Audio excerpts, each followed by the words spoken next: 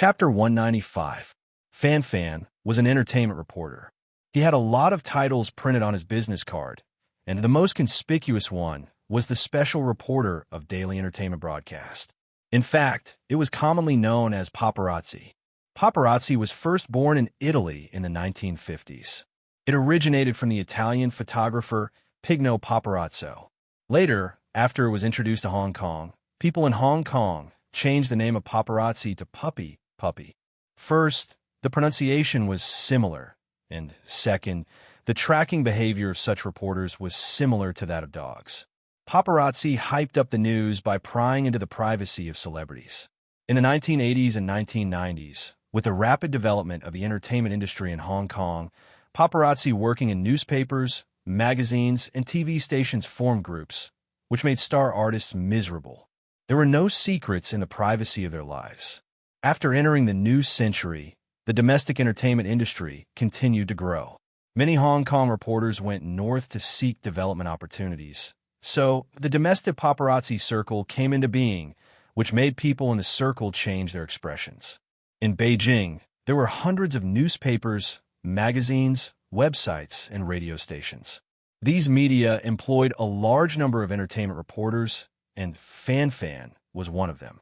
He majored in journalism in college, but he had no connections after graduation and could not enter a formal news unit. He could only bend to the private media and became a veteran paparazzi entertainment reporter after a few years. Relying on his hard-working spirit and keen observation skills, Fan Fan mingled quite comfortably in this industry.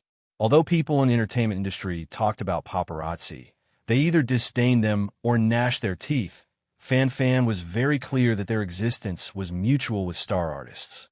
Paparazzi certainly relied on stars to make a living. If stars were not pursued by paparazzi, would they still be stars? There were always many artists who deliberately exposed their privacy to paparazzi to hype up and even secretly paid for photos. Fan Fan made a lot of money, but recently, his life had been very unpleasant. Fan Fan's immediate boss didn't know whether she took the wrong medicine or her menopause came early. She always found trouble with Fan Fan and made things difficult for him, which made him very annoyed. What's more, it was finally the National Day holiday. He thought he could sleep in for a few days, but the old woman actually asked him to go out to run the news, saying that others could have a holiday, but entertainment reporters had no rest days. Damn, are entertainment reporters not human? Paparazzi also have dignity. Fan Fan left the capital in a rage and ran to Jinling. He had thought it through very clearly. He would just treat it as a vacation in Jinling so that he wouldn't have to wander around under the old woman's nose. As for catching news, he just needed to go to the film city and find a crew to take some photos. If he really couldn't muddle through, then Uncle Fan was ready to leave. If this place doesn't keep me, there will be a place for me. Comrade Fan Fan arrived in Jinling on the 1st and played for a whole day. As a result, the newspaper office called to urge the manuscript. Fan Fan verbally agreed, but in fact he was indifferent. Today, he slept in and woke up at 10 o'clock in the morning. Then, he leisurely wandered to Jinling's studio. As an entertainment reporter, this was not the first time Fan Fan had come to Jinling Film City. He was very familiar with this area, so it was actually very easy for him to deal with this errand. Near noon, Fan Fan was a little tired from wandering around and was thinking of finding a nearby restaurant to fill his stomach. Suddenly, he heard someone shouting in front of him, "Chun Fei." Upon hearing this name, Fan Fan suddenly quivered. It was as if a switch in his body had been pressed. His strength continuously poured out, and his spirit instantly focused. It was a professional, conditioned reflex. Chen Fei, that was a big star. She also came to Jinling. Fan Fan immediately looked in the direction of the sound and saw that there were a lot of people there. He couldn't see Chan Fei-er's figure at all, but the shouts from the crowd were enough to prove the fact. Fan Fan didn't immediately run to grab the news, but looked around. He soon found a statue standing in a small square nearby, with a granite pedestal that was very high. So Fan Fan immediately ran over, climbed up in 2 or 3 steps, and raised the camera condescendingly. For any paparazzi, a digital camera with a telephoto lens was more important than their wife. It was a weapon that they always carried with them. Fan Fan was no exception. Even if the camera with the lens was very heavy, he would feel empty and uncomfortable if he didn't bring the equipment. He often carried it during non-working hours. This habit also allowed him to grab several exclusive entertainment news. When he focused the camera, Fan Fan's intuition told him that he could grab big news today. The camera drifted left and right and quickly focused from blurred to clear. Fan Fan accurately captured the figure of Chun Fei-er. Sure enough, it was the queen of sweet song, and beside her, Fan Fan's eyes were very sharp, and his memory was quite good. In addition to completing his job, he often looked at the photos taken by other colleagues and published news. Therefore, even if many stars were in disguise, he could easily distinguish them and lock onto the target. It was precisely because of this ability that Fan Fan was not afraid of not being able to make a living. Fan Fan remembered the heroes list in the entertainment industry very well and updated it from time to time. He recognized that the tall and handsome young man opposite Chun Fei-er was called Lu Chun, the winner of Singing China. And he remembered that Chun Fei-er was one of the judges, and he seemed to appreciate Lu Chun very much. Then the two of them appeared here. Of course, they weren't talking about love. There were cameras next to them. Shooting a movie? I didn't hear that Chun Fei was going to shoot a movie or TV series. Fan Fan, regardless of the consequences, first pressed the shutter and took more than a dozen photos in a row, capturing Lu Chun and Chun Fei-er in the camera at the same time. The location he chose was very good, and the people around him didn't form a barrier. It would have been better if there were no onlookers. Fan Fan could give the photos a wonderful title. For example, Chun Fei-er meets Lu Chun privately, and the two are affectionate with each other, staging a teacher-student relationship. It's sure to be a hit. Fan Fan regretted that Chun Fei-er seemed to have said a few words to Lu Chun and then left. There was nothing more to shoot. As for Sun Shan, who was standing next to them, Fan Fan directly ignored her. Who the hell is this? Reporter Fan Fan was a little unwilling. He thought about it and immediately jumped off the stone platform and ran all the way to the street. Fan Fan's luck was good. A taxi with a green light passed by and was stopped by him. Fan Fan couldn't wait to open the front passenger's door and sat down. He anxiously pointed to the silver-gray BMW in front of him and said, "Master, please help me keep up with this car." The taxi driver asked calmly, "Are you an entertainment reporter? Which newspaper are you from?" Fan Fan knew that this was a real veteran driver as soon as he heard it. He quickly said, "I'm from Beijing. I know the rules. I'll give you double the fare." Among the three major film and television cities in China, Jinling Film and Television City was the closest to Beijing. With good shooting conditions and the support of the local government, many film and television production companies in Beijing filmed here all the year round. With more movies, there would be more stars and artists, and paparazzi would naturally gather around. It was normal to stop taxis to chase stars and grab news. Local drivers had long been accustomed to it and called it taking dogs. "Old Wong, where are you? It's time to change shifts. I brought 2 dogs today." I'm at your house." Not only were they not surprised, but they even wanted to make more money and increase the price of the paparazzi. In order to grab news, entertainment reporters didn't care about this small amount of money. Anyway, it could be reimbursed. Seeing that Fan Fan was so understanding, the old driver said with a smile, "Then you sit well. Remember to fasten your seatbelt. I promise I won't lose you. Otherwise, I'll pay you 4 times the fare." Under the guidance of the old driver, Fan Fan followed Chun Fei-er's BMW and came to a 5-star luxury hotel in the city. He paid the fare and got out of the car. He didn't go into the hotel. Instead, he found a hidden place outside and squatted down, ready to fight for a long time. Waiting like this was likely to have no result, and he would waste his time in vain. But if he squatted down, he would have a chance. If he didn't, he would have no chance at all. Fan Fan had worked in this industry for 7 years, and he had already deeply understood this truth. And it turned out that his insistence was correct. At 4 o'clock in the afternoon, Fan Fan saw Chun Fei-er coming out of the hotel. Although the Queen of Sweet Song had changed her clothes and put on a hat and sunglasses, her long black hair still exposed her. Fan Fan paid attention to the details of people, especially star artists. Some of them were very good at disguising themselves to avoid the paparazzi. Chun Fei was undoubtedly very alert.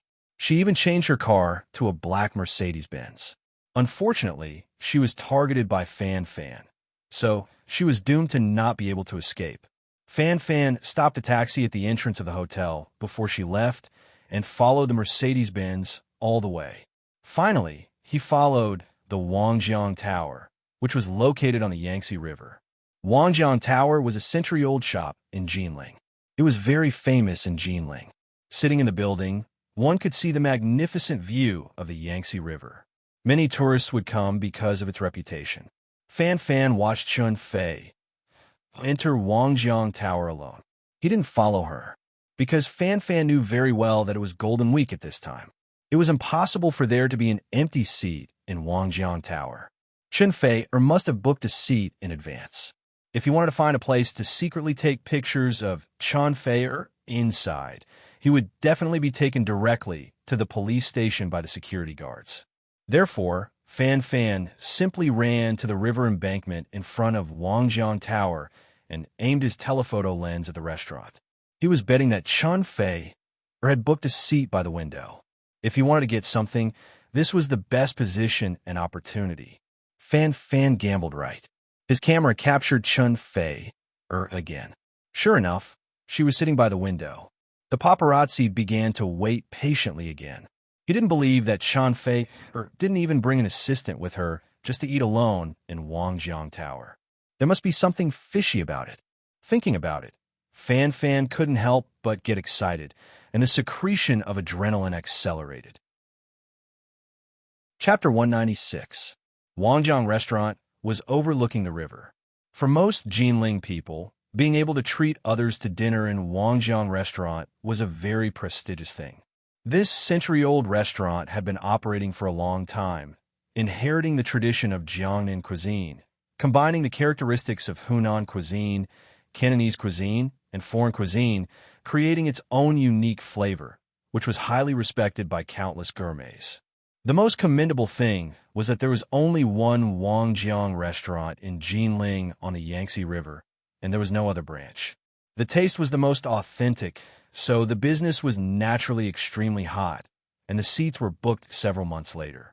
In particular, the seats by the window, where one could enjoy the river view, could not be booked just by having money. The restaurant was only 3 stories tall, and it was built in an antique style with richly ornamented beams and painted rafters, giving it a sense of antiquity. The most special thing was the 108 palace lanterns hanging under the eaves of the corridor. At night, they shone brightly, making the whole building look magnificent and amazing. When Lu Chun arrived at Wangjiang Restaurant, a bright moon had just risen above the vast Yangtze River. The green willow trees along the river gave him a faint feeling of the moon on the willow branches, people meeting after dusk. On the highest floor of Wangjiang Restaurant, which was the so-called upstairs floor, Lu Chun once again saw Chun Fei.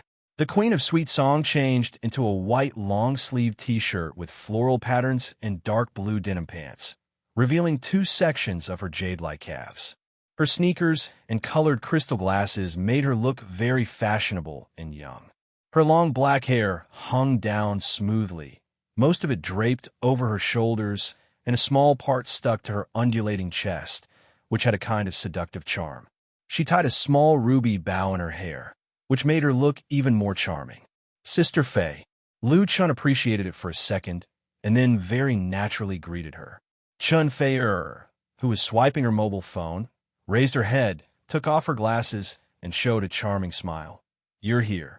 Lu Chun nodded. I'm here. The two looked at each other and smiled, as if they had been friends for many years, and had a tacit understanding that there was no need to say much nonsense. Lu Chun sat down opposite her and asked curiously, Where's Sister Zhang? Chun Fei said, Just the 2 of us tonight. Lu Chun's heart skipped a beat. He smiled and asked, Is this considered a date? Chun Fei smiled sweetly and asked, Does it count as a date for an older sister to treat a younger brother to a meal? Lu Chun smiled bitterly. Chun Fei-er rolled her eyes at him coquettishly and handed him the menu. I ordered 2. You can order a few more. She added, the food here is very good. Then eat more. Lu Chun didn't stand on ceremony. He took the menu, looked through it, and picked a few dishes. His stomach was rumbling with hunger. Ever since he started practicing martial arts every day, Lu Chun's appetite had at least doubled. Usually, he needed a lot of nutrition to replenish his exhausted physical strength, not to mention today's tiring day. He felt like he could swallow an entire cow. Most importantly, Lu Chun's intuition told him that he didn't need to pretend to be polite in front of Chun Fei-er. After ordering the dishes, Lu Chun called the waiter of the restaurant and asked him to serve the dishes quickly. Chun Fei-er smiled and asked, Are you very hungry? Lu Chun nodded and asked, Sister Fei, why are you in Jinling? Chun Fei-er explained, I came to participate in a brand endorsement event, and then I saw on your blog that you were shooting a commercial in Jinling, so I wanted to treat you to a meal. Lu Chun asked, Then when are you going back? I have to attend the opening of the brand's flagship store tomorrow. If there are no accidents, I will return to Beijing the day after tomorrow, she said helplessly. I have to go to the radio station to do an interview later tonight. I can't turn down a favor. As an artist, especially a famous artist, time really didn't belong to them. For a big star like Chun Fei-er, her schedule was usually full, and she rarely had private time. Because of this, it was too common for couples in the entertainment industry to break up and get back together. Everyone was busy and didn't have much time to fall in love, so it was normal to have a weak relationship. Many artists simply didn't fall in love before the age of 40. Chun Fei-er turned 30 this year. Although she had a lot of scandals in the past, she didn't have a real boyfriend. The two chatted like friends, and the dishes were quickly served. Wangjiang restaurant really lived up to its reputation. The dishes looked, smelled, and tasted good, which made Lu Chun's mouth twitch. He didn't care about the beauty in front of him and picked up his chopsticks to eat. Before eating, he didn't forget to put food in Chun Fei-er's bowl first. His mother once told Lu Chun that if he ate alone with a girl, he must remember to put food in her bowl first, and then eat by himself. This was the demeanor that a man should have. Lu Chun always remembered his mother's teachings. When he was dating Wang Ying, it had become a habit to put food in the latter's bowl every time he ate. Lu Chun didn't think too much about it, but Chun Fei-er looked at the food he put in her bowl and was suddenly stunned. Except at home, no one would help her put food in her bowl. First, she was very famous, and others didn't dare to offend her. Second, she didn't like people doing this, unless it was her family. Of course, Lu Chun was not Chun Fei-er's family, but when she saw Lu Chun put food in her bowl naturally, not only did Chun Fei-er not feel the slightest disgust, but she even felt a touch of shyness and joy, which was an emotion that even she couldn't explain. Chun Fei-er didn't know that she had a good impression of Lu Chun. Lu Chun was tall, handsome, and had outstanding talent. What was rare was that he was very assertive, tolerant, easygoing, and not arrogant. He gave people the feeling that he was the big boy next door, outstanding but not unattainable. Unfortunately, the age gap between the two was a bit big. Lu Chun was 22 years old, and Chun Fei-er was 30 years old. There was a gap of 8 years. Chun Fei-er knew that age was not a problem. With her identity and status, she could fall in love with anyone. However, this barrier still prevented her from continuing to have a deep relationship with Lu Chun. However, yesterday she accidentally saw Lu Chun's news on the blog and knew that both of them had come to Jinling. Therefore, she couldn't help but contact Lu Chun again. That was why she visited him today and also dated him tonight. Chun Fei-er felt very relaxed when she was with Lu Chun. The latter didn't have the kind of fear and trepidation that young artists had in front of her, nor did he deliberately try to please her. It was natural, as if they were old friends for many years. She could see that Lu Chun was also interested in her, but he didn't take the initiative to pursue her. He was very rational. Of course, even if Lu Chun took the initiative to pursue her, Chun Fei-er wouldn't agree. However, at the same time, she also had some unconvinced thoughts in her heart, and she couldn't help but tease this big boy. Thank you, Chun Fei-er said softly. Lu Chun was surprised. "You're welcome, Sister Fei. The food won't taste good when it's cold." "Are you a pig?" Chun Fei was really annoyed by him. She picked up the honey-roasted lamb chop in the bowl and took a big bite. It was as if she was biting Lu Chun's body. Lu Chun was a little inexplicable, but his attention was quickly attracted by the delicious food that was constantly being served. To be honest, at this moment, in Lu Chun's eyes, Chun Fei's charm was really not as good as these delicious food. Fortunately, Chun Fei didn't know this. She was a little depressed. At the same time, on the Yangtze River embankment 100 meters away, Fan Fan, who was hiding in the bushes, was very excited. Although there were many mosquitoes here, and he probably got a lot of bruises from being bitten, reporter Fan Fan didn't care at all. He concentrated on holding the SLR camera in his hand, aiming at Wangjiang Tower, and taking pictures. Big news. The Queen of Sweet Song and the leader of the Jade Maiden sect actually secretly dated someone for dinner, and the person she was dating turned out to be Lu Chun, a newcomer in the circle, and it was in Jinling instead of the capital. Teacher-student love? Love between an older woman and a younger man. The Queen of Heaven was infatuated with a newcomer, a talented man and a beautiful woman. Chun Fei secretly meeting a folk song talent? If you want to pee, you can pee. If you want to explode, you can explode. Fan Fan felt that his luck was too damn good. He came to Jinling and slacked off, but he was able to catch a big fish. This was definitely going to be the headline news of the entertainment section. Fan Fan firmly believed in this, because neither Chun Fei nor Lu Chun brought an assistant with them. Generally speaking, artists in the entertainment industry often brought their own assistants when they had dinner with celebrity friends, especially ordinary male and female friends, so that people would not misunderstand that they were in a relationship or something. Even if they were photographed by paparazzi, they could have a big explanation. Gossip was a double-edged sword. Some artists liked to use gossip to hype up, but many stars were reluctant to get involved, fearing that they would lose fans and popularity and attract the disgust of hardcore fans. In Fan Fan's view, there must be something fishy between Chun Fei and Lu Chun. They were probably in a private relationship, and the relationship between the two was completely traceable. It did not suddenly appear out of thin air. Moreover, even if it was not true, what did it matter? The photos were irrefutable, and with the great reporter Fan Fan's wonderful writing, there was a 99% chance that it would make the entertainment headlines tomorrow, unless it was unfortunate to run into a big event like Wang Bin's arrest. The more Fan Fan thought about it, the happier he became. While secretly taking photos, he roared in his heart, "Don't just focus on eating. Have some intimate scenes. You guys hold hands. Feed me. Kiss me. Can you please add some big stuff?" Unfortunately, such an intimate scene never appeared. Lu Chun and Chun Fei left Wangjiang restaurant after dinner, and the two parted at the door. The scene that Fan Fan expected did not appear. Chun Fei quickly left in the Mercedes-Benz, while Lu Chun walked towards the river embankment alone. It was in the direction of Fan Fan. Fan Fan was shocked.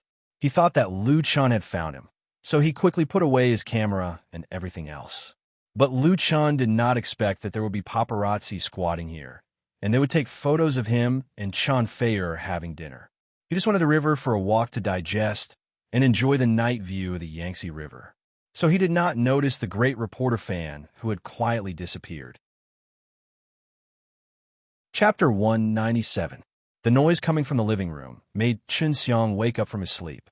He opened his sleepy eyes, groped for his mobile phone on the bedside, and lit the screen to look at the time. October 3rd, 9:22 in the morning. It was almost time to get up. Chun Xiang sat up, stretched, and then lifted the thin quilt covering his body to get up.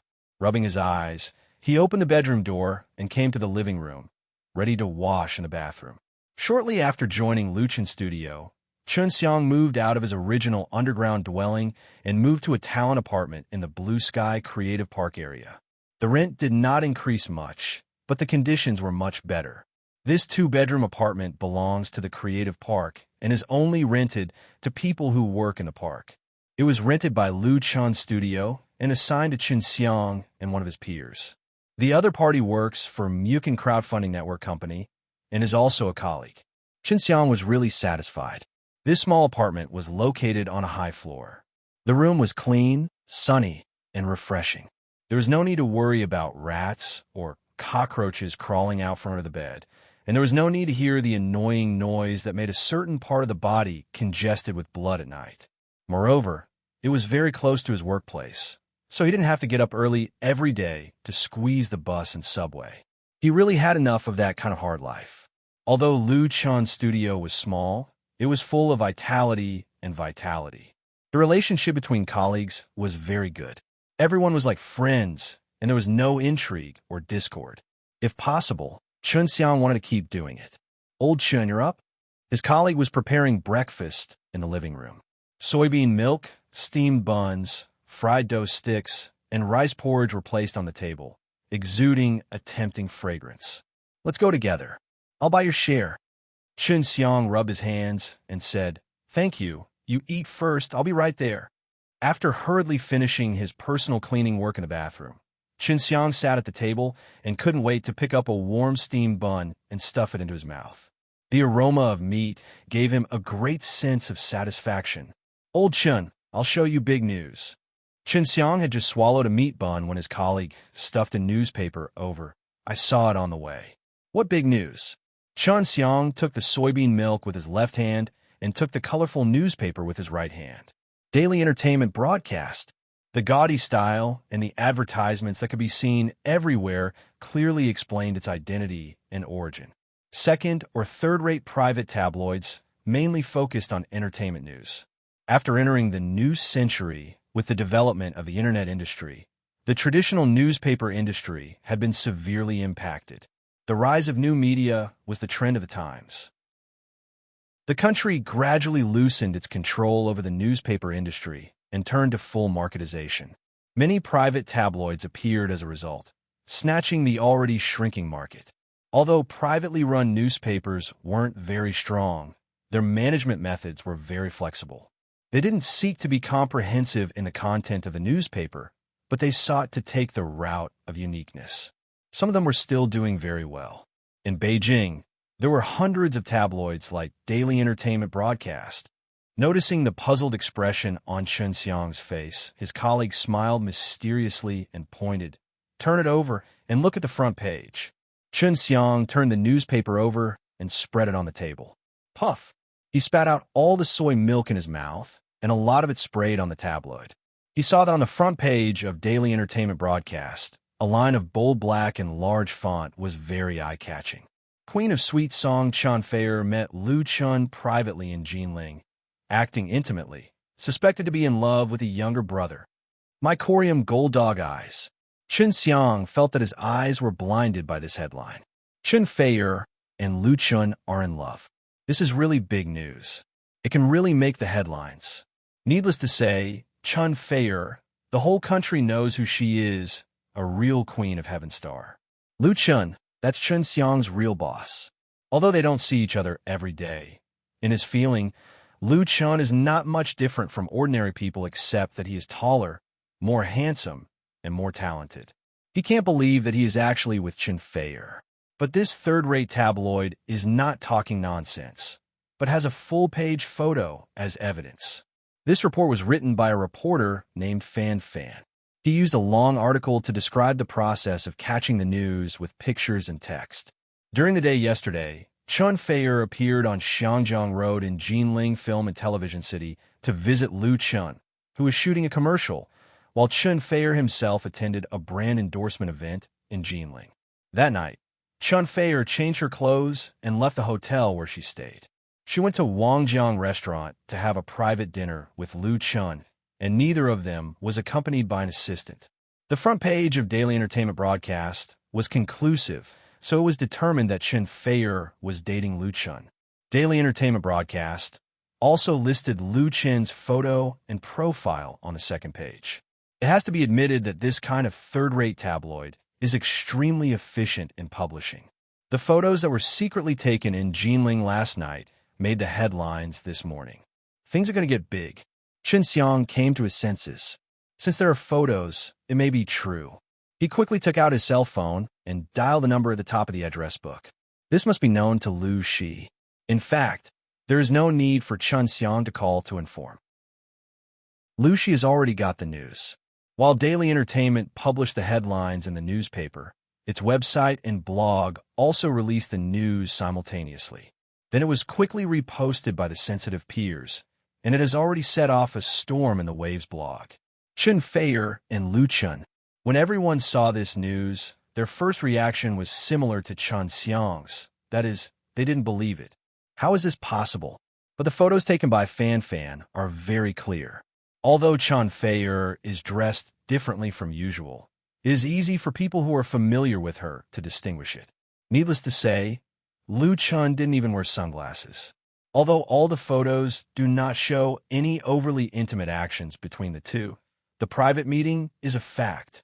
In the past, Chun Feier has been rumored to have been involved in many scandals, and many photos have been taken by reporters. Later, it was proved that these scandals were either deliberately hyped up or groundless, and they were quickly quelled. Now the situation is obviously a little different. Lu Chun is the champion of singing China, and Chun Feier is one of the judges. The latter's appreciation of the former is obvious to all, and the two have many interactions on the blog. Chun Feier even invited Lu Chun as a guest to her solo concert to be held next month. The relationship between the two is undoubtedly very good, and it is not surprising that they are in a relationship, even if the age gap between the two is a little big. Chun Feier's fans were the first to explode. This is impossible. 55555 Chun Feier, my goddess, is in love? Hype. It must be that Lu Chun is deliberately hyping it up, asking someone to take photos secretly. It's too despicable. Everyone calm down. Don't make wild guesses. Wait for the official news to come out. I don't believe it. I don't believe it. I don't believe it. To say this weakly, in fact, I feel that Lu Chun is not bad, and he is worthy of our Feier. The one who says it's not bad, can you please go to hell? Thank you. Many Feier fans were emotional. Some questioned the authenticity of the news, and some cursed at Lu Chun, as if the latter had tarnished the sanctity in their minds, and they wished they could cut him into pieces. Chun Feier has been in the limelight for more than 10 years, and her beautiful and pure image has long been deeply rooted in the hearts of the people. She has a wide influence among the post-70s and post-80s crowd and is loved by countless people.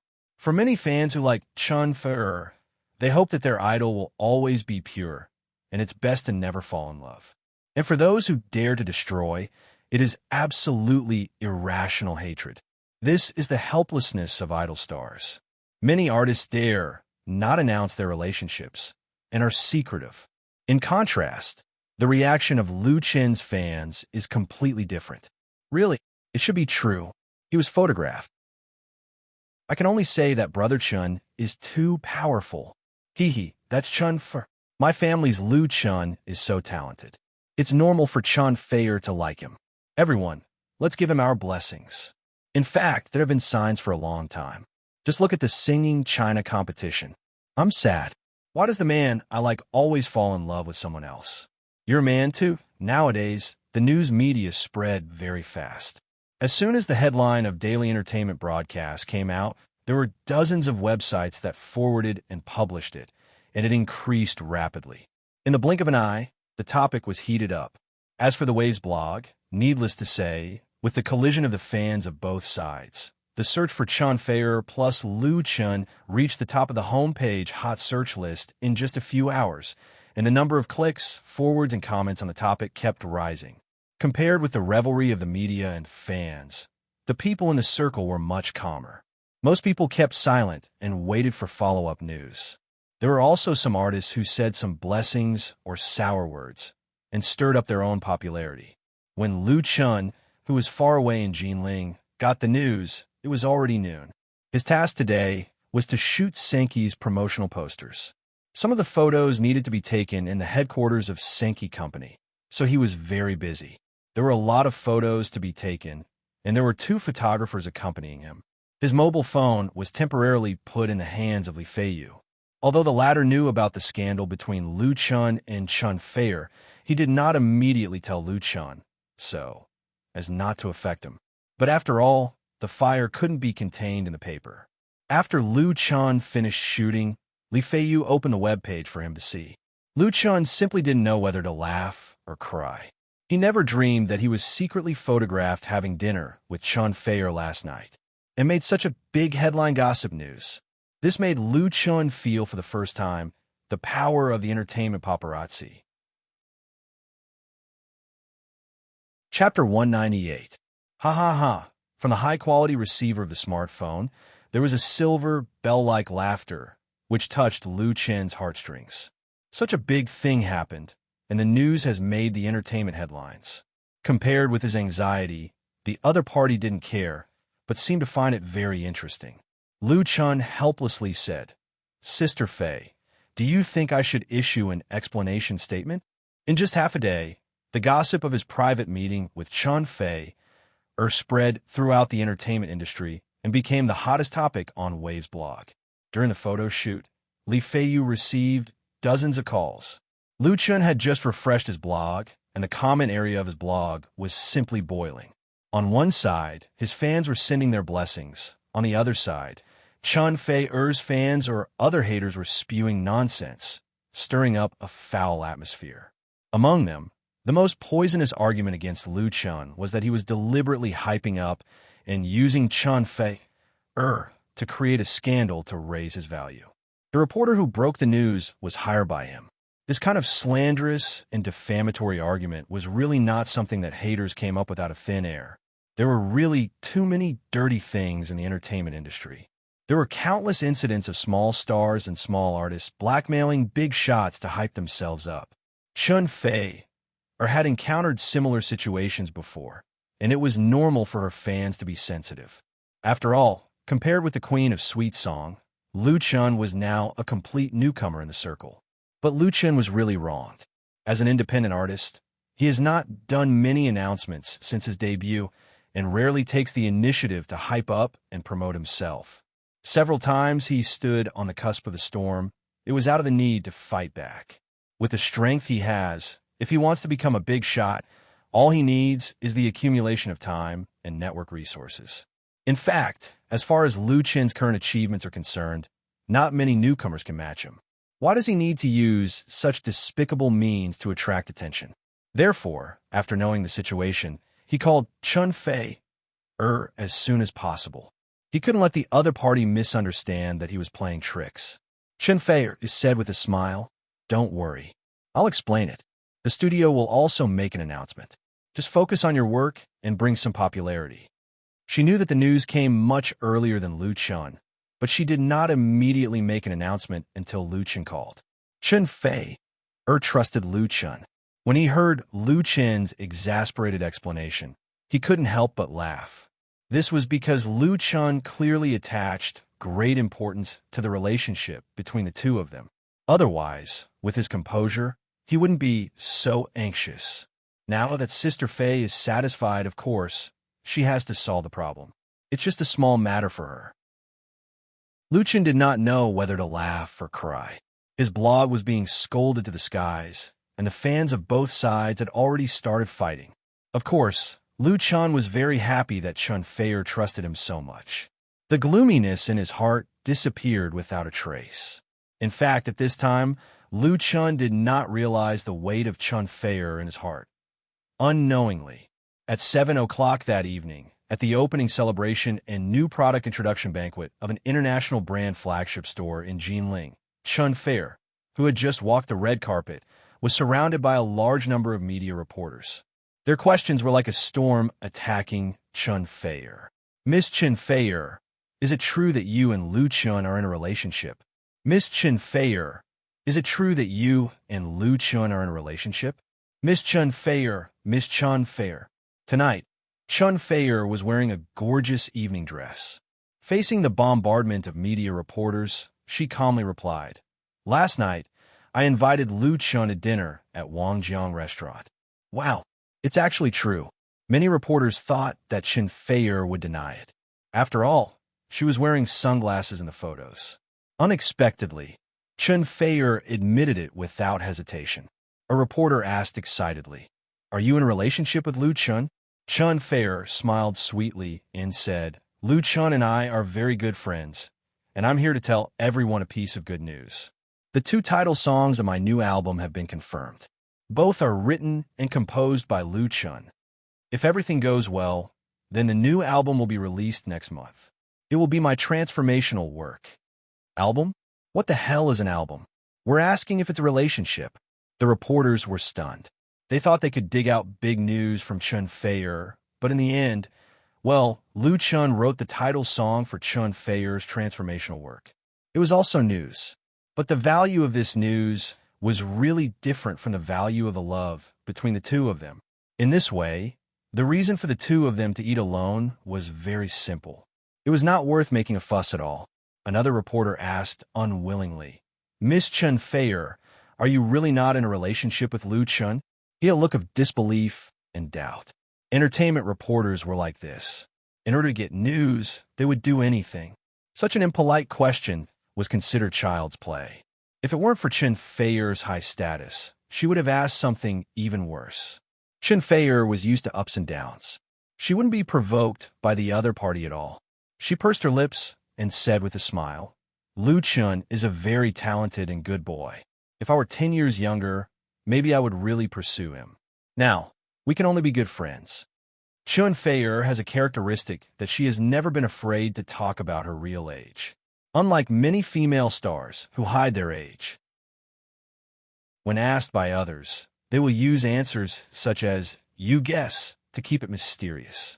And her answer now showed her magnanimity, and, at the same time, it also raised Lu Chun to a very high level. If she were 10 years younger, this heavenly queen would be willing to pursue him. Which newcomer could get such praise? Really not. The reporters wanted to continue to ask, but unfortunately, Chun Fei-er didn't give them the chance. She turned around and entered the banquet. At 8 o'clock in the evening, Chun Fei-er's blog released a public statement. At 8:20, Lu Chun's blog also released a statement. The contents of the statements on both sides were similar. First, they explained the friendly relationship between the two, followed by the new album. And with the release of these 2 public statements, the storm of sibling love quickly subsided. Fei-er's fans were satisfied. Chun Fei-er was still the perfect goddess in their hearts. Although Lu Chun's fans were a little regretful, the news that Lu Chun wrote the title song for Chun Fei-er's new album still made everyone feel very excited and expectant, because this was the first cooperation between Lu Chun and a real big star. Moreover, Chun Fei-er's praise for Lu Chun also made them feel very comfortable. Look at what Chun Fei-er said. He wanted to pursue him even though he was 10 years younger. Our family's Lu Chun's strength was needless to say. The entertainment media didn't want to give up. They made up gossip news, such as Chun Fei-er said he wanted to pursue Lu Chun in an attempt to gain attention. But unfortunately, it couldn't make any waves. The most important thing was that this incident was purely accidental. There was no big V pushing force to hype it up, so the thunder was loud but the rain was small. Moreover, there was too much news in the entertainment industry. It was unknown how many artists were rushing to the headlines, so naturally, it couldn't have a greater impact. In a few days, everyone would naturally forget about it, unless the two were captured in a really intimate scene. For Lu Chun, the most direct consequence of this scandal was that his Waves blog fans soared to 7.5 million plus, and the sales of his album, You Who Sat Next to Me, which was still being sold on QQ Music Online, actually recovered, and it was a foregone conclusion that it would eventually break through the platinum standard of 500,000. Of course, there were also advantages and disadvantages. That is, because of Chun Fei-er, the number of his anti-fans increased at the same time. As for Chun Fei-er, this incident had no impact on her, but promoted her new album. At about 11 o'clock that night, Lu Chun and Li Feiyu returned to Beijing. When Lu Chun opened the door of the single apartment he rented in the entrepreneurial park, he found that the lights inside were on. The aroma of food wafted in the air, and the dining table in the small living room was filled with steaming, delicious food. She poked her head out of the kitchen and said, "Are you very hungry? Eat quickly." Lu Chun was surprised. "Sister, why are you here?" When he got in the car and was about to arrive in Beijing, Lu Chun sent a message to Lu Shi, telling the other party about his itinerary. He didn't expect his sister to run to the apartment to make supper for him. Lu, she said angrily. Li Feiyu said that you didn't have enough for dinner and drank too much. Lu Chun smiled bitterly. In the evening, Senki Company held a banquet to entertain him, and several executives came to accompany him, which was very respectful. How could he eat heartily on such an occasion?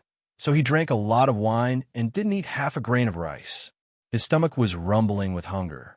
Because he was already very tired when he arrived in Beijing, Lu Chun went home first. He didn't expect his sister to prepare food for him. No wonder Lu Shi's reply to him, just now, was to let him go home and rest. Lu Chen's heart was warm. Having family around to accompany and take care of him was really better than anything. All the hardships and tiredness were worth it. But he was obviously happy too early. He just sat down and ate a few mouthfuls. After his sister served the last dish, she sat down and began to interrogate him. Are you really with Chun Fer? She's quite a good person, and she's a big star. I'm afraid that others will say that you're climbing up. Age is also a problem. She's 8 years older than you. Tell me, what do you think? Lu Chun really didn't know whether to laugh or cry. He quickly explained, Sister, there's really nothing between me and Chen Fei. We're just friends. Really nothing? Lu Shi sneered. Do you dare say that you don't like her? She really doesn't have that kind of feelings for you? Lu Chan was speechless. He touched his conscience and said that he liked Chun Fei, but this kind of love didn't reach the level of admiration and pursuit. Chun Fei, or seemed to be the same, or was it more of a friendship? Perhaps the most appropriate way to describe it would be more than friends, but not lovers.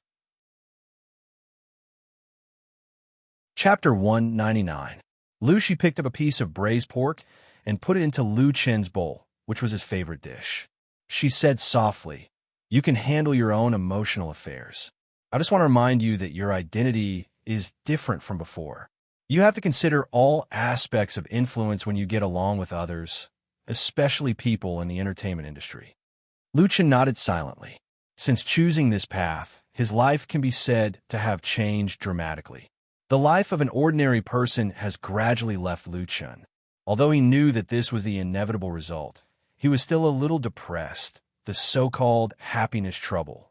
Lu Shi blinked and said, Mom called me just now and asked me if you really fell in love with Chun Fei.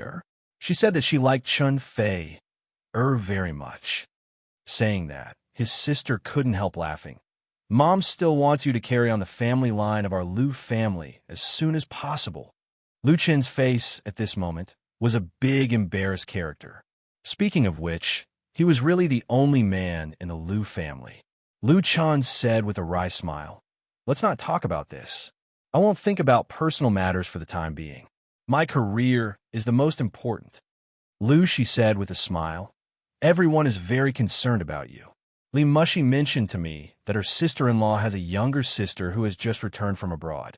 She asked you to find an opportunity to meet and get to know each other, just as a friend. Su Daiwan's younger sister? Lu Chen was stupefied. Li Mushi's big brother was Li Murong, and Li Murong's wife was Su Daiwan. Lu Chun once met Su Daiwan at Li Mubai's home and sent a song to the once famous female star on Taiwan. Later, he was busy with work and had no contact with her. Su Daiwan originally intended to make another album, but after that day, she never mentioned it again. It was reckoned that she was impulsive at that time and regained her rationality after calming down. After all, her current identity was different from the past. There was no point in stepping into the entertainment industry again, but it would be troublesome. Lu Chan said perfunctorily, We'll talk about it when we have the chance. Lu Shi glared at him and said, Don't take it lightly. People are very serious. Li Mushi said that Mukin Crowdfunding will hold a celebration dinner on the 8th. At that time, her sister-in-law's sister will come. You have to give her face, right? Mukin Crowdfunding was a company jointly established by Lu Chun and Li Mubai. Although Lu Chun held 51% of the controlling stake, he basically didn't care about the affairs of the new company, so he asked Lu Shi to help take care of it. The same was true for Li Mubai. Mukin Crowdfunding was basically monopolized by Li Mushi. As the first business of the new company, Lu Chen's You Who Sat Next to Me album crowdfunding project was launched on September 23rd. So far, it has raised more than 1.5 million, reaching 300% of the pre-funding goal. The first crowdfunding project was undoubtedly a great success. Mushi decided to hold a celebration party on the 8th, the day of the end of the project, inviting guests from all walks of life to come and take the opportunity to expand contacts and new customer business. Although Liu Chun wasn't in charge on such an important occasion, as the legal representative of the company, he must be present. Socializing was necessary. He also had to go on a blind date with Su Daiwan's sister. Liu Chun felt that his head had grown a circle. He said with a wry smile, "Then let's meet." He thought about it in his heart. At worst, he would say it wasn't suitable after they met. Su Daiwan couldn't force him to be a matchmaker, could she? Lucy was finally satisfied. "It's right that you remember." As a result, the next day, Liu Chun threw the matter to the back of his mind and began to busy himself with work. Time passed quickly, and in the blink of an eye, the National Day holiday was over. For Liu Chun's studio, a lot of important things happened during this 7-day holiday. The first major event was the scandal between Liu Chun and Chun Fei-er. At that time, it was quite an uproar. Although it quickly subsided under the timely refutation of the rumors by both sides, it still had a great impact on Liu Chun. At least now, when he runs outside, sunglasses and a hat are standard. On the evening of October 4th, China Music Chart announced the rankings for the first week of October. In Liu Chen's You Who Sat Next to Me album, all 10 works were on the chart. Liu Chen's Outdoor Cinema / Popularity Index, 2074, ranked 50th this week. Liu Chen's Beauty / Popularity Index, 2756, ranked 42nd this week. Liu Chen's Cinderella / Popularity Index, 3015, ranked 39th this week. Liu Chen's The Brother Who Slept on My Upper Bunk / Popularity Index, 3566, ranked 33rd this week. Liu Chen's The Bright Times of Youth / Popularity Index, 4223, ranked 22nd this week. Liu Chen's Love in the Wind / Popularity Index, 4357, ranked 20th this week. Liu Chen's Song of Time / Popularity Index, 5250, ranked 15th this week. Liu Chen's You Who Sat Next to Me / Popularity Index, 5980, ranked 7th this week. Liu Chen's Those Flowers / Popularity Index, 6682, ranked 3rd this week. Liu Chen's The Brightest Star in the Night Sky / Popularity Index, 8790, ranked 1st this week. Although it had been expected, the fact that all the works of You Who Sat Next to Me album were on the original music chart still caused a lot of sensation in the industry, making many people really begin to realize the talent possessed by Liu Chun. Since the birth of the original music chart, there have only been 2 times when all the songs of the same album were on the chart, and both happened in the early stage when the data collection was not perfect and comprehensive. Nowadays, the scale of the domestic pop music industry is huge, and the new generation of singers and artists are emerging one after another. There are many albums and singles released every week. It is really too difficult to replicate such a miracle. The most important thing is that the strength of domestic original works is not as good as before. In order to squeeze the maximum benefits, entertainment and brokerage companies will not include multiple good songs in the same album. Most of the independent singers write their own songs, and their works are inevitably mixed, so they naturally don't want to be on the chart. Liu Chen's album is undoubtedly a subversion and can be called a real miracle. Not to mention that all 10 works are on the chart. Among them, You Who Sat Next to Me, Those Flowers, and The Brightest Star in the Night Sky are also in the top 10, and The Brightest Star in the Night Sky is the first time to reach the top of the chart. In an instant, Liu Chen's position in the pop music industry has risen. In fact, the emergence of this miracle is normal. The creative quality of You Who Sat Next to Me is really too high. The campus folk song style it has brought has become popular in society and schools.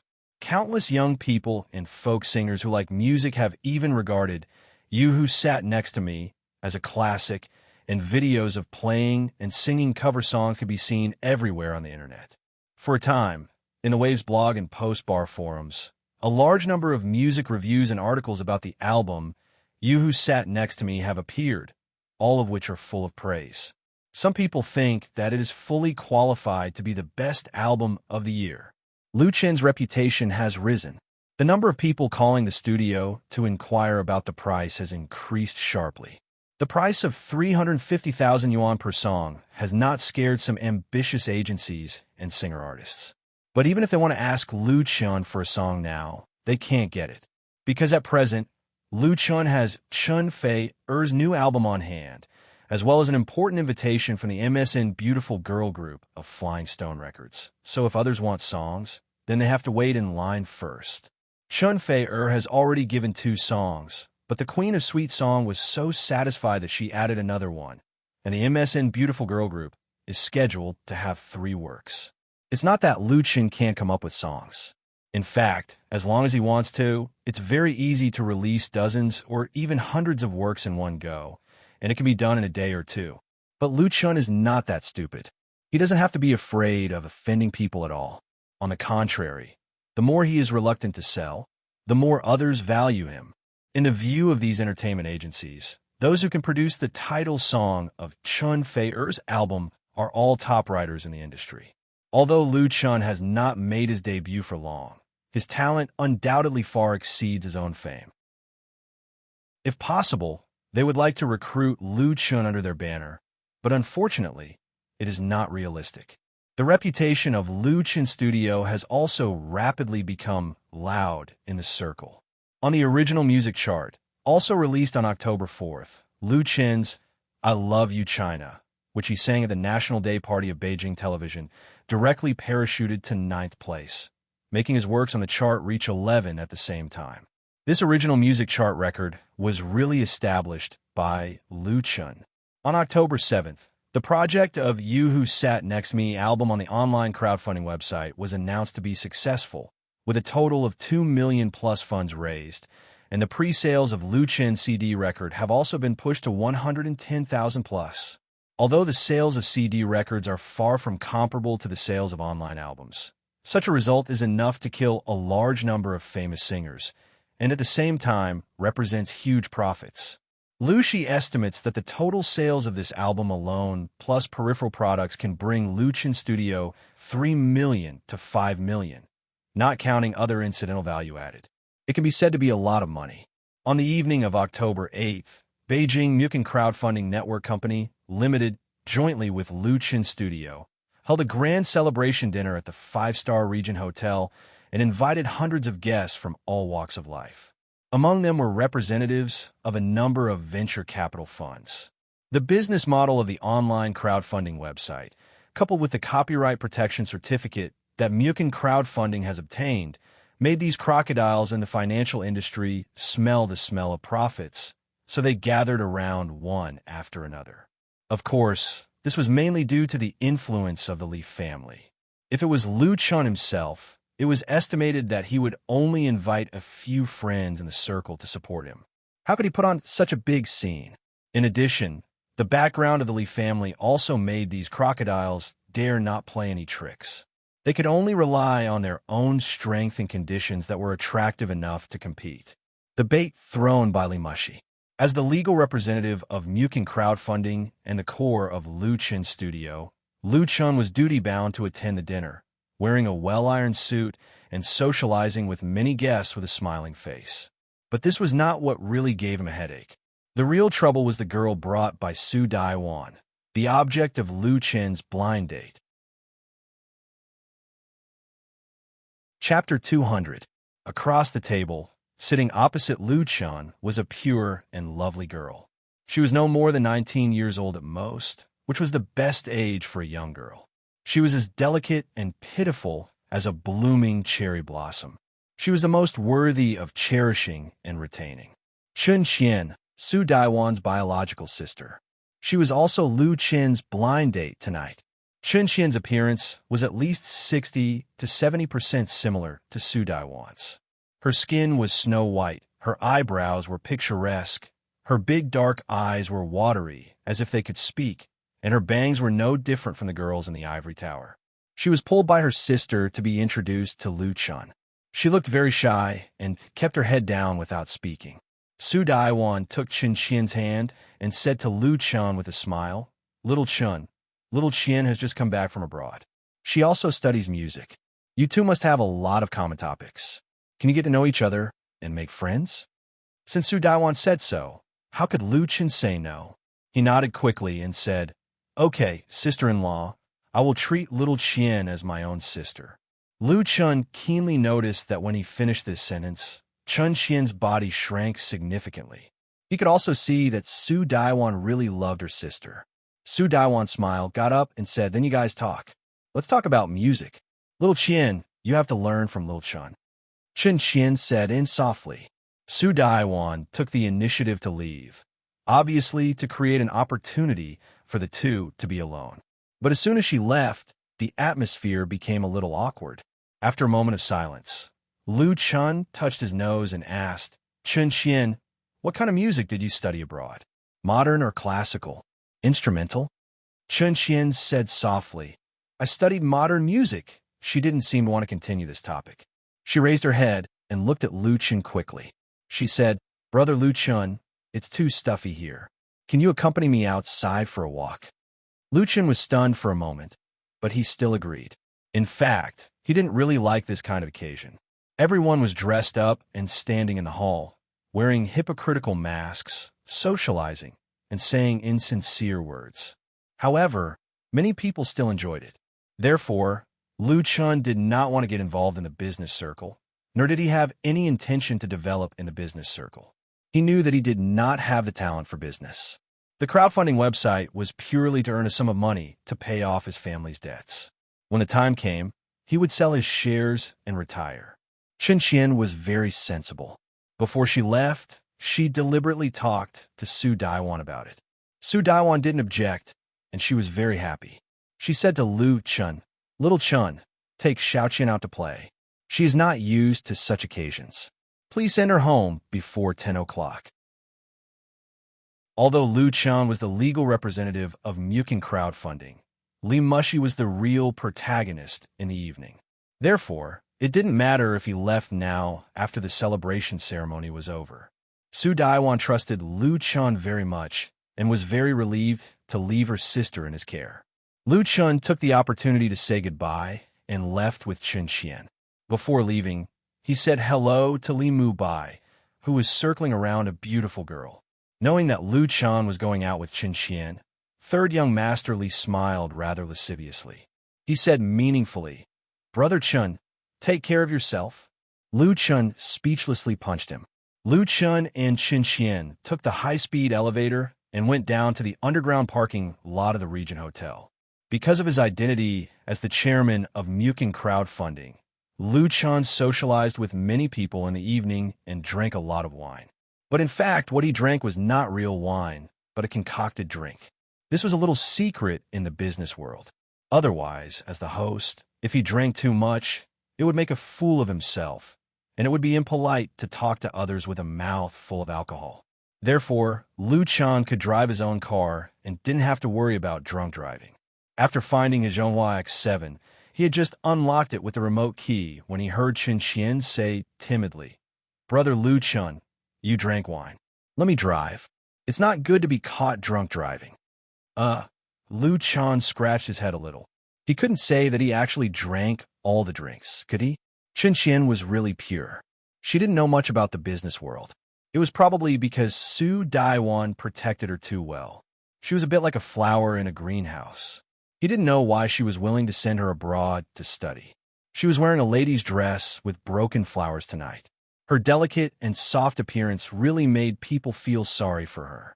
Lu Chun hesitated for a moment and asked, Do you have a driver's license? Chen Qian nodded and said, I got a driver's license in the United States, and I will renew it when I return to China. Brother Lu Chun, you can rest assured that I drive very slowly and steadily. She blinked her big eyes. Her eyes were filled with anticipation, and she was eager to give a try. She was a well-behaved girl who wanted to find a little excitement in life. Any man, especially a young man, really couldn't refuse such a request from her. Isn't it just driving a car? It's no big deal. Of course, Lu Chun was a man, a normal young man. But he didn't impatiently hand over the car key as Chun Qian wished. Instead, he said with a faint smile, "Sister Chun Qian, I think I'd better drive it myself. My car can't stand the torment of the little witch of Milan Road." The little witch of Milan Road. Hearing these words, Chun Qian's expression suddenly changed.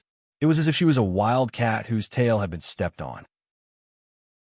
All of her fur stood up, and her ladylike demeanor was nowhere to be found. Her eyes were filled with a sharp light that made one's heart palpitate with danger. Lu Chen wasn't surprised, and he smiled lightly.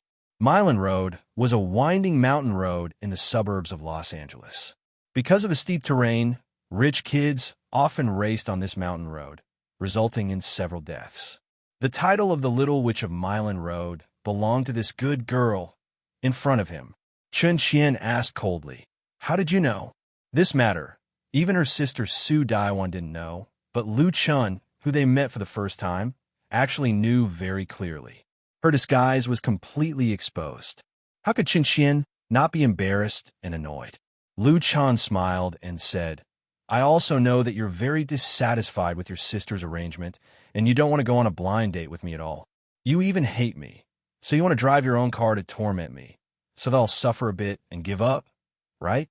If not for his prior understanding of Chun Qian, Lu Chen really would have fallen for it. Chun Qian's acting was very good. To be honest, he hadn't seen any flaws before. Until just now, she revealed her fox's tail. Chun Qian was speechless. She had indeed planned to drive Lu Chen's car and race like crazy. Even if she didn't scare Lu Chen to death, she would torment him to death. Chun Qian couldn't persuade Su Daiwan, so she wanted to vent her anger on Lu Chen. She dressed like this tonight to make her sister happy, and also to make Lu Chen less vigilant. Who would have thought that such a pure and lovely girl was the famous Little Witch of Milan Road in the sports car circle of Greater Los Angeles? Lu Chen put away his smile and said seriously, "Chun Qian, I actually don't want to pursue you, and I don't want to have a girlfriend at the moment. It's just that sister-in-law Daiwan wants to matchmake us, so I can't not give face. So we're not enemies. Now that we've made it clear, shall I take you home?" Chun Qian stared at Lu Chen, and the light in her eyes gradually softened. She pondered for a moment, then finally nodded and said, "Okay then." The Little Witch of Milan Road took the initiative to extend her hand to Lu Chen. "I'm really sorry for what just happened. I apologize to you." Lu Chen secretly breathed a sigh of relief and held Chun Qian's small hand. You don't have to. What he never expected was that Chun Qian's 5 fingers suddenly grabbed his hand tightly. She suddenly raised his arm and pulled it back. At the same time, she turned her back to Lu Chen at lightning speed, putting his arm on her shoulder. Her left hand also grabbed Lu Chen's arm, and she bent down, wanting to throw him away. This was a very standard shoulder throw. People who hadn't trained for a long time would not be able to do it so skillfully and perfectly. Moreover, Chun Qian's attack came without any warning. It could be said to be unexpected. She had full confidence that she could throw this annoying guy in front of her until he was confused. However, Chun Qian caught Lu Chen off guard. She grabbed Lu Chen's arm and completed the attack of a shoulder throw, but there was a problem at the last step. Lu Chen was like a mountain, motionless, and she couldn't do anything to him no matter how hard she tried. This guy's strength is so great. Chun Qian was taken aback, but she didn't panic. Without hesitation, she raised her right foot and stepped heavily toward Lu Chen's foot. She was wearing a pair of crystal high heels, and the heels were very thin. However, Chun Qian's plan failed again, because at the moment she raised her foot, Lu Chen's other hand was on her waist, and he suddenly pushed her to the side. Chun Qian lost her balance in an instant, and her whole body turned around. She couldn't help but scream. Bang! The next moment, her buttocks had an intimate contact with the engine cover of Zhonghua X7. It was actually placed on the car by Lu Chen. After a while, Chun Qian finally woke up, and her pretty face suddenly turned red. Lu Chen retracted his hand and said with a smile, "Have you played enough? If you have, I'll send you home." Although there was a smile on his face, his eyes were full of impatience. Lu Chan didn't have a good impression of this unruly girl who didn't know what was good for her. If it weren't for Su Daiwan, he would really let Qin Qian taste what pain was. In the situation just now, if it weren't for Lu Chen's quick reaction, he would have suffered a lot. He didn't know where the other party learned such a sinister trick. Qin Qian glared at him with a stubborn look on her face, and she seemed very unconvinced. Lu Chan shook his head, took a step back, took out his mobile phone, and said, "Then I'll call your sister. Don't you dare." Qin Qian screamed. Chapter 201. I don't dare. Lu Chan glanced at Qin Qian, unlocked the screen indifferently, and opened the address book to look for Su Daiwan's number. He has the private phone numbers of Li Murong and his wife, Li Mushi and Li Mubai. It's right to return this kind of surly and spoiled girl as soon as possible. Originally, Lu Chan didn't want to expose Qin Qian. Everyone could just play along and deal with it. However, Qin Qian tried to play with Lu Chan, so he didn't need to be polite anymore. Well, what Lu Chan didn't expect was that as soon as he found Su Daiwan's number, Qin Qian suddenly burst into tears, crying like a pear blossom in the rain. She cried and shouted, "You all bully me. My mother doesn't want me anymore. My father is a gambler. My sister," Qin Qian cried loudly, and her cries spread far in the enclosed space of the underground parking lot. And there were not only Lu Chan and Qin Qian in the parking lot of the Regent Hotel. Some people heard the noise and came over, and some people looked over. Lu Chan shook his head helplessly, put down his cell phone, and said, "Forget it, don't cry." As a result, Qin Qian cried even louder, as if to demonstrate to him. Lu Chan was so angry that he laughed. He asked, "Tell me, what do you want?" Qin Qian cried for a moment, then suddenly jumped down from the front of the car, opened the door, and sat down without saying a word. She sat in the passenger seat and said, "I want to go home." Lu Chan finally breathed a sigh of relief and hurriedly got on the car and left.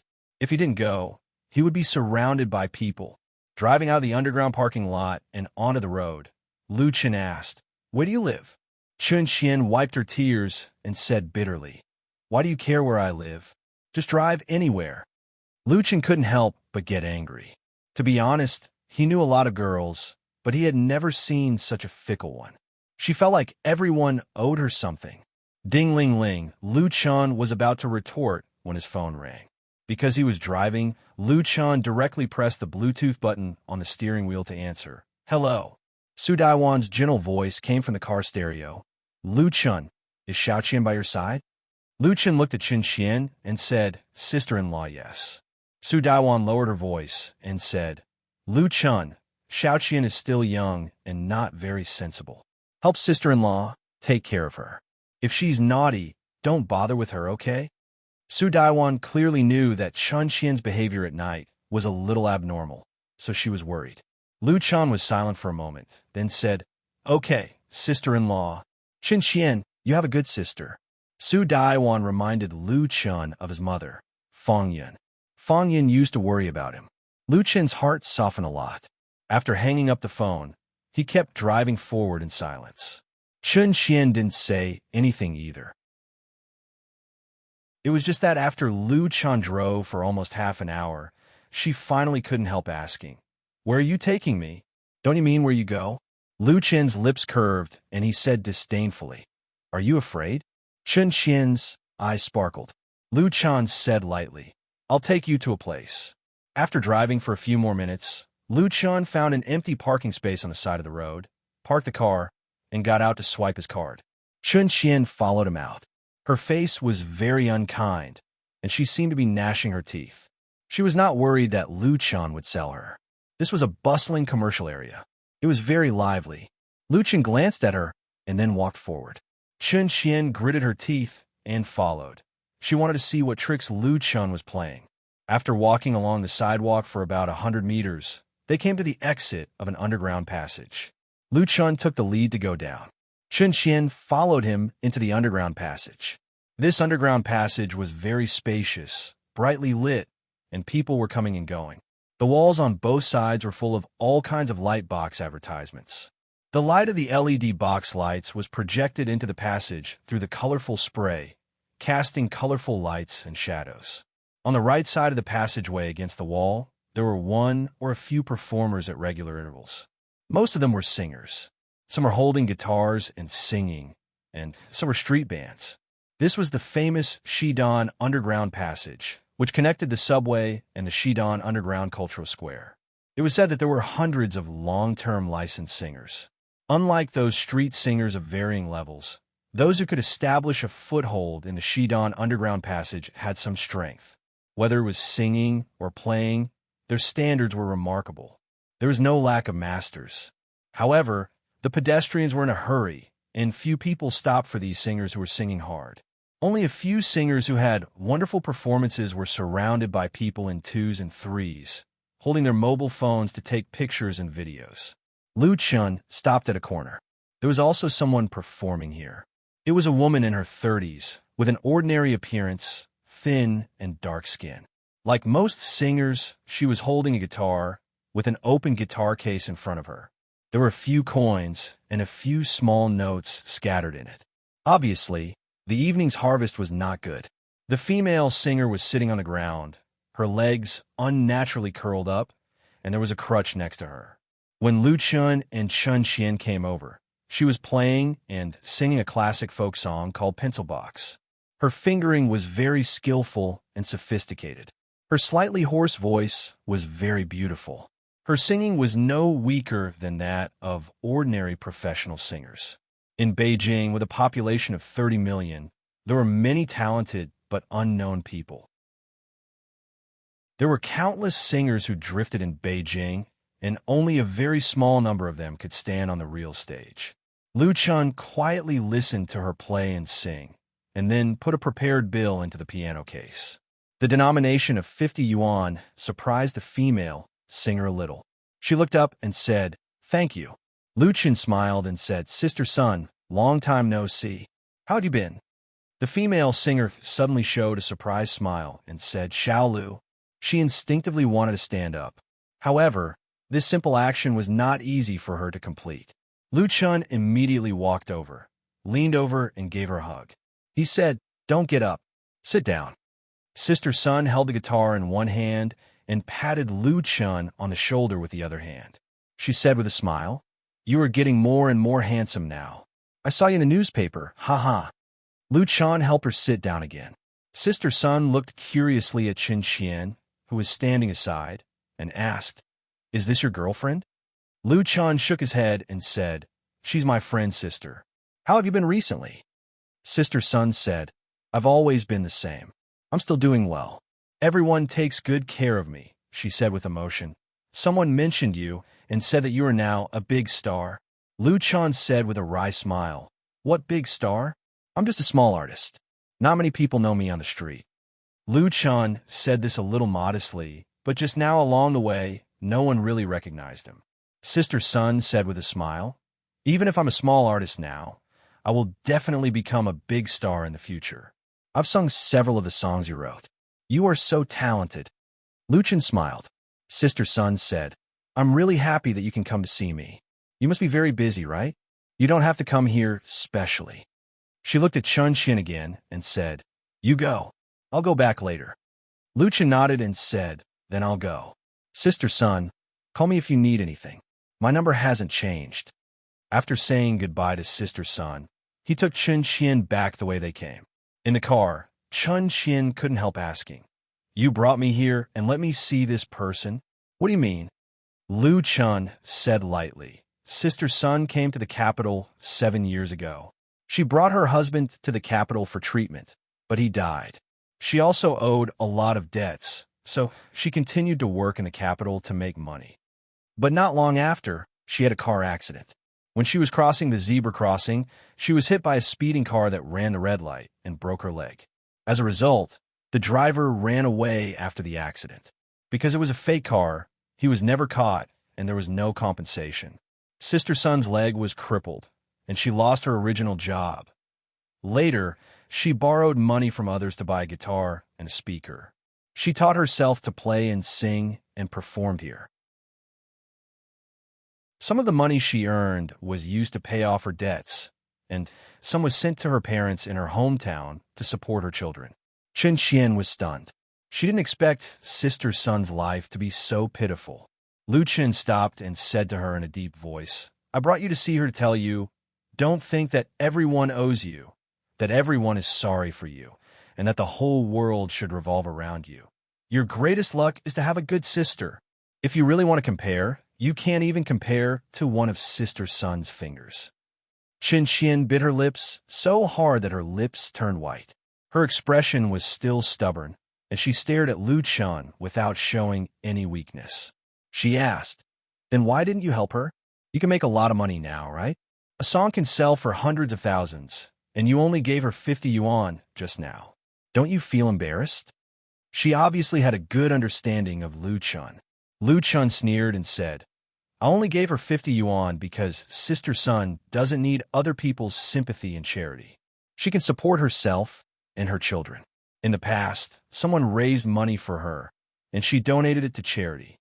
You don't understand her pride and self-esteem at all, because you only know how to stretch out your hand to ask for money from her and squander it." Lu Chen's reprimand was like an incomparably sharp knife, which instantly pierced Chen Qian's psychological defense line. It was too hurtful. The most painful thing was that Lu Chen was right. She had squandered a lot of her sister's money. Chen Qian was speechless. She was ashamed and wanted to open the car door and escape. Click! Lu Chen's eyes and hands were sharp, and he instantly locked the car door. He said indifferently, "I promised your sister that I would send you home." Chen Qian pulled the door handle hard, but she couldn't open the car door. She buried her face in her hands and began to weep softly. It was clear that she was crying in a very sad voice. Lu Chen felt that this little witch of Milan Road could still be saved, but he had no interest in continuing to be a doctor. Chapter 202. Brother Chen, please teach me. On the phone, Li Mu Bai's exaggerated voice came out, as if something extraordinary had happened. Lu Chen, who had just walked out of the gate of Jingyin, was confused. "What are you talking about? Teach you what? Does this guy want to learn music seriously?" Then Lu Chen really doesn't have much to teach him. He himself is now coming to Jingyin to listen to lectures to recharge. Today is Lu Chen's first day in Jingyin to listen to lectures. Although it has been more than a month since the beginning of the new semester, freshmen start classes today. Because according to the state regulations, freshmen are required to undergo a month of military training after enrollment, and then classes officially start after the 7-day National Day holiday. The further Lu Chen goes on a road of music, the more he feels his own shortcomings.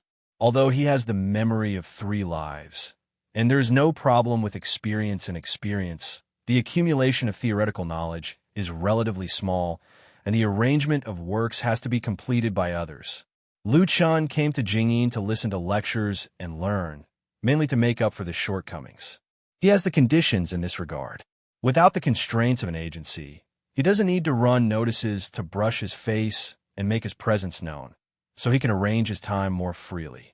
The most important thing is that Lu Chen knows Gao Yu, a professor in the Department of Composition of Jingyin, and this famous teacher can guide him. Moreover, the quality of the students in Jingyin is very good. When Lu Chen came to listen to the lecture before, he was recognized. No one gathered around or asked for photos and autographs, so he was very comfortable. Jingyin's deep foundation is worthy of the name of the 3 major music academies.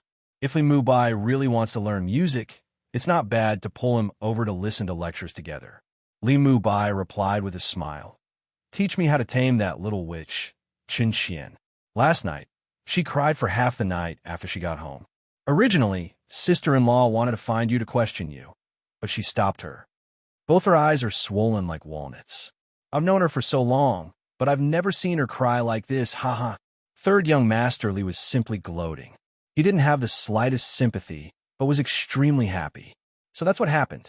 Lu Chen understood his feelings very well. Although they were relatives, Li Mu Bai had suffered a lot at Chen Qian's hands. He was gnashing his teeth when talking about it. However, he was afraid of his big brotherly Morong, who was like a tiger and respected Su Daiwan very much. He could only bear it when he suffered losses. Now that Lu Chun had helped him vent his anger, he was naturally in a good mood. And it was Li Mubai who revealed the details of Chun Qian to Lu Chun. Otherwise, how could Lu Chun expose her disguise? He would have to suffer a loss like Li Mubai. Lu Chun smiled and said, "Actually, it's nothing much. I just want her to realize her mistake." Li Mubai was suspicious.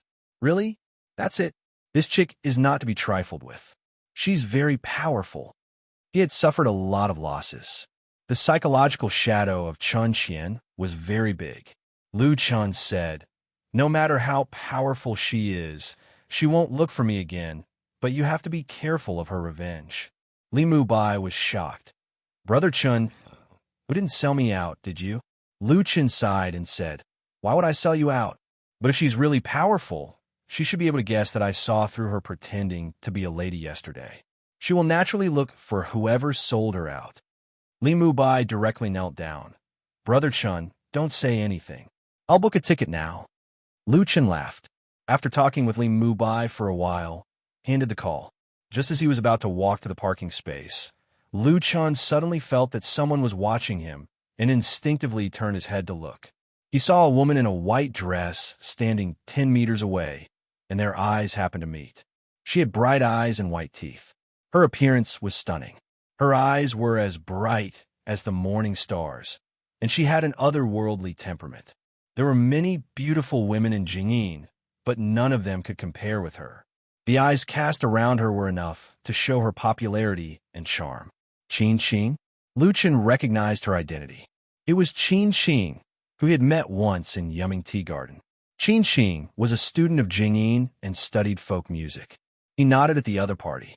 Among all the girls that Lu Chun knew, Qin Qing was the most outstanding in both appearance and temperament. Her family background should also be very good. She could be called a real goddess. But it was precisely because of this that Lu Chun didn't have much feeling for her. He only appreciated her and didn't pursue her. It wasn't that Lu Chun didn't have self-confidence or inferiority complex, but in his opinion, a girl like Qin Qing might be good as a friend or confidant. If she was a girlfriend or wife, that would shorten one's life.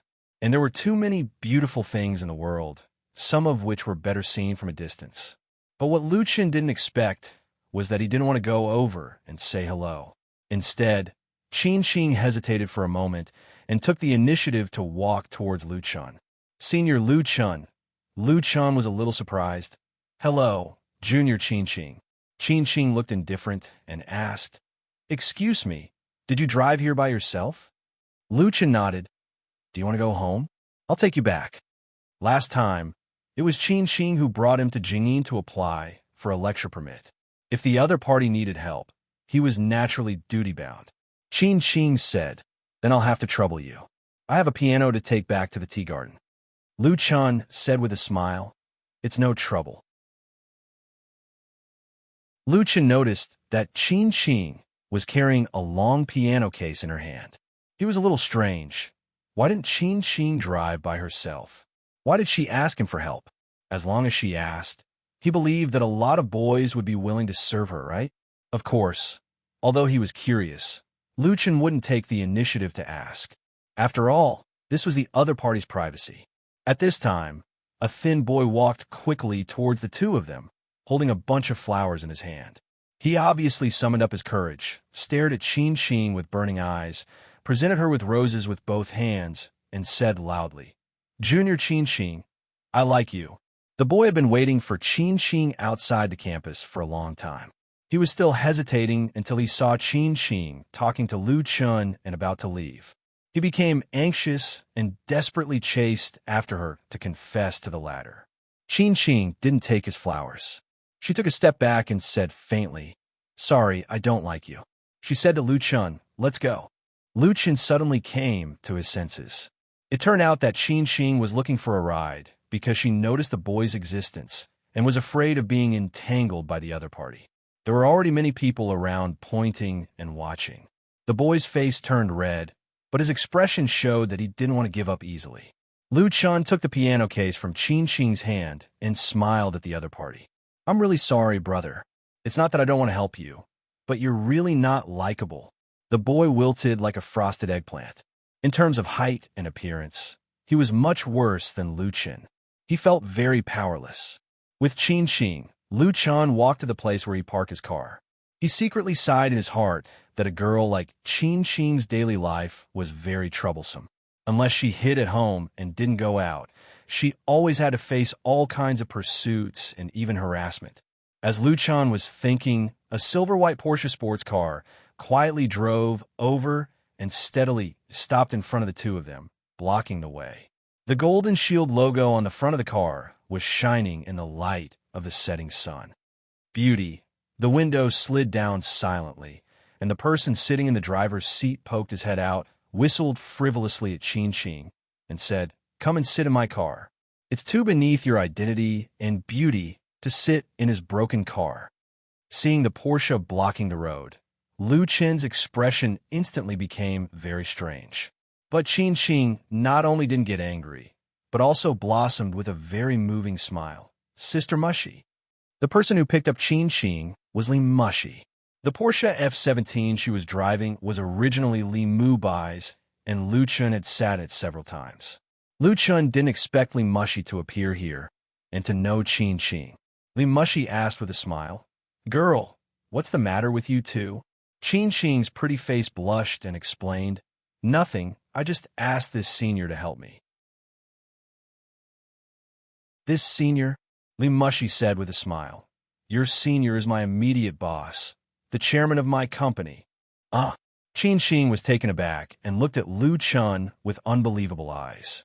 Qin Qing knew that Lu Chen was a singer-artist, and he was also a little famous, but she didn't expect that Lu Chen actually had such a relationship with Li Mushy, which really surprised her. Qin Qing was very clear about the latter's identity. Li Mushy said, "I'm here to find him. You could take my car together. I'll take you back first." Qin Qing quickly calmed down and said with a smile, "Thank you, Sister Mushy." She opened the door and sat in the passenger seat. Li Mushy waved her hand and said, "We sisters have nothing to thank, but you have to be careful of this guy. He's very fickle. Don't be deceived by him." Lu Chen, who had just sat in the back seat, heard the other party's slander and said with a wry smile, "Sister Mushy, how can I be fickle?" He was really wronged. Since he met and fell in love with Wang Ying in college, he has not taken the initiative to provoke other girls. Until now, although he has met several very good girls, he has not pursued any of them. Like Yi Zitong, Mu Xiaochu, and even Chun Fei-er, because Lu Chen's current thoughts are basically on his own career. His career has not been successful, and his family's debts have not been paid off. He will not consider personal emotional problems for the time being. Li Mushy turned her head and looked at him. Her eyes seemed to say, "This old lady has seen through you long ago." Lu Chen was speechless. Qin Qing pursed her lips and said with a smile, "I know. I will be careful." She obviously has a good relationship with Li Mushy, talking and laughing, without the previous indifference and coldness. Driving the four-door sports car that originally belonged to Li Mubai, Li Mushy first sent Qin Qing back to Yumming Tea Garden. Then she took Lu Chen to a private club. Chapter 203. The capital has the most high-end clubs and private clubs in the country. Some high-end clubs have strict rules and extremely expensive membership fees, forming a special small circle. When Lu Chen worked at Forget Worries Bar, he heard a lot of rumors about clubs and clubs, some of which were quite bizarre. In the eyes of ordinary people, these places were extremely mysterious. The private club that Li Mushy brought Lu Chen to was called Borui Club. It was located near the CBD of the Second Ring Road, near the park and quiet. The external building was made of steel frames and glass, and the style was very modern. Before it was dark, the parking lot outside the Borui Club was already full of all kinds of luxury cars. The number was so large that it could hold a luxury car exhibition. When Lu Chen got out of the car, he saw several security personnel in black uniforms, sunglasses, and headphones. Li Mushy was obviously a regular here. She walked straight in with Lu Chen without showing any card. The security personnel and waiters saluted respectfully when they saw them. It had to be said that this kind of dignitary style made people sigh. Lu Chun was a little curious, but not envious. Everyone had their own fate, and he also had his pride. Unexpectedly, the decor of the club was not magnificent. Instead, it presented a deep and reserved design style, without the slightest trace of the nouveau riche, so it looked very special. Li Mushi said to Lu Chun, "Let's talk about things first, and then eat, okay?" Although it was an inquiry, her tone was strong and decisive. Lu Chun nodded calmly and said, "The guest follows the host. I'll listen to you, Sister Mushi." Li Mushi glanced at him and said with a smile, "If you really listen to me, that would be good." She said it a bit ambiguously. Lu Chun smiled faintly, but there was a trace of vigilance in his heart. She told him directly that the eldest daughter of the Li family brought him here deliberately today. "I'm afraid it's not a good thing." But he was not afraid. Following Li Mushi, they took the elevator to the third floor of the club. On the third floor, they turned right, and there was a large space inside, with 3 arenas on the left, right, and middle. There were a lot of fitness equipment around, and large mirrors were pasted on the walls on both sides. At the very front was a long row of floor-to-ceiling glass, through which one could see the bustling scene of the central business district in the distance. The black ceiling was densely covered with lights, and the bright lights illuminated the entire space. Dozens of men and women were exercising, and there were people sparring in the 3 arenas. It was a lively scene. Big Sister Mushi. Seeing Li Mushi, many people came over to greet her. At the same time, they looked at Lu Chun curiously. Li Mushi responded to them one by one with a smile on her face, giving people the feeling that she was the queen here. Patrolling his own territory, the 2 of them sat down at a table near the window, and the waiter served them tea. Li Mushi personally poured a cup of tea for Lu Chun and said, "Let's talk about business first. A venture capitalist is very interested in our online crowdfunding and wants to buy a part of the shares, at least 25%. Lu Chun immediately perked up. "What's the price?" To be frank, in addition to making it convenient for him to release his album, he also wanted to make a quick sum of money. It was a good thing that VCs were willing to hold shares. Li Mushi said, "Their valuation of Mucho crowdfunding is 20 million. 20 million? Lu Chun frowned. This valuation was a little low. If Lu Chun did it alone, and someone else was willing to pay 20 million, then he would sell it all without thinking. But now that the online crowdfunding has a stake in the Li family and has obtained a copyright protection certificate, its value has naturally risen. The most important thing is that the online crowdfunding has completed its first crowdfunding project, and it has been very successful. This kind of internet business model is undoubtedly feasible and has great potential. The future is promising." Li Mushi observed his expression and said, "This valuation is definitely low. Frankly speaking, I am very optimistic about the online crowdfunding now. If you are willing, I can buy 41% of your shares at a valuation of 50 million. Lu Chun's heart skipped a beat. With a valuation of 50 million, 41% of the shares is 25 million. Li Mushi's offer is undoubtedly very sincere. It should be known that it has only been 2 months since the online crowdfunding was established, and the Li family has contributed a lot. Lu Chun only provided an idea in exchange for more than 20 million yuan, in today's era, is also a miracle of the internet. However, Lu Chun was not overwhelmed by the sudden, huge sum of money. He calmly asked, "Why not buy it all? Leave 10% for me." Li Mushi smiled and said, "At least for now, the online crowdfunding needs your existence, especially in projects involving the entertainment industry. You can play a good role." The first project of the online crowdfunding, Lu Chun's debut album, was completed entirely through his fans, proving the appeal of Lu Chun and also setting a good example in the entertainment industry. Mucho crowdfunding had already received inquiries from a few entertainment agencies. Moreover, the publicity effect of crowdfunding projects in the entertainment industry is not comparable to that of other commercial projects. Lu Chun said with a smile, "In that case, I agree with your offer, but my 10% shares must be converted into non-dilutable founder shares." When he originally cooperated with the Li family, He promised to transfer most of his shares in the future, but Lu Chun still has to stick to his own interests. The so-called non-dilutable founder's shares refer to that no matter how big the company expands in the future, no matter how much the amount of investment increases, his 10% of the shares will be fixed and unchanged. Li Mushi was very surprised. She originally thought that she could easily knock down Lu Chun with 20 million yuan, but she didn't expect Lu Chun to put forward such a condition. His question just now was obviously a question that he knew the answer to. She was really a little careless or underestimated Lu Chun. 10% of the non-dilutable founder's shares is not much, but it's actually not little. But Li Mushi was not so easy to admit defeat. She pondered for a moment and said, "Let me think about it first. Let's put aside this business matter first. Let's talk about private matters." Lu Chun asked calmly, "Is it about Chun Qian?" Li Mushi stared at him, her eyes a little fierce. "Yes. What did you do to her last night?" Lu Chun didn't know whether to laugh or cry. "What can I do to her?" He told the story of taking Chun Qian out last night, so that Li Mushi and the Li family could rest assured. After listening to it, Li Mushi's eyes softened a lot, but she didn't intend to let Lu Chun go. She said rudely, "Who asked you to be nosy? She is my sister, and I can't let you bully her for nothing."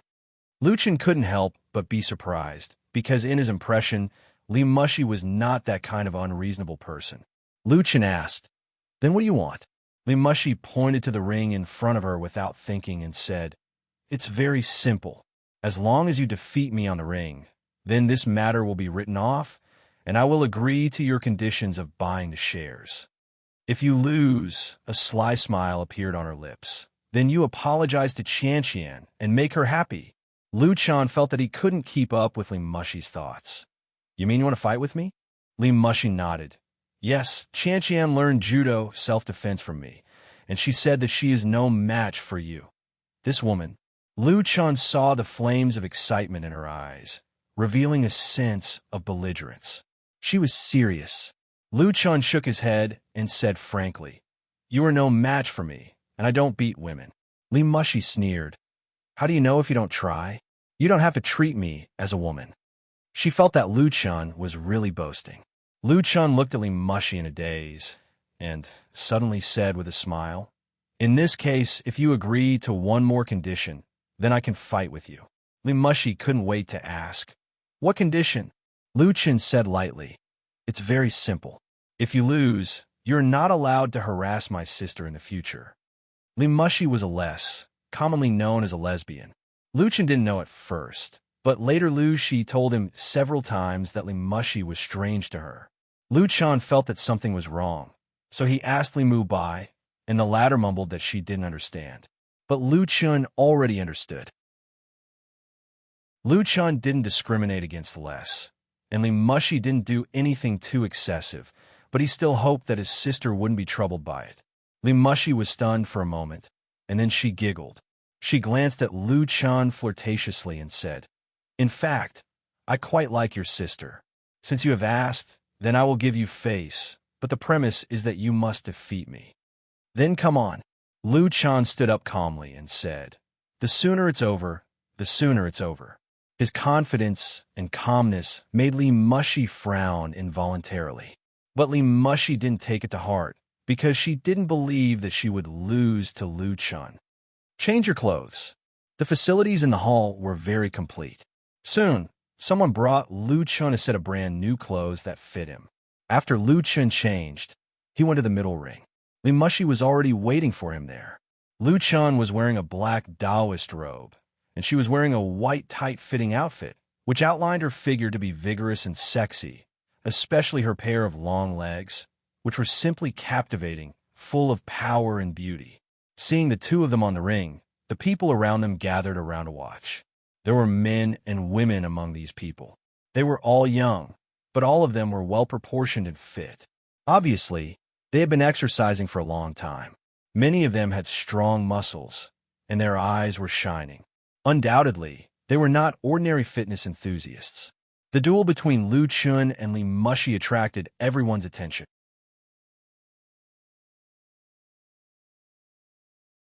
Chapter 204.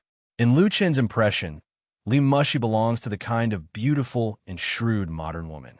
Regardless of her sexual orientation, the eldest daughter of the Li family, who graduated from the Wharton School of Business, had a candid personality and a keen business sense.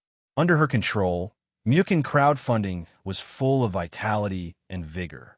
Lu Chun still admires her very much. It was just that at this moment, Li Mushi, who stood in front of Lu Chun, had a completely different image. She was like a female leopard with her claws and fangs, beautiful and dangerous.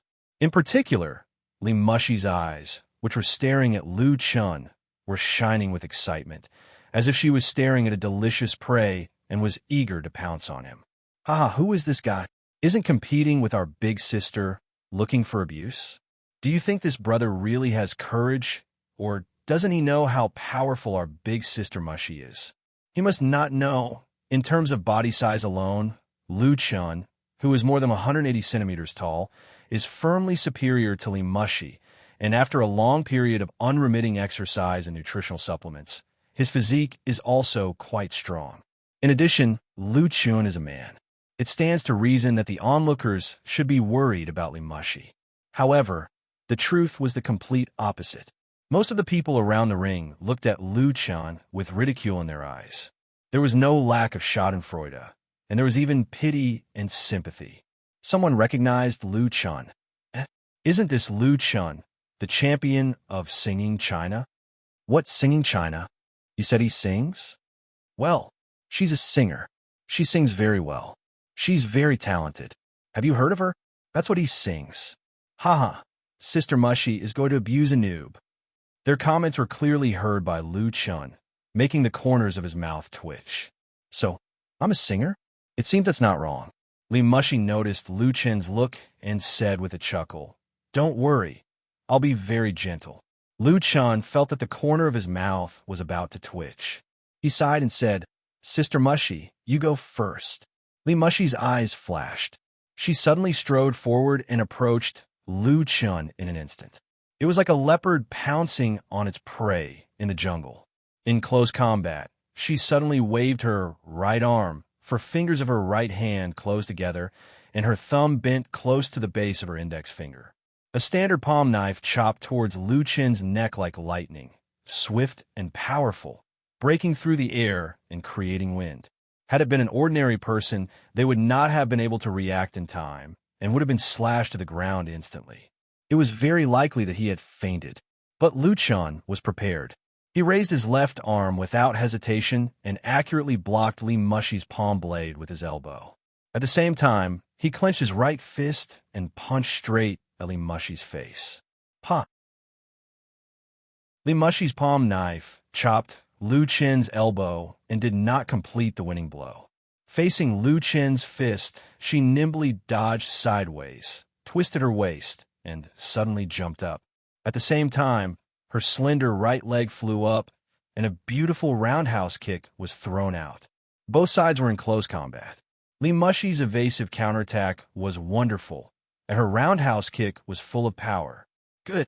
The onlookers around the ring all cheered, and all of them were extremely excited. In their view, Lu Chun was bound to lose. Li Mushi's strength in kickboxing, although not comparable to the top masters, was absolutely easy to take down a singer. Even Lu Chun seems to have a few tricks up his sleeve. Bang! But to everyone's disappointment, Li Mushi's roundhouse kick was unexpectedly blocked by Lu Chun's raised left arm again. Before her body fell, Lu Chun turned sideways and punched again. This punch seemed slow, but it was actually fast, and it was silent. It hit Li Mushi's abdomen in the air. Li Mushi was in the air and could not dodge at all. With a muffled sound, her whole body flew out like a kite with a broken string and fell heavily on the ring a few meters away. The cheers around the ring stopped abruptly, and the onlookers' expressions froze as if they had seen a ghost. How could this be? In their view, Lu Chun, who dared to compete with Li Mushi, was destined to be beaten to a pulp. It was just a matter of how long he persisted, and there was no suspense in the outcome of the match. But now, the two sides had just started fighting, and Li Mushi was sent flying to the ground. She was actually vulnerable.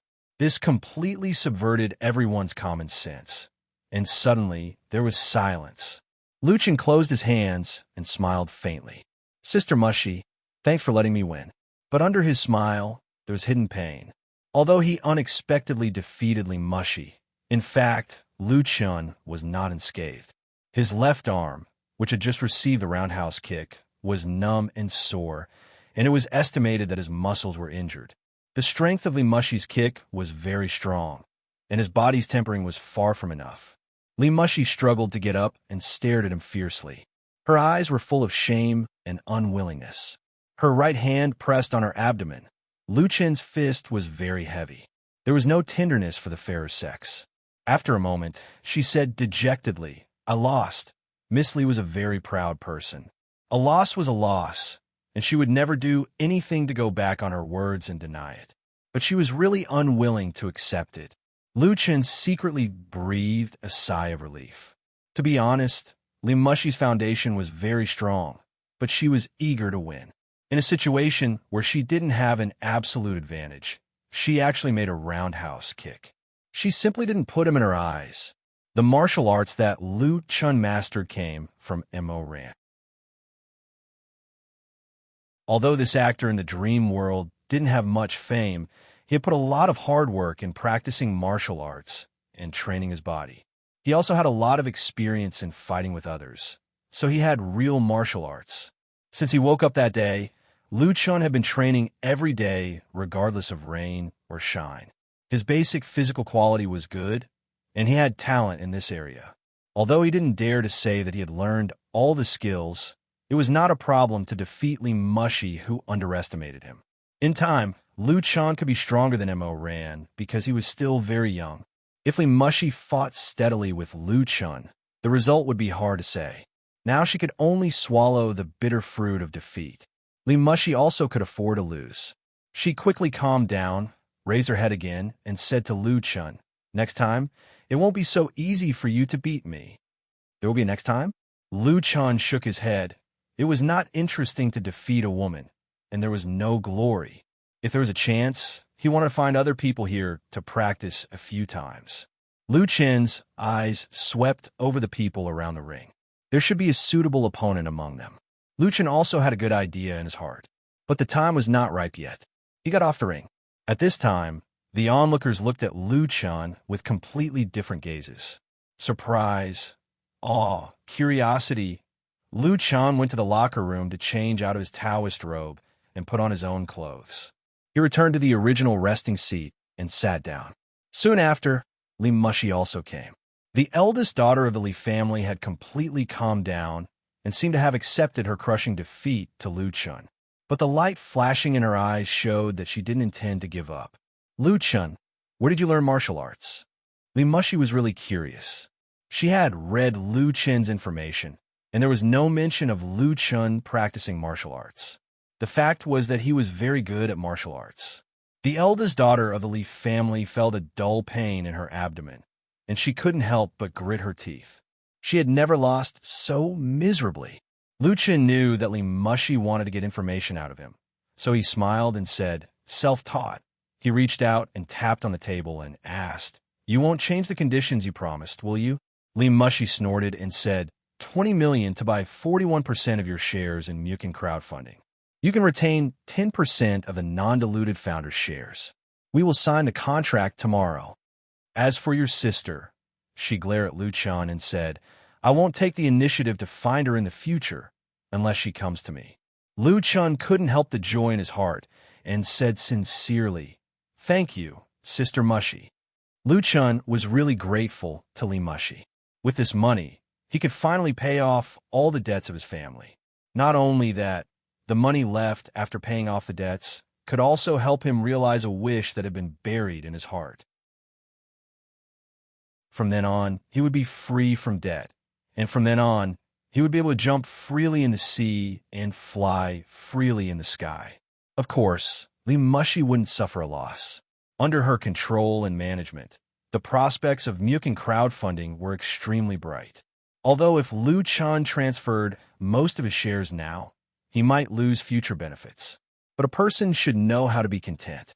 Compared with his efforts, $20 million was already an amazing excess return, not to mention the retention of 10% of the shares. Lu Chen was satisfied. Li Mushi couldn't see Lu Chen so happy and said, "Don't be happy too early. I also have a condition." Lu Chen was stunned. "What condition?"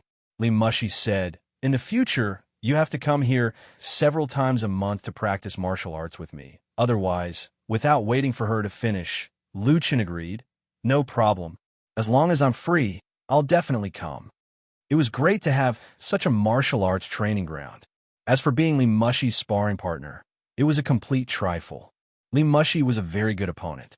Lu Chen agreed so happily that Li Mushi felt that her calculation seemed to have failed again. This eldest Miss Li was very unhappy, but there was nothing she could do. She remembered it in her heart. One day, she would get back at him. The next afternoon, in a new Mukin crowdfunding company, the two sides formally signed an equity transfer agreement.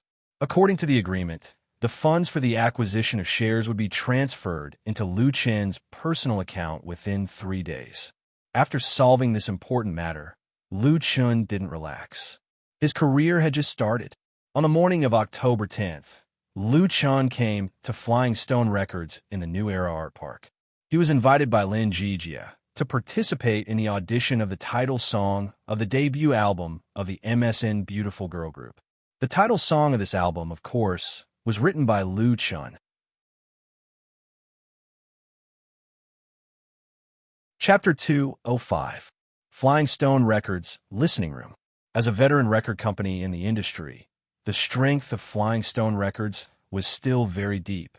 Its equipment and facilities were among the best in the industry, and the listening room was no exception. Although the area of this listening room was not very large, the decoration was strictly in accordance with the industry's first-class standards. Whether it was the floor, the wall layout, or the audio and video system, they were all very advanced. With special seats, it could be used as a very high-specification home theater. Today's day was a bit special. The listening room that could accommodate 24 listeners was full, and there were several people who had no seats standing directly in the aisle. It could be said to be crowded together. And all the people present were the top figures of Flying Stone Records.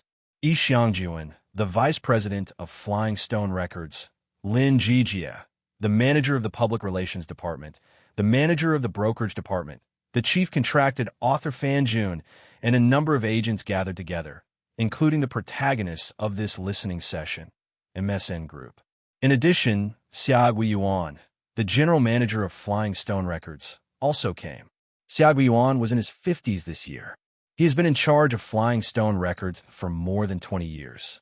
He has experienced the process of the record company from its most glorious peak to its decline, and then to its resurgence.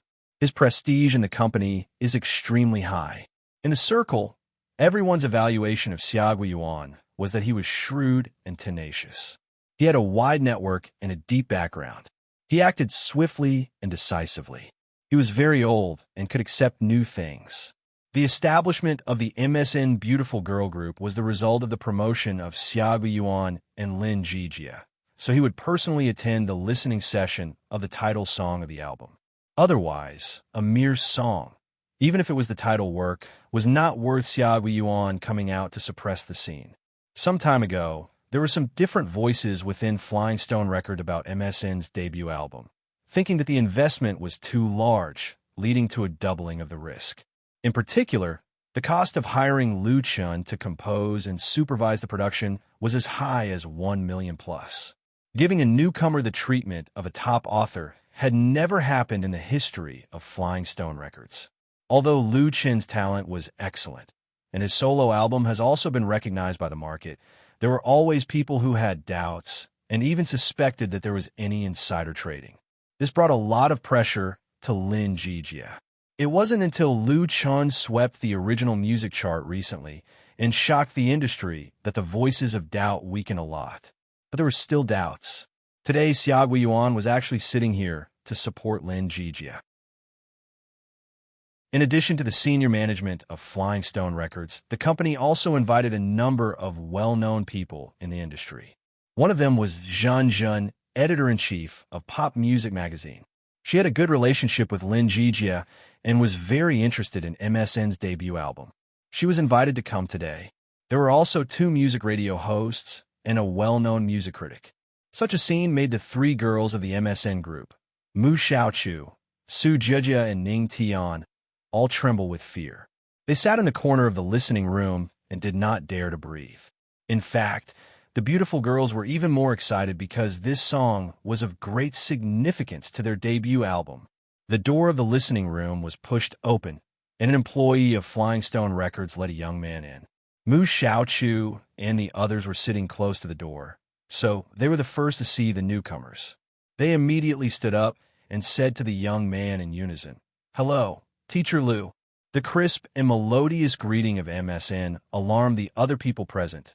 Xia Yuan, Yixiangjuan, Lin Jijia, they stood up one after another. The comer was Lu Chun. He didn't expect so many people to come to today's main audition. He was very surprised. Lu Chun nodded to Mu Xiaochu and the other 2. He put his hands together and apologized to Lin Jijia, who had just come over. "I'm really sorry to have kept everyone waiting. There was a traffic jam on the way here just now." Lin Jijia said with a smile, "You're not late. Let me introduce you. This is our general manager." He first introduced Xia Guiyuan to Lu Chun. Lu Chun had been to Flying Stone Records 4 or 5 times, but it was the first time he had seen the helmsman. He has also heard a lot about Xia Guiyuan's name, a real senior. Xia Guiyuan held Lu Chun's hand and said with a smile, "Mr. Lu Chun is young and promising.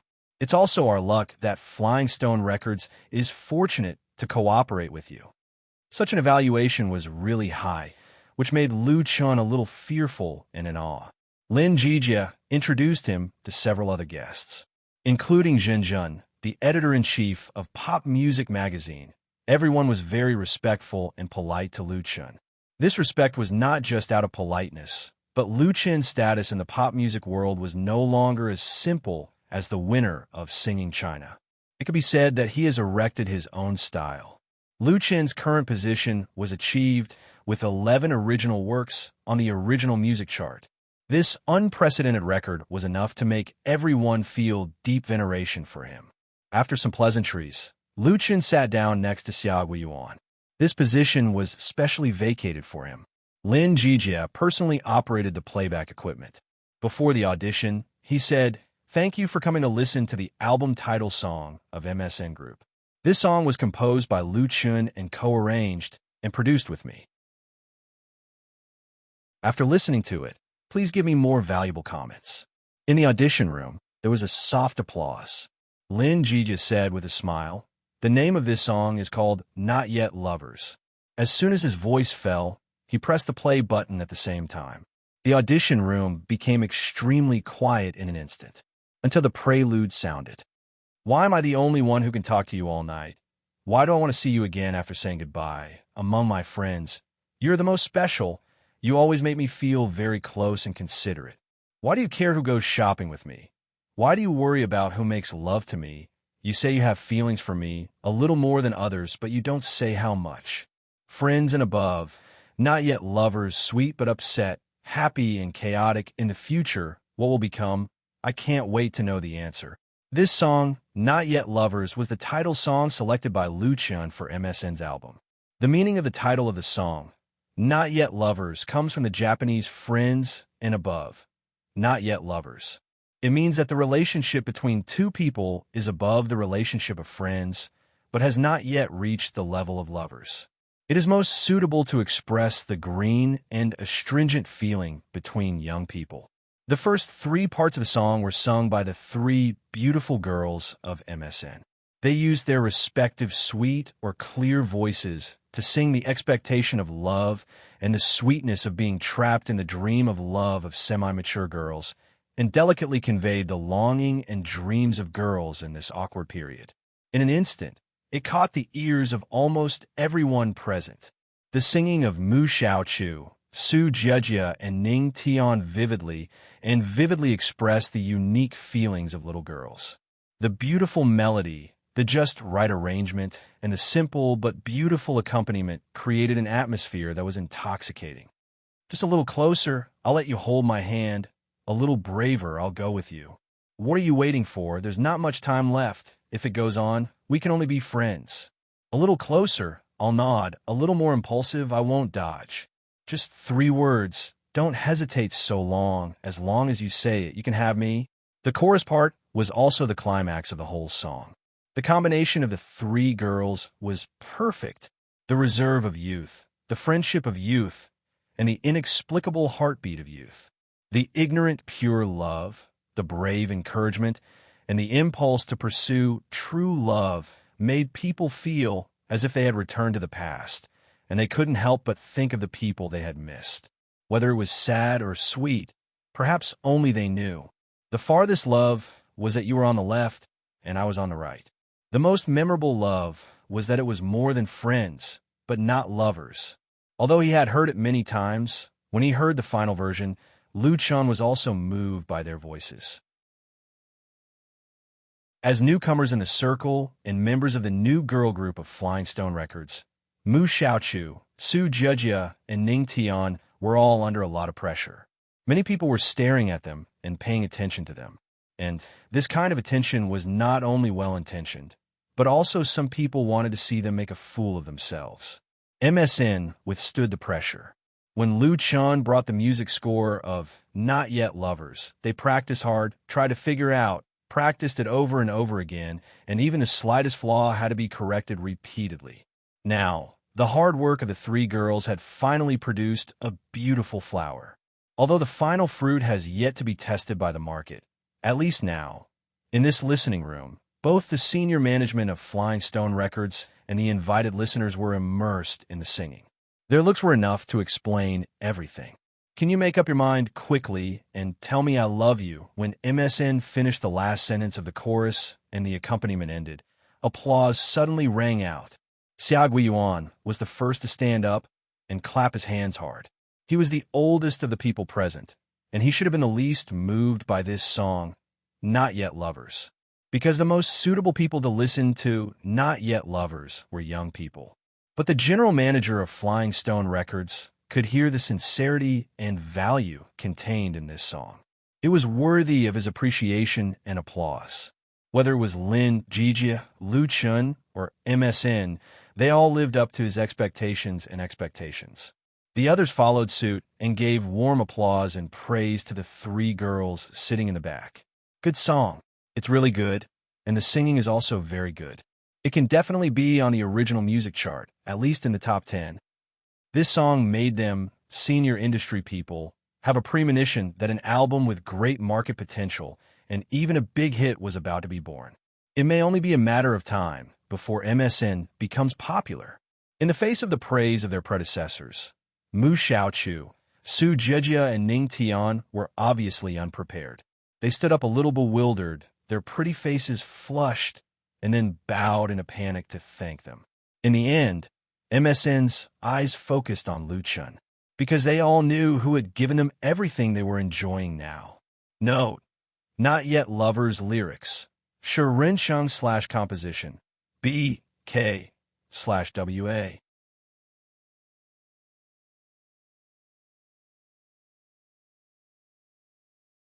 Chapter 206. Lu Chun, it's really thanks to you this time. In the music director's office of Flying Stone Records, Lin Jijia said to Lu Chun with a smile, "It's a pleasure to cooperate with you." The title song of MSN's debut album, Not Yet Lovers, was written by Lu Chun and co-arranged and produced by Lin Jijia. At the just completed audition, it received unanimous praise from the company's senior executives and people in the industry. This song was too in line with the temperament and characteristics of MSN. Although Lin Jijia had always been full of confidence in the production process, it was not until the dust had settled that he was really relieved.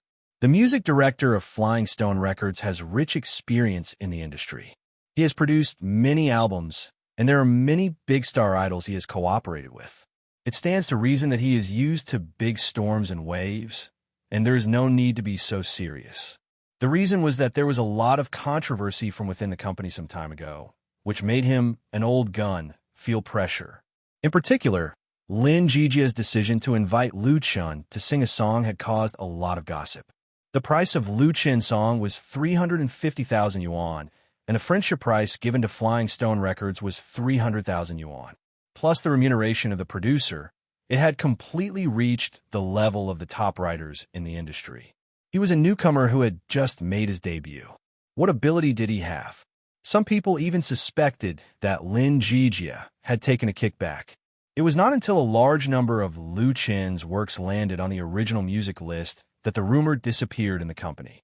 There were also people who thought that Lin Jijia, seizing MSN and MSN's debut album, was an act of usurping power. Some people were waiting to see him make a fool of himself. Today's audition passed smoothly, and the future of MSN was broad. Lin Jijia was naturally very grateful to Lu Chen. He also admired his own vision and determination. Lu Chen said with a smile, "Big brother Lin is too polite. I still need your help with my album." His own album, You Who Sat Next to Me, completed crowdfunding a few days ago. At present, the CD and peripheral products have been put on Flying Stone Records to start production. If everything goes well, it can be sent to all parts of the country next week. Lin Jijia had put in a lot of effort in this process. Lin Jijia laughed. "We are open for business. How can we reject customers? What do you mean by helping?" After a pause, he said, "But I really have something I need your help with." Lu Chen asked curiously, "What kind of help?" Lin Jijia said with a smile, "We are going to shoot the MV of the title song for MSN. We are currently lacking a male lead." The male lead of the music video for Not Yet Lovers? Lu Chen didn't expect that Lin Jijia actually wanted him to star in MSN's MV. It was really a joke to say help. There were many artists under Flying Stone Records. It was really easy to find someone who was about the same age and appearance as Lu Chen. Many people would break their heads to get such a good thing. How could the fertile water of Flying Stone Records flow into Lu Chen's field? Lu Chen didn't believe it. "Big brother Lin, don't joke like this." Lin Jijia said sternly, "It's really not a joke. You are the original author of this song, and you meet all the conditions. There's a publicity explosive point. I think it's very suitable." It turned out to be a publicity opportunity. Lu Chen understood that Flying Stone Records really spared no effort to make MSN popular. With his identity and fame, it was indeed a good publicity stunt to shoot a MV with MSN. Lu Chen thought for a moment and said, "When will it be shot?" Lin Jijia replied, "It will be shot the day after tomorrow. Can you spare time?" "It will be shot in 2 days at most. The main shots are all in the school, so it won't take too much time. As for the pay for the performance, our budget is limited. Do you think 30,000 is okay?" MV was completely different from advertisements and movies and TV plays. The male lead of MSN, like Lu Chen, was usually of a friendship nature. The price of 30,000 was very good. If it was an artist of Flying Stone Records, it was completely free. Lu Chen still had some understanding of the market. He nodded and said, "The pay doesn't matter. I just have one request." Originally, things like this should be discussed by Lu Shi, but because the amount was very small and it was of the nature of friendly help, he agreed directly. Later, his sister would make up the contract. Of course, Lu Chen was not completely without requirements. He had conditions. Monday, October 12th, Northern Conservatory of Music. Northern Conservatory of Music was one of the 3 major conservatories in Beijing. It had the same status as Beijing Conservatory of Music and Zhongyin Academy. Among the advanced conservatories in China, it was famous for its open-mindedness and freedom of study. Beijing attached great importance to social practice. After graduation, most of the students entered various media and entertainment companies and had a wide influence in the circle. As a veteran music production company, Flying Stone Records has always had a good cooperative relationship with Beijing. Therefore, the MV of MSN's Not Yet Lovers was filmed in Northern Conservatory of Music. Flying Stone Records still attached great importance to this MV and sent an elite team. There were 3 cameramen alone, and others such as art, lighting, makeup, costumes, props, and so on were all available. In the lecture hall, Lu Chen was sitting in front of a vertical piano. He was wearing a special school uniform and playing the song, Not Yet Lovers, with rapt attention. The early morning sun shone through the gaps in the leaves and the glass windows, casting mottled light and shadow on his face and body. The three members of MSN, Mu Xiaochu, Su Jijia, and Ning Tian, sat in the first row, enjoying Lu Chen's performance with a smile on their faces. Mu Xiaochu was in the middle, with Su Jijia and Ning Tian on her left and right. This was the second scene of the MV of Not Yet Lovers. In this MV, Mu Xiaochu was the female lead partnered with Lu Chen, and Su Jijia and Ning Tian were her best friends. Originally, Flying Stone Records wanted Ning Tian to be the female lead because she was the most beautiful and had the best appearance. But Lin Jijia thought that Mu Xiaochu's pure and sweet temperament was most in line with the theme of Not Yet Lovers, so he chose her in the end. After playing half of the song, Lu Chen raised his head and looked at the seat in front of him, just in time to meet Mu Xiaochu's eyes. He smiled and winked at the other party mischievously. The latter bowed her head shyly and didn't dare to meet Lu Chen's eyes. She was as shy as a frightened rabbit. Although he knew that they were filming, although he knew that two cameras were pointed at him at the same time, Lu Chen still had a wonderful feeling in his heart and inadvertently thought of two lines of poetry. The gentleness of bowing her head was just like a water lotus that was too shy to resist. As for the sound of the zither, it was like a clear spring that spread out, forming circles and circles of ripples. It was just like Lu Chen's mood at this moment. Sitting in the corner of the classroom, MV director Fong Hui bit her lip. She was afraid that she would shout out on the spot. This shot was amazing. Fong Hui was an external director of Flying Stone Records. She was famous in the circle for being good at shooting movies and dramas that express women's delicate emotions. She has also shot a lot of MVs and has extremely rich experience. Fong Hui originally didn't want to come, because the male and female leads of this MV were newcomers who had just debuted. They definitely lacked shooting experience and would waste a lot of her time. She has very strict requirements for her work. But because it was Xia Guiyuan, the boss of Flying Stone Records, who personally invited her, Fong Hui still gave her face. What she didn't expect was that the shooting process was unexpectedly smooth. First of all, the female lead, Mu Xiaochu. She obviously didn't have much experience in acting. At the beginning, she made several mistakes, all of which were low-level mistakes. But her understanding was very high. After being reminded and pointed out, the same mistakes would not be made again. The most important thing was that Mu Xiaochu herself was a college girl. It was a natural performance. She played the female lead's psychological state of longing for love, longing to be loved, and not daring to take the initiative to confess to the male lead very naturally. Fong Hui even felt that her feelings for Lu Chen. As for Lu Chen, Fong Hui really didn't believe that Lu Chen was a newcomer who had just debuted and had no previous learning experience in acting. His performance in front of the camera was impeccable, and his movements and eyes were very on point. Lu Chen's acting skills seemed to be natural, and his acting talent made Fong Hui's heart palpitate with excitement. He was simply a natural actor. In Fong Hui's view, Lu Chen's performance today was the biggest surprise she had received. The female director even had an idea. Cut. When Lu Chen finished playing the song, Fong Hui finally couldn't help standing up and said with a smile, "It's over."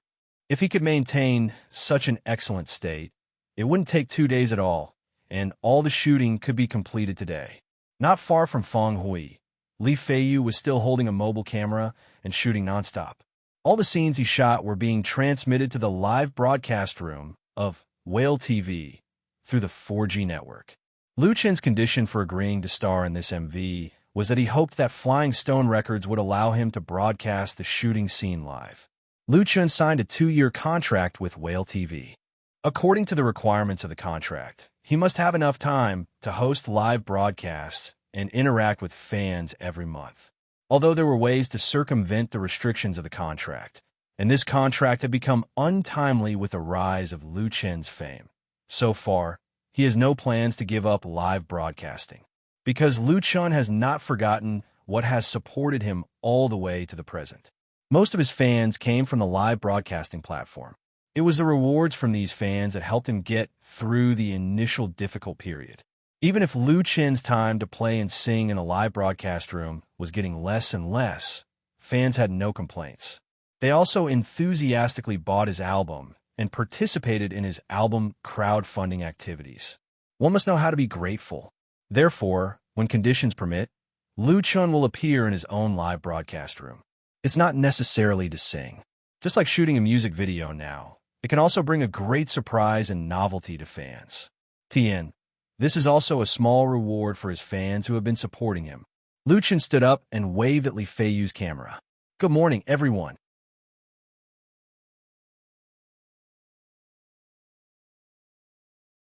Chapter 207. Ring ring, there was a shrill bell in Ningwan's second high school, telling all the teachers and students that the time for the first class had arrived. Meng Meng rushed out of the classroom and ran all the way to the bathroom. She found the innermost position and squatted down. She carefully closed the door, then took out her mobile phone from her dress pocket and turned it on. She didn't forget to plug in the headphones. According to the school regulations, high school students are not allowed to carry electronic products with them, especially smartphones.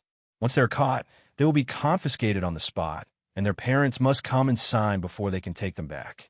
Meng Meng was a very good girl. She didn't dare to violate the school rules, but today's situation was a bit different. She decided to do something bad. It took 15 seconds to turn on the phone, but Meng Meng felt as if it had been a long time. Entering the UI interface, she couldn't wait to connect to the data network and skillfully open the browser. She logged into the address that had been stored in the favorites column. Whale TV Lu Fei live broadcast room. Lu Fei is Lu Chun, and Meng Meng is a fan of Lu Chun, a real fan of Lu Jiajun's group. After a few seconds, the live broadcast screen and a large number of bullet screens were brushed out at the same time. Meng Meng glanced at the number of people online and was suddenly shocked. There were more than 270,000, which was incredible. It should be known that today was Monday, and it was also early in the morning. There were people working and studying. Not many people would be immersed in the live broadcast website. Such a high number of people online was simply breaking through the sky. That is, our Lu Chun is big and has high charm. Meng Meng thought happily and felt very happy. As a diehard fan of Lu Chun, Meng Meng never thought about being with her idol. She liked Lu Chen's songs, liked to listen to Lu Chen's voice, and liked to see Lu Chen's face. That was enough. Yesterday, in the fan group, Meng Meng saw an announcement that Lu Chun and a girl group called MSN would shoot a music video today, and the shooting process would be broadcast live. Therefore, she secretly brought her phone over and watched it during the break of class, even if it was just a glance. This was Lu Chen's first music video. Although it wasn't his, it was said that the female lead was Mu Xiaochu. Many fans of Lu Chun are no strangers to Mu Xiaochu. They knew her in the competition of Singing China, and Mu Xiaochu has also appeared on Lu Chen's live broadcast. Everyone affectionately calls her little sister Xiaochu. To be honest, Meng Meng was very envious of Mu Xiaochu, and even a little jealous. On the phone screen, Meng Meng finally saw Lu Chun. Lu Chun was playing the piano. He was playing a piece that she had never heard before. The place he was in was obviously a school classroom, probably a university.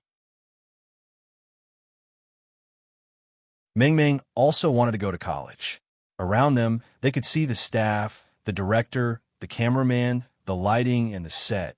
Everyone's attention was focused on Lu Chun. It's really interesting. So this is how music videos are filmed. It should be similar to filming movies and TV shows, right? A smile appeared on Meng Meng's face, and she clicked on the screen and typed out a bullet screen. Come on, big Lu Chun. And at this moment, in the live broadcast room, the bullet screen and GIFs were even denser than a storm. The anchor is so handsome, it's simply irresistible. This is the first time I've watched someone else shoot a music video in a live broadcast. It's really interesting. Lu Chun is the male lead, right? Who is the female lead? The female lead is little sister Xiaochu. She's now a member of the MSN group. The anchor wrote a song for her and shot a music video. The anchor big is so awesome. I must like it and throw 100 fish balls. So handsome, so handsome, so handsome, so handsome. The night before yesterday, Lu Chun issued an announcement in the live broadcast room, Post Bar and QQ group, saying that there would be a live broadcast this morning. Therefore, even on a Monday morning, the number of online viewers was still quite considerable, and it was still increasing, making people unable to help but sigh at the strength of the fans. As a member of the fans, Meng Meng squatted in the bathroom, holding the mobile phone with both hands, watching Lu Qian in the video, staring at Mu Xiaochu, watching him finish playing the song, watching him smile at the camera. She was a little silly. Until the bell for class suddenly rang. Oh no! Meng Meng quickly stood up, pressed the off button in a hurry, pushed the door open, and hurried out of the bathroom. On the way to the classroom, she clearly felt that her eyes were black and her head was dizzy. Recently, Meng Meng's health was not very good, and she was a little anemic. It was probably because of the numbness from squatting, and the blood circulation was not smooth enough. Meng Meng thought and hurried back to her seat before the teacher entered the door. Fortunately, she finally breathed a sigh of relief. Her desk mate asked curiously, "Meng Meng, where did you go? Why is your face so ugly?" "Ah!" She suddenly screamed, pointed at Meng Meng, and shouted, "You have a nosebleed!" Meng Meng instinctively reached out and touched it under her nose. Her fingers touched the sticky liquid, which was still warm. She was stunned, and then she felt dizzy and didn't know anything. When she was in a coma, Meng Meng heard her desk mate shouting her name loudly. She was very anxious. In the evening, Bain Auditorium. It had just gotten dark, and at least 60% of the seats in the auditorium, which could accommodate 1,000 people, were occupied. The audience was basically students of Bain, and there were also a few teachers. Many of them were notified to cooperate with Flying Stone Records to shoot the last scene of the MV. Many people came purely to watch the fun. Everyone was a little curious when they heard that Lu Chun, the champion of singing China and the founder of campus folk songs, was present. There were very few students in Bain who chased after stars, but there were still some. For the needs of the shooting, the stage of the auditorium has been refurbished, with a long banner of the graduation party hanging on the top and the background of the large LED screen changing blurred colors. Mu Xiaochu and two classmates' best friends were sitting in the audience, and a spotlight was falling on her. But people's real focus was on Lu Chun. Lu Chun changed into a simple t-shirt and jeans. He sat there with his guitar in his arms and was about to start performing. For Lu Chun, shooting MV was only a little more difficult than shooting a commercial. A lot of content was shot today. He and Mu Xiaochu met in the music classroom, met in the library, bumped into each other in a restaurant, and met each other in the garden. Although there was no holding hands, no kissing, and no intimate scenes, they only communicated with eyes and music. This didn't pose a problem to Lu Chen at all. The shooting process was very smooth, and there were very few NGs, so Big sped up the progress. After shooting the last scene, they could call it a day and go home. The existence of hundreds of extras on the stage only added a little more pressure to Lu Chun. He plucked the strings lightly and played the prelude skillfully. Most of the people present understood music, and many of them had heard this song before, so they recognized it immediately. Those flowers! Lu Chun first sang the song, Those Flowers, at the graduation party of Jianghai University. Later, he also sang it in the Singing China competition and won a very high score. But this work really became popular because the video of the graduation party singing it was spread on the internet. There were a lot of young people, especially students, high school students and college students, especially those who were about to graduate. They liked this song very, very much. Many people played and sang Those Flowers at their school's graduation party. It could always move those sentimental girls. Therefore, Those Flowers had the nickname Graduation Divine Song. Countless people have heard this song, and now, hundreds of Bain students were listening to the original version of Those Flowers. That laughter reminds me of my flowers, blooming quietly for me in every corner of my life. I thought I would stay by her side forever. Today we have left in the vast sea of people. Are they all old? Were they? Just like this, we run to the ends of the world. La, I miss her. La, is she still blooming? La, go. They've been blown away by the wind and scattered to the ends of the world. A touch of sadness, a touch of nostalgia, whispering and singing about the past. The auditorium became very quiet, with only Lu Chen's singing echoing. Those who were able to be admitted to Bain were all top students in their professions. They usually received music training from an early age and put in countless painstaking efforts, as well as talent and luck to be able to sit here. Therefore, they were proud. Although the teachers and students of Bain present did not despise Lu Chun, they always felt a little condescending sense of superiority or disapproval. However, now that they had seen Lu Chun play the guitar with their own eyes and heard him sing with their own ears, even the most picky person could not accept his talent and the power in his singing. Some stories haven't been told yet, so let's forget about it. Those feelings have been difficult to distinguish between true and false over the years. Now there are weeds and no flowers here. Fortunately, I once had your spring and autumn, winter and summer. La, I miss her. La, is she still blooming? La, go. They have been blown away by the wind and scattered to the ends of the world. Are they all old? Where are they? Just like this, we run to the ends of the world. In the audience, Mu Xiaochu sat motionless, and a camera was shooting at her. Her eyes were sparkling, and there was a smile on her face. She stared at Lu Chun like this, without the slightest shyness. This was different from the requirements of the MV script, but director Fong Hui did not call for a stop. She just let the cameraman keep shooting like this. She had shot so many MVs, but she had never forgotten her job duties like this. Immersed in the atmosphere of the scene. At the same time, thousands of miles away in Ningyuan City, in the ICU ward of the First People's Hospital, Meng Meng, who was hooked up to an intravenous drip, was lying on the hospital bed and sleeping soundly. Her mother was sitting by the bed, holding a test sheet in her hand, tears streaming down her face, but she tried hard not to cry.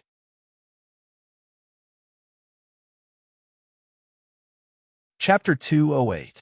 The music video of Not Yet Lovers was shot in the Northern Conservatory of Music for 2 days. Originally, they could have finished shooting the required content in 1 day, but Fong Hui felt very good, so she added more scenes. As a result, they shot a few more scenes. In the end, she still wanted to say more, regretting that the preparation this time was not enough. Lu Chen didn't care. Shooting music video was a very new experience for him. Even Mo Ran in the dream world had never shot a music video, let alone himself.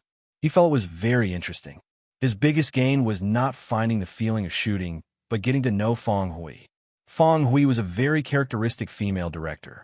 She was in her 40s this year. She looked ordinary and even a little ugly, but she had a very delicate heart and had a unique understanding of that kind of hazy youth love. There was not much plot content in the music video, and Fong Hui grasped it very well.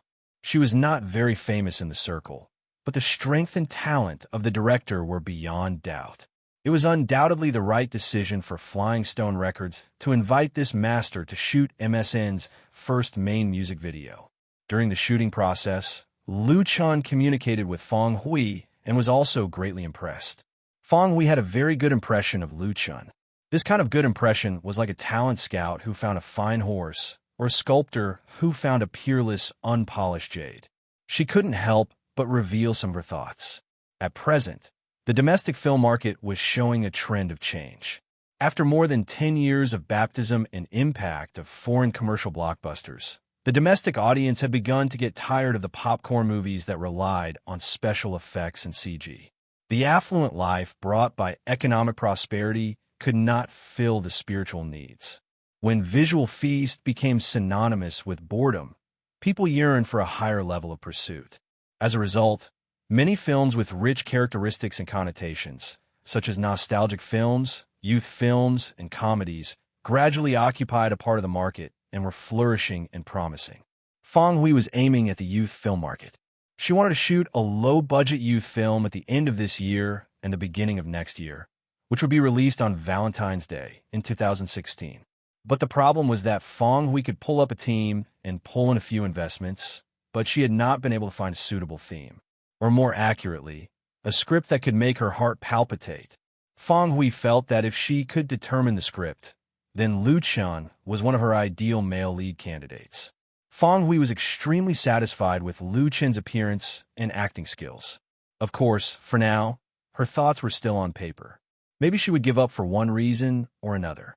Maybe she found a suitable script, but Lu Chun might not be the right protagonist. Fong Hui didn't promise anything to Lu Chun. The two sides happily exchanged contact information. Lu Chun kept this matter in mind. But for Lu Chun now, filming a movie was not important. What was important was that he was going home. The day after filming the MV for Not Yet Lovers, Lu Chun and Lu Shi returned to Binhai together. He had returned to his real home. Fong Yun, who was cutting vegetables in the kitchen, heard the sound of the key opening the door. She turned her head and saw Lu Chun and Lu Shi coming in. She couldn't help but exclaim in surprise, "Why are you back?" The kitchen knife almost cut her finger. Lu Chun, who was the first to enter the door, smiled and said, "Mom, my sister and I are here to give you a surprise." In fact, it was not just a surprise. There was a platter concert in Hangzhou on October 18th. He would sing 2 songs on stage as an invited singer, and the contract for the performance was signed last week. The so-called platter concert was a concert that many singers and artists were organized by performance companies or agencies to hold together, and the remuneration was calculated according to their position. Compared with the high-end solo singing, the risk of a platter concert was much lower, and it was more recognized by the audience. At present, this market cake was very big. Basically, most singers had participated in 1 or more platter concerts, and some artists even specialized in grabbing platters and made a lot of money. The performance contract that Lu Shi signed for Lu Chun was not high, only 150,000 yuan, but it was still in line with his current status in the circle, slightly lower. However, because the place of the performance was in Hangzhou, which could be regarded as half of Lu Chun's home ground, and the organizers included Zhidong's satellite TV, Lu Shi did not hesitate to make the decision. In fact, during this period of time, there are a lot of performance companies that approached Lu Chun's studio, and Lu Shi just did not accept them. Lu Chun's position was not that kind of second or third-rate singer. Since he was going to sing in Hangzhou, he must first go home to see. So, there was today's surprise. Big Brother. Lu Shui came out of the room and screamed and flew into Lu Chun's arms. Her relationship with Lu Chun was much better than before, because Lu Chun secretly gave Lu Shui a lot of pocket money. And with Lu Chun's growing fame, coupled with her beauty, she was almost a star in school, and even the teachers looked at her differently. Look, this is Lu Chun's sister. Who is Lu Chun? You don't know Lu Chun? He's the one who sang, "You Who Sat Next to Me, Those Flowers in the Night Sky." She's Lu Chun's sister. These discussions greatly satisfied the vanity of the little girl. Her recent life had been very comfortable, and there was a smile on her face every day. Although Lu Shui was not that kind of superficial girl, after experiencing the changes in her family, she understood that these beautiful things were not easy to come by. She hugged Lu Chun tightly like an octopus, as if she was hugging the whole world. Lu Shi, who was behind, couldn't help rolling her eyes. Lu Shui stuck out her tongue at her sister with a proud look on her face. Lu Chun hugged his sister. "Well, you've gained a lot of weight." "How can that be?" Hearing this, Lu Shui exploded like a kitten whose tail had been stepped on and quickly jumped down. "How can that be?" Lu Chun laughed. Lu Shui felt guilty. I've gained at most 1 kilogram, not a lot." She angrily reached out to Lu Chun. "Where's my gift?" While the brother and sister were playing here, Fong Yun hurriedly took off her apron and said, "I'm going to the supermarket to buy more food." "You two, really? Why didn't you call me first before coming back?" Lu Chun and Lu Shi looked at each other and smiled. Lucy originally wanted to make a phone call, but Lu Chun refused. Because Lu Chun wanted to give his mother a surprise, a big surprise. Lu Shi said, "Mom, I'll go with you." For Lu Chun, there was nothing happier than a family reunion and eating the food made by his mother. With the help of Lu Shi, Fong Yun made a table full of dishes. By the time they started to eat, it was already dark. Lu Shi opened a bottle of red wine bought from the supermarket and poured it for Fong Yun, Lu Chun, and herself. Even Lu Shui had half a glass. Fang Yun's eyes were red. Only when you've lost something will you know how precious it is. In the past, it was very common for the family to eat together all day. Now that Lu Chun and Lu Shi are working hard in Beijing, such days will not be much in the foreseeable future. The atmosphere in the small living room was a little depressed. Lu Shui was very smart. She quickly said to Lu Chun, "Brother, you have to give me a few more autographs. My classmates want them." Lu Chun said with a smile, "You've told me 10 times. This time, I brought a lot of CDs back.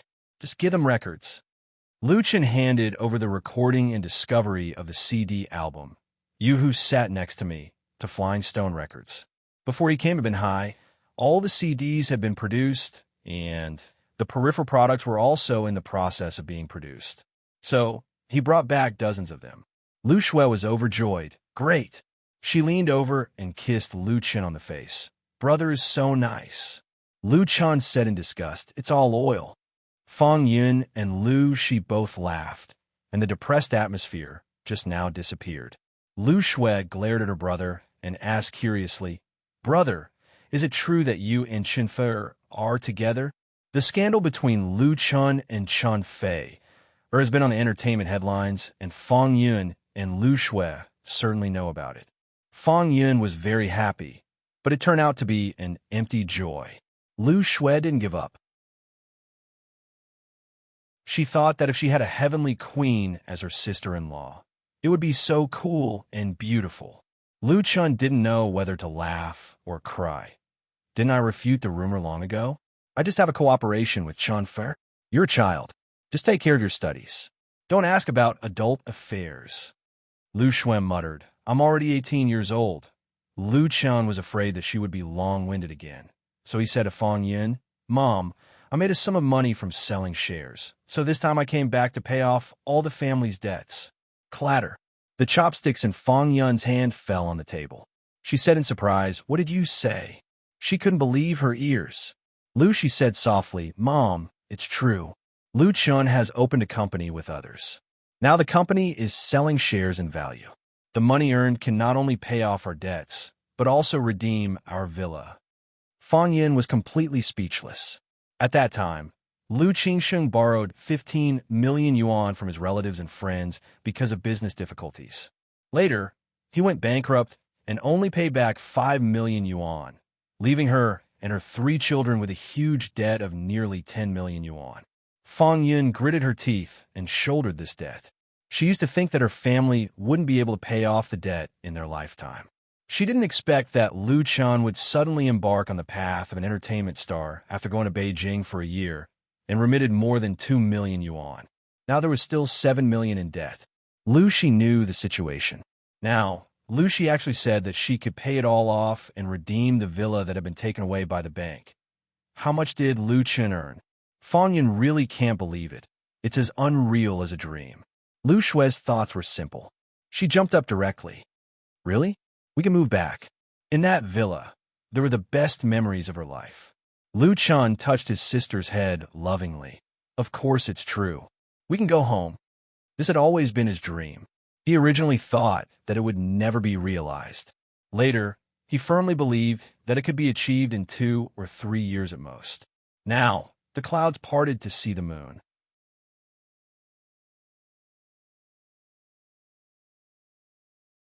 Chapter 209. Lu Chun sold a total of 41% of Mukin Crowdfunding's shares to Li Mushi, or the Li family. The total amount of the transaction was 25 million. Then, after deducting taxes, lawyers' fees, notarization fees, and other miscellaneous fees, he finally got 17.5 million. This money was more than enough to pay off the debt, but to redeem his family's original villa, it really wasn't enough. Although Binhai was a 4th-tier county-level city, because it was located in the economically developed coastal area of eastern Zhejiang, the housing price was quite high. The average price was 15,000 plus, and buying a decent big house often cost 2 or 3 million. And the villa that the Lu family had originally taken away by the bank, in the best Jingsheng district in Binhai City, the current market price was definitely more than 10 million, conservatively estimated to be about 12 million. So when he came back this time, Lu Chen asked Lu Shi to transfer another sum of money from the studio's account. He almost emptied the account, but this villa that originally belonged to the Lu family, he must take it back. In that big house, there were too many joys and sorrows that belonged to this family, as well as countless memories. Before, Lu Chen couldn't do anything about it, but now that he had earned the money, he wouldn't let himself regret it. Fortunately, this house has not been auctioned off by the bank so far. The reason was not that the bank didn't want to sell it, but that the previous few auctions were unsuccessful. A villa of 12 million was not something that anyone could afford to sell casually. With this money, one could buy a very good house in Beijing. It was true that Binhai was rich, but the really rich didn't have to worry about a place to live. The most important thing was that the Lu family's business had an accident, and Lu Qingsheng died of illness in the villa. For those who could afford it, it was undoubtedly a big taboo. As for the bank, the current real estate market was booming, and housing prices were rising. Naturally, they were unwilling to sell this rare property at a low price, so it was delayed. Otherwise, under normal circumstances, it should have been sold long ago, and it wouldn't have been Lu Chen's turn to redeem it. When Lu Chen checked the account with his mobile phone and showed the account balance to Fang Yun, she finally believed it. Fang Yun's heart was filled with emotions. She was pleasantly surprised and didn't know what to say. What made her happiest was not paying off the debt and redeeming the house, but that Lu Chen had truly grown up and could become the pillar that supported the Lu family. Fang Yun believed that Lu Qingsheng's spirit in heaven could rest in peace. The corners of her eyes overflowed with tears of joy, excitement, and sadness. Seeing this, Lu Chen raised his glass and said, "Come, let's have a toast and wish our family a brighter future." Lu Shui couldn't wait to raise her glass. Cheers! Fang Yun wiped her tears and raised her glass. Cheers! For crystal clear wine glasses gently collided with each other, and the dark red wine rippled with fragmented light. He believed that the future would be even better. Lu Chen and Lu Shi lived in Binhai for 4 days, mainly to accompany Fang Yun to pay off the debt and redeem a house. Paying off the debt was actually very simple. The small part had already been paid off, and the rest were all large ones.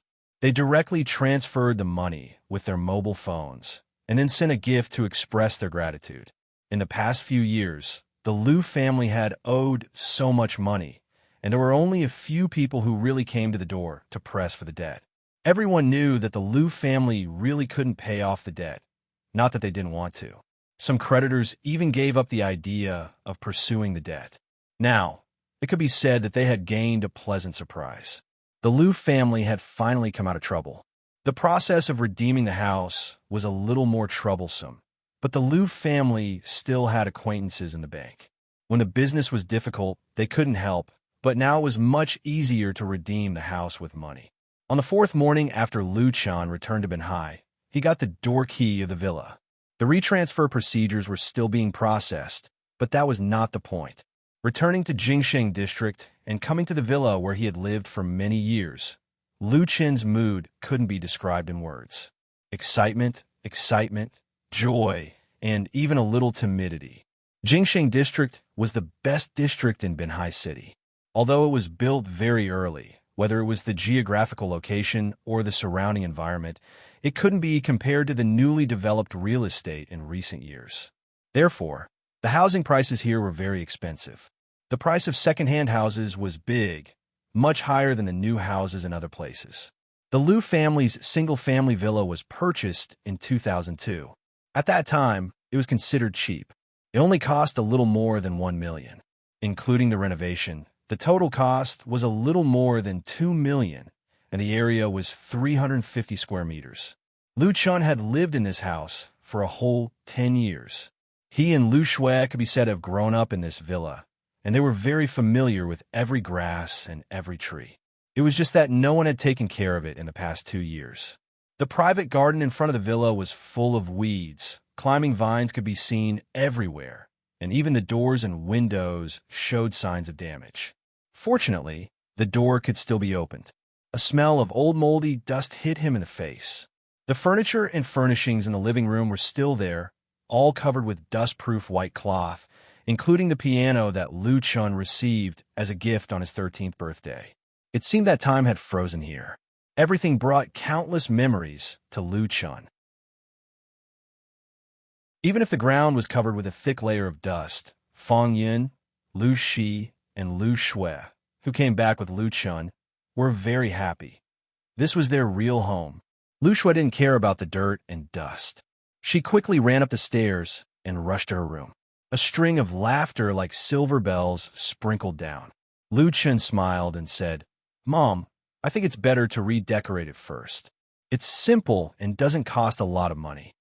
Fong Yun's idea was to find someone to clean it. After all, they had spent too much money recently, and it was better to save as much as possible. She shook her head and said, "Let's talk about it later." Lu Chun gave Lu Shi a look and let her sister persuade his mother.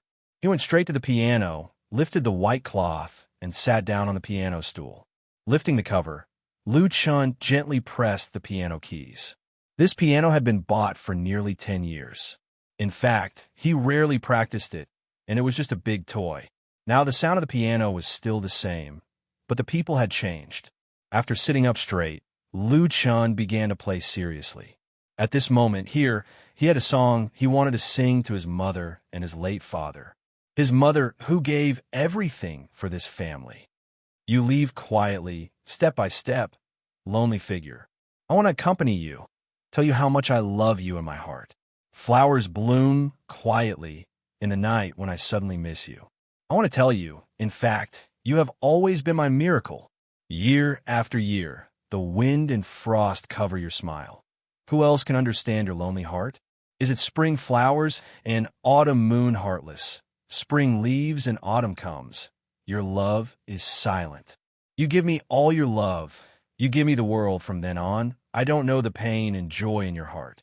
I want to be close to you, nestling in your warm and lonely arms. Tell you that I have always understood you. I want to tell you, your loneliness and my heartache are together." The name of this song was Understand You. In Lu Chun's dream world, it was an episode of a movie. It expressed the child's nostalgia and love for his parents. The wind and frost of the fleeting years mercilessly dyed the mother's black hair white. Year after year, spring leaves and autumn comes, winter comes, and summer comes. The children are fully fledged and have a sky of their own, but also exhausted most of the mother's life. The white hair and frost on the temples could not cover her smile. It was the mother's life that only knew, "Give me all your love, give me the world," without a trace of enjoyment. The mother was used to silent dedication, and she never thought about repaying. And when the children let go of their dreams, have they ever forgotten to walk into their mother's heart and understand the world of their mother's mind? When the family changed and his father died of illness, Lu Chun seemed to fall into the dust overnight. At that time, he had hatred and resentment. At that time, Lu Chun did not understand why Fong Yun wanted to bear all the huge debts by herself. In the traditional view, when a person dies, the debts disappear. After all, it was Lu Qingsheng who wrote the IOU. But now Lu Chun has fully understood that Fong Yun chose to face and bear all this because she did not want the Lu family to bear the stigma of ingratitude. She did not want her father to be cursed and hated after his death. She was telling herself that a person should know how to be grateful and stick to morality and conscience. Thinking back to those relatives and friends who received the debts, the joy and relief on their faces, he really understood. Fong Yun and Lu Shi stood side by side in the living room, quietly listening to Lu Chun play and sing this song. They had never heard it before, but they both understood the lyrics. Fong Yun smiled, but her tears couldn't stop flowing down, wetting her clothes little by little. She knew that Lu Chun sang this song for her. She felt that all the efforts of her life had been repaid at this moment. Clap, clap, clap. When Lu Chun finished playing the last note, applause suddenly came from the gate. No one knew when, but a lot of people gathered at the gate, and they were all the neighbors of the Lu family. They had lived in the house for about the same time as the Lu family, and they had known the Lu family for a long time. They had a good relationship with each other and knew the changes that the Liu family had gone through. Everyone thought that the Liu family would never come back, but they did not expect to see them again. Everyone was attracted by the sound of the piano and Liu Chen's singing. The villa, which had been quiet for several years, suddenly became lively. Fang Yun and Liu Shi greeted the neighbors with a smile, telling them that they had redeemed the house and would soon move back. Of course, the neighbors congratulated them warmly. It was really not easy for the Liu family to turn around, and Liu Chun, who had become a celebrity in Binhai, naturally received the most attention. There was even someone who wanted to be a matchmaker for him on the spot, selling him the daughters and nieces of the 7th aunt and the 8th aunt. In this regard, Liu Chun could only run away. The next day, October 18th, he and Liu Shi took the high-speed train to Hangzhou. They were going to perform that night. Note: understand you lyrics. Huang Xiaomao / composer. Shui Rui Guang.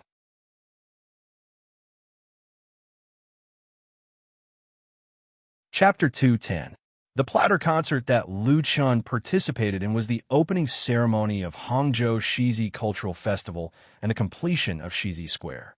Shizi Cultural Square was one of the key projects completed by the municipal government this year, and a large number of private capital cooperation construction was introduced. Therefore, the celebration was particularly grand. More than 20 star artists were invited to participate in this concert alone, which could be described as star-studded. Among them, the one with the highest status was Li Xing, a superstar who excelled in film, television, and music. This female star in her 30s had won many awards for Best Actress in Movies and had also released 2 solo albums. Her TV series were all guaranteed to have high ratings. In terms of status in the circle, Li Xing was even higher than Chen Fei'er and was definitely one of the top stars in China.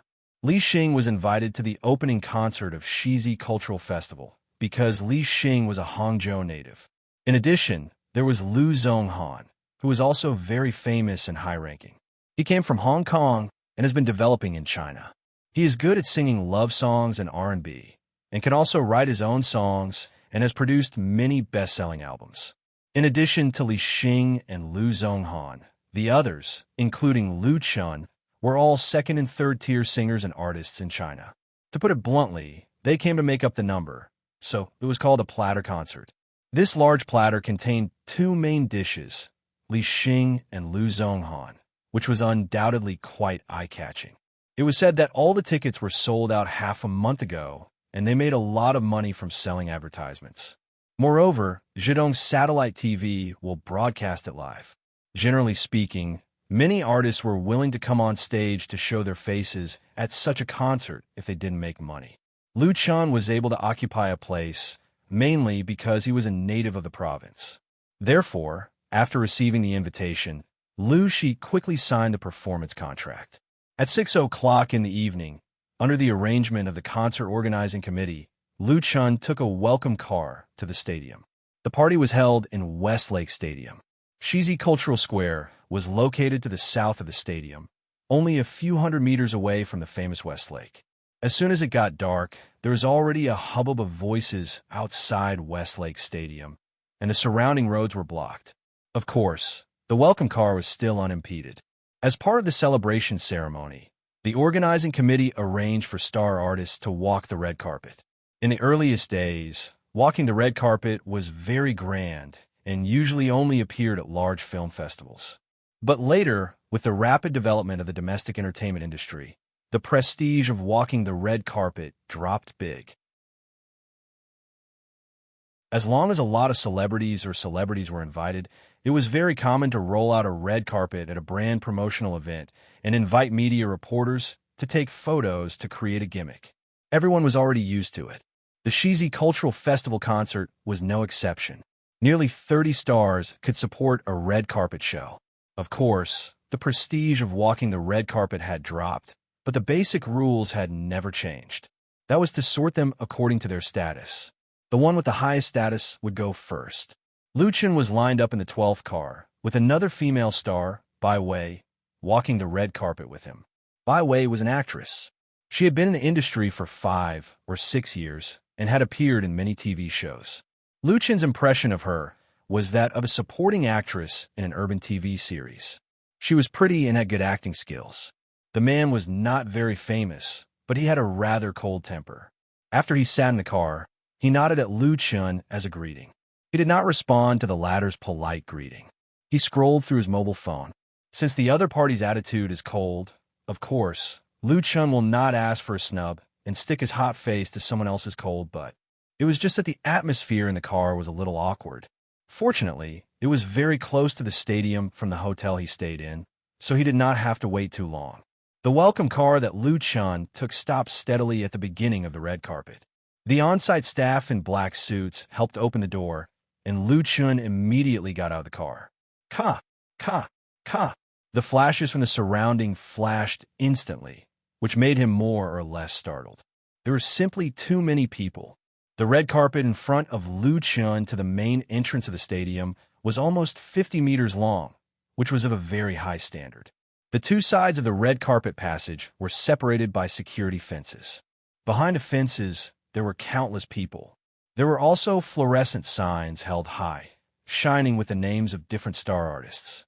Naturally, there were many reporters and photographers in the crowd. Long and short cameras were everywhere, and there were countless camera phones. Walking on the red carpet really made people's blood boil. It was as if all the glory was gathered in one person, and it was a great sense of accomplishment. Bai Wei's attitude in the car was cold, but when she started to walk on the red carpet, she seemed to be a completely different person. She smiled like a spring breeze, and from time to time, she stopped to make a pose, showing off her Hermes dress. That night, Lu Chun dressed very formally. An Armani suit set off his perfect figure, and with his confident and calm posture, he also attracted a lot of attention from the cameras. This suit was picked out for him by Lu Shi last night. His sister had good taste. Although they were walking the same red carpet, Lu Chun and Bai Wei actually walked their own paths. They minded their own business. There was at least a meter between the two of them, so safe that there would be no gossip. Lu Chun. Just as Lu Chun walked more than half the distance, he suddenly heard someone shouting his name. He couldn't help but turn his head and see several female fans trying to squeeze in front of the fence. Ignoring the scolding of the security guards, they shouted at him excitedly, "Lu Chun, I love you." Lu Chun was stunned at first, and then he was a little moved. These fans were very young, probably girls who were still in school. They were all squeezed in the crowd, and their hair and clothes were messy. They looked quite embarrassed, but they still tightly held the fluorescent signs with Lu Chun's name in their hands. They waved at him with all their might. Without hesitation, Lu Chun walked straight to them and said with a smile, "Hello." Several girls suddenly screamed in surprise, their faces flushed with excitement. One of the girls stammered, "Lu Chun, can I have your autograph?" Lu Chun said with a smile, "Of course, do you have a pen? Where do you want to sign?" The girls didn't expect that not only did they summon Lu Chun, but also Lu Chun's attitude was so kind. They were also prepared. Not only did they immediately take out their autograph pens, but they also lifted their t-shirts. Sign here, sign here." Lu Chun didn't know whether to laugh or cry, but he still satisfied their request and signed his name on the t-shirt. After signing, several girls became bolder and asked for a group photo. Mr. Lu Chun. Unfortunately, the security guards who maintained order at the scene had objections because many people were crowding over here. Lu Chun quickly made an apologetic gesture and then quickly returned to the red carpet. He could only let these girls down. On such an occasion, he could interact with the fans closely, but he must not stay too long. Otherwise, it would be easy to get into trouble. It was also because his status was not high enough that he could sign. If it were Li Xing, he would probably be killed. So sometimes it was not that the stars deliberately put on airs, but for safety reasons. After walking the red carpet smoothly, Lu Chun walked to the welcome desk and left his name on the autograph wall. Then there were reporters taking photos and a simple interview with Zhidong Satellite TV. The person in charge of interviewing the stars was a program host of Zhidong Satellite TV, named Tian Tian. The host graduated from Media University of China and joined the satellite TV for only a year. Because of her beautiful voice, she became a well-known female anchor. The music and food programs she hosted had quite high ratings, and she was very popular on the internet. She was known as the first beautiful host of Zhejiang's satellite TV. Tian Tian was very young. In terms of appearance and temperament alone, she was better than several second-tier and third-tier female stars on the scene. Especially when she smiled, two shallow dimples appeared on her cheeks. When it was Lu Chen's turn, she first shook hands with Lu Chen generously, and then asked, "Lu Chen, everyone knows that you are from Benhai, and you are still a university student in Hangzhou. How do you feel about going back to your hometown to sing on stage this time?" Lu Chen smiled and said, "I'm very happy to be able to sing for my fellow countrymen in Hangzhou. Tonight, I will try my best to sing to my best level and promise not to let everyone down." Walking the red carpet and taking photos and interviews were all arranged by the organizing committee, including the questions raised by the female host. Lu Chen could just read the answers he had prepared in advance. Tian Tian said with a smile, "Then I wish you a success in singing tonight, and I hope to hear your singing here in the future." Lu Chen nodded, "Thank you." After the interview, the big photo of the stars was also completed, and the staff on the scene began to guide everyone to the staff passage. The staff passage led to the backstage dressing room in the stadium, and the time for the official performance was coming. The host, Tian Tian, followed the staff in front, followed by the cameraman, and then Lu Chen and two other artists who walked down the stairs together. At this time, in the crowd of onlookers more than 10 meters away, a man suddenly jumped over the security fence and jumped into the forbidden zone while the security guard was not on guard. The man was wearing a dark brown windbreaker and a mask on his face. He was originally holding a fluorescent card in his hand, but when he jumped over the fence, he directly threw it away and rushed straight over. While running, the man took out a glass bottle from his pocket and skillfully unscrewed the cap. His eyes were fixed on Tian Tian, and there was a crazy flame in his eyes. Because it happened so fast, it was not until the man in the windbreaker rushed to within 4 or 5 meters of Tian Tian that the star artist who had just walked down the welcome stage reacted. Exclamations and screams rang out at the same time. The staff member who was walking at the front was scared out of his wits. He instinctively stepped back. He just hit the cameraman. The scene was in chaos.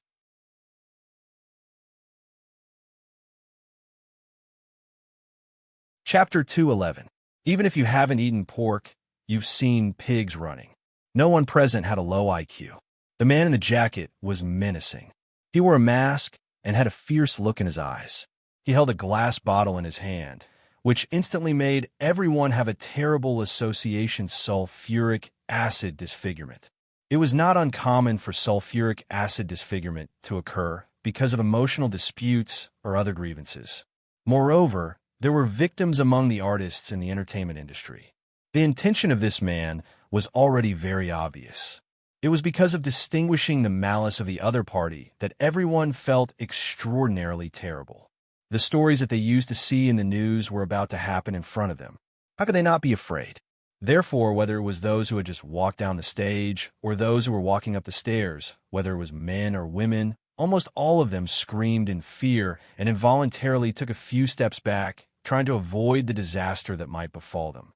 Even if they were not the target, being accidentally injured would be a great disaster and even lead to the destruction of their future. It was human nature to seek advantages and avoid disadvantages. The people on and off the stage were in chaos in an instant. Tian Tian, who was stared at by the man in the jacket, had a blank mind. Intuition told her that the other party was coming for her, and what he held in his hand was sulfuric acid that could cause disfigurement. She should run away immediately. However, Tian Tian was so shocked and scared that she couldn't move. She could only watch as the other person waved his arm and splashed the liquid in the glass bottle at her. "It's over." Tian Tian closed her eyes helplessly. But the terrible disaster did not fall on her. At this critical moment, a black suit jacket flew through the air and blocked in front of Tian Tian, catching the liquid spilled out of the glass bottle. It was Lu Chen who saved Tian Tian. The only one who could remain calm at the scene here was Lu Chen. Just now, when the man in the jacket jumped over the railing and rushed over, he felt that something was wrong. When others retreated to dodge, Lu Chun suddenly stretched out his arms, arched his back, and clenched his fists. The Armani suit worth more than 10,000 yuan was instantly shaken off his body. This move was called Overlord's Armor Removal. It was used to escape when the clothes on the body were caught by the opponent. The reason Lu Chun threw off his clothes was because he saw his opponent trying to injure Tian Tian. He definitely couldn't use his own body to block it. Lu Chun's reaction was extremely fast.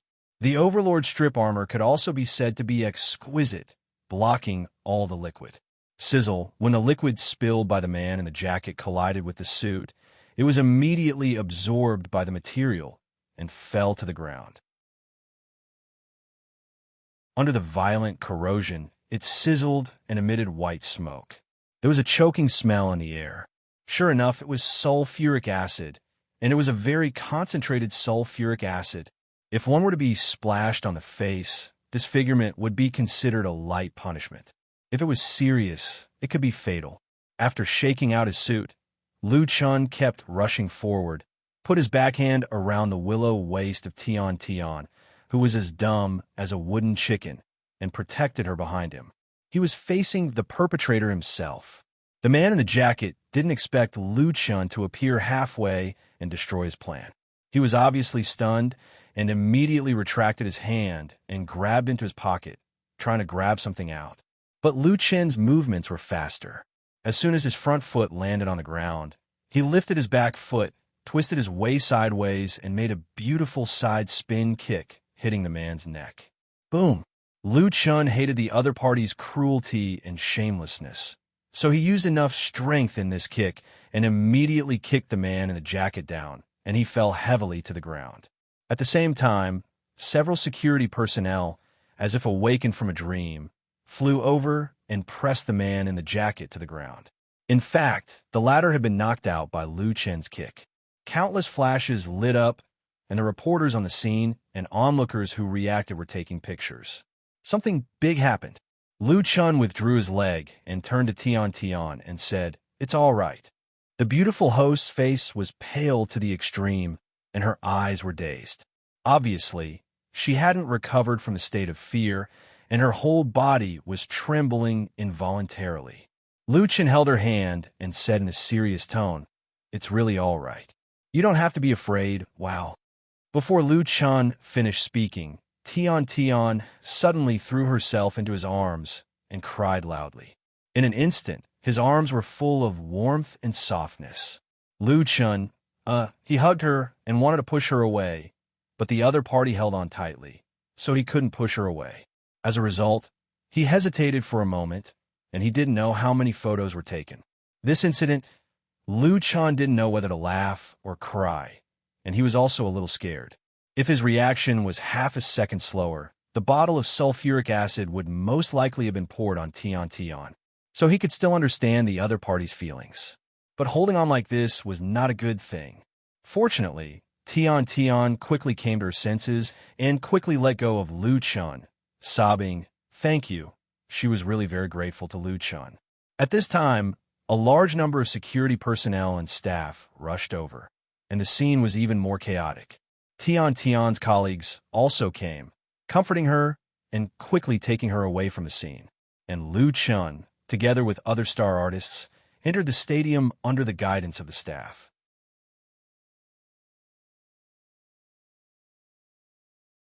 So I discussed it with Brother Zhonghan and suggested that everyone keep calm and finish the performance well. Otherwise, we will be sorry to the audience. Lu Chun said, "I absolutely support it." With the two big names, Li Xing and Lu Zhonghan, coming forward to preside over the overall situation, and the high-level organizers also rushed over, the people in the backstage dressing room quickly stabilized. Not long after, people from the Hangzhou municipal government, Zhidong Satellite TV, and the Hangzhou police arrived. As the person involved, Lu Chun also made a statement to the police. The party was delayed for half an hour, but all the programs were performed on stage.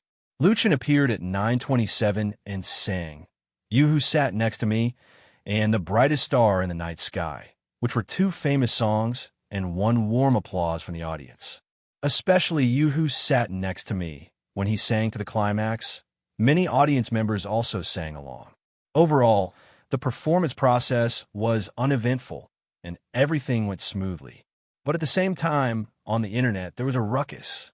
Because there were too many onlookers at the scene, the whole process of the assault of the man in the jacket and Lu Chen's interception was completely filmed, and there was more than one section. A large number of videos and photos quickly appeared on blogs, forums, post bars, and QQ groups, and then spread like a virus, causing countless netizens to discuss it, and various conspiracy theories emerged one after another. Some people speculated that Tian Tian had offended someone and was being retaliated against. Some people vowed that the murderer was her ex-boyfriend and that the acid was thrown because of emotional disputes, but others said that Tian Tian had no boyfriend at all.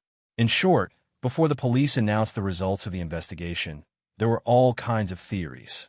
This matter quickly became a hot topic on blogs, and many people in the entertainment industry came forward to condemn the assailant. They believed that tomorrow's entertainment headlines would not be able to escape, and Lu Chen, who tried to save her, was suddenly pushed to the forefront of the struggle.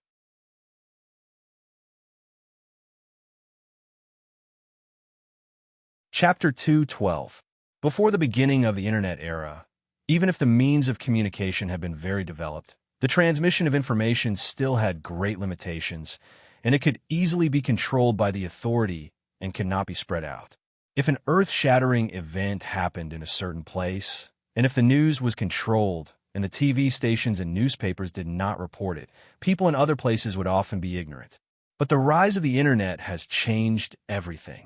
Even if the media control still exists, in today's era, a rooster laying an egg in a remote mountain village thousands of miles away is very likely to appear in blogs and forums on the same day and be known by people all over the world.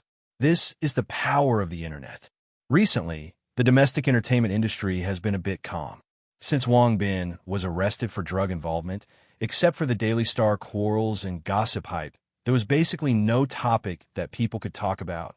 However, on the evening of October 18th, in front of the Westlake Stadium in Hangzhou, Lu Chen's sidespin kick directly kicked out a big news, which shocked the news and public opinion circle that had been silent for a long time. The most intense reaction was undoubtedly the Waves blog, which has hundreds of millions of users. Only 10 minutes after the assailant was subdued, the first live video was posted on the blog. Then more and more photos and new videos swarmed in, accompanied by all kinds of exaggerated and frightening titles, as if a ladle of cold water had been poured on boiling oil, and it suddenly exploded.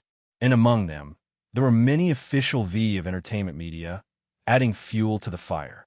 Without any prearranged hype, this matter was hyped up by countless people, attracting a large number of star artists in the entertainment industry to comment and forward. Under normal circumstances, these artists would not be free promoters of others, but this incident was too bad, and the culprit was targeting people in the industry. Everyone could not help but feel a common hatred for the enemy, and were willing to voice their opinions. While condemning the assailant, many artists were also questioning the security measures at the scene. No one wanted the same thing to happen to them. Tian Tian was lucky that someone happened to help her. What if Lu Chen was not present at the time, or was further away? The consequences were unimaginable. With these star artists with a large number of fans joining the topic, the keywords were quickly pushed to the homepage. The beautiful host of Zhidong Satellite TV was almost disfigured by sulfuric acid. Was it a personal grudge or an emotional dispute?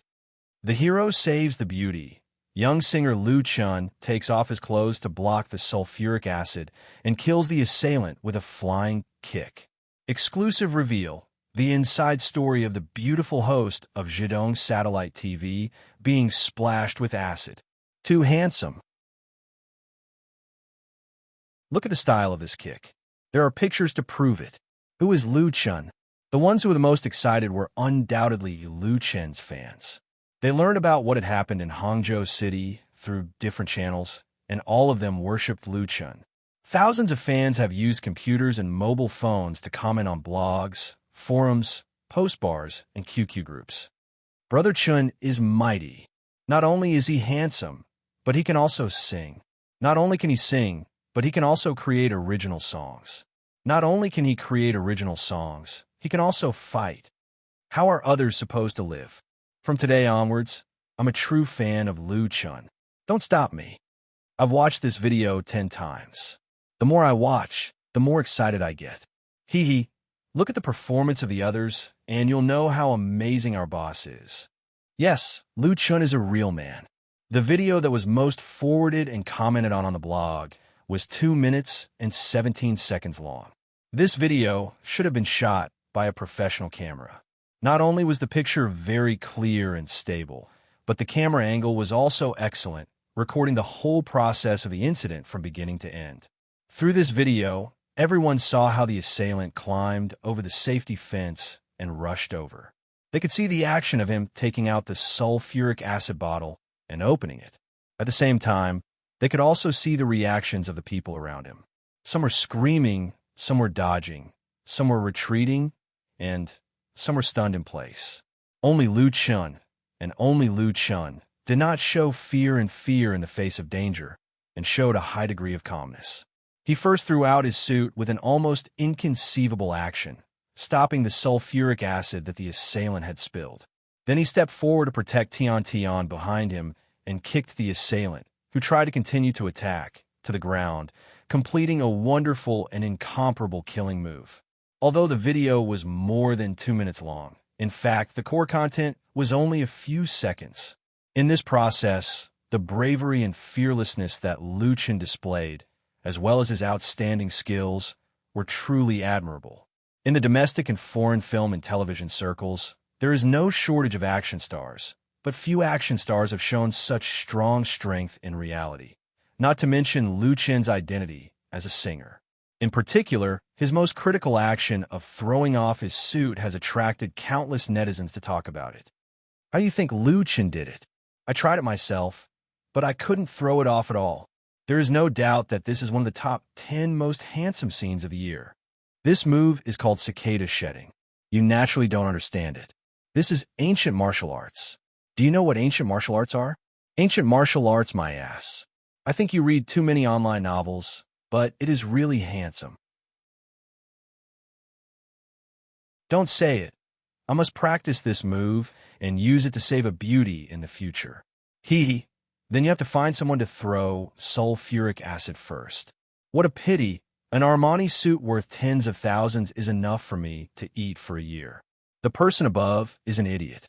Everyone, ignore him. With the increase in the number of comments, Lu Chun's fans in Wei's blog showed an explosive growth. There were also those who benefited from it, such as Senki Clothing.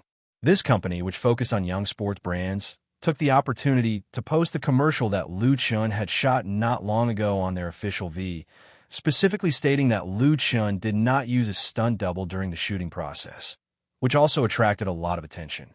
When Lu Chun finished the performance and returned to the hotel where he stayed, Lu Shi's mobile phone was exploding with calls.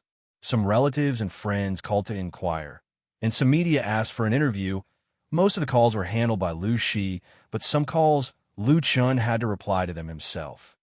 Big hero, you are so powerful. Sitting on the soft big bed in the hotel room, listening to the beautiful voice coming from the phone, Lu Chun felt a little itchy in his heart, as if something was going to drill out of his ears. He said with a wry smile, "Sister Fei." This call was from Chun Fei. She was now in Beijing, but she had already heard the news. Chun Fei smiled softly and said, "I mean it. Everyone says that you are very brave. If it weren't for you, then Tian would really be destroyed." At the last sentence, her voice became a little heavy. Crazy fans are the most terrible. As a heavenly queen who has been in the industry for more than 10 years, Chun Fei has countless fans, and naturally, there is no lack of unusual existences. All-star idols have been harassed by fans more or less, and there have been some outrageous things that have happened. It's just that a situation like tonight is very rare. Lu Chun was sensitive. "Are you sure that person is a fan?" Chun Fei said, "The murderer has confessed. He is a fan of Tian. He wrote many letters to Tian, but he didn't get any response. Some time ago, he was detained for breaking into the TV station to woo her, so he holds a grudge. So that's how it is. Lu Chun suddenly understood. He didn't doubt the source of Chun Fei-er's information. The latter's status and connections in the circle were not something he could compare with. Chun Fei-er continued. Tian Tian is really scared this time. Maybe she will retreat behind the scenes. Lu Chun was stunned. You and her? Chun Fei-er explained. Yes, I have known Tian Tian for a long time. She is my little sister. The entertainment circle can be said to be big, but it can also be said to be small. Two people who originally seemed to be in different worlds may have some kind of connection, which is complicated and extensive. Chun Fei said with a smile. I guess Tian Tian will come to thank you in person. She is so beautiful and a top student, and she has never had a boyfriend. You saved her, so you have a chance to pursue her. Do you want me to help you? Although it was a joking tone, it was a bit serious. Lu Chun blurted out. I already have someone I like. Chun Fei was surprised. Who is it? Lu Chun regretted saying it out loud. He didn't answer and just stayed silent. But silence was the answer. Some words actually didn't need to be said. After a while, Chun Fei should have understood something. The Heavenly Queen said in a panic, I have something to do. I'll hang up first. Talk to you later. Without waiting for Lu Chun to answer, she hurriedly hung up the call. Lu Chun held the phone with a busy tone and smiled bitterly. The relationship between him and Chun Fei was a bit complicated. They met because of a reality show and became friends because of music. Lu Chun knew that Chun Fei had a good impression of him. This good impression may have the friendship of a sister to a younger brother, but there was also a different meaning, just like the title song, Not Yet Lovers he wrote for Immerse. Lu Chun also knew that he also had a good impression of Chun Fei. He wouldn't deceive himself. But was it really possible between the two of them? Lu Chun was a little at a loss. He suddenly felt something strange and couldn't help but raise his head. He saw Lu Shi standing at the door of the room looking at him. There was a sneer on her face, as if to say, I caught you. Lu Chun broke into a cold sweat. Sister, he lived in a luxury business suite with 2 bedrooms, so he lived with his sister. Obviously, the conversation between him and Chun Fei just now was heard by Lu Shi. Lu Shi didn't tease Lu Chun and said, There is something you must pay attention to. It's very important. Her expression was very serious. Lu Chun couldn't help but get serious. He straightened up and asked, What's the matter? This matter is related to one of your fans.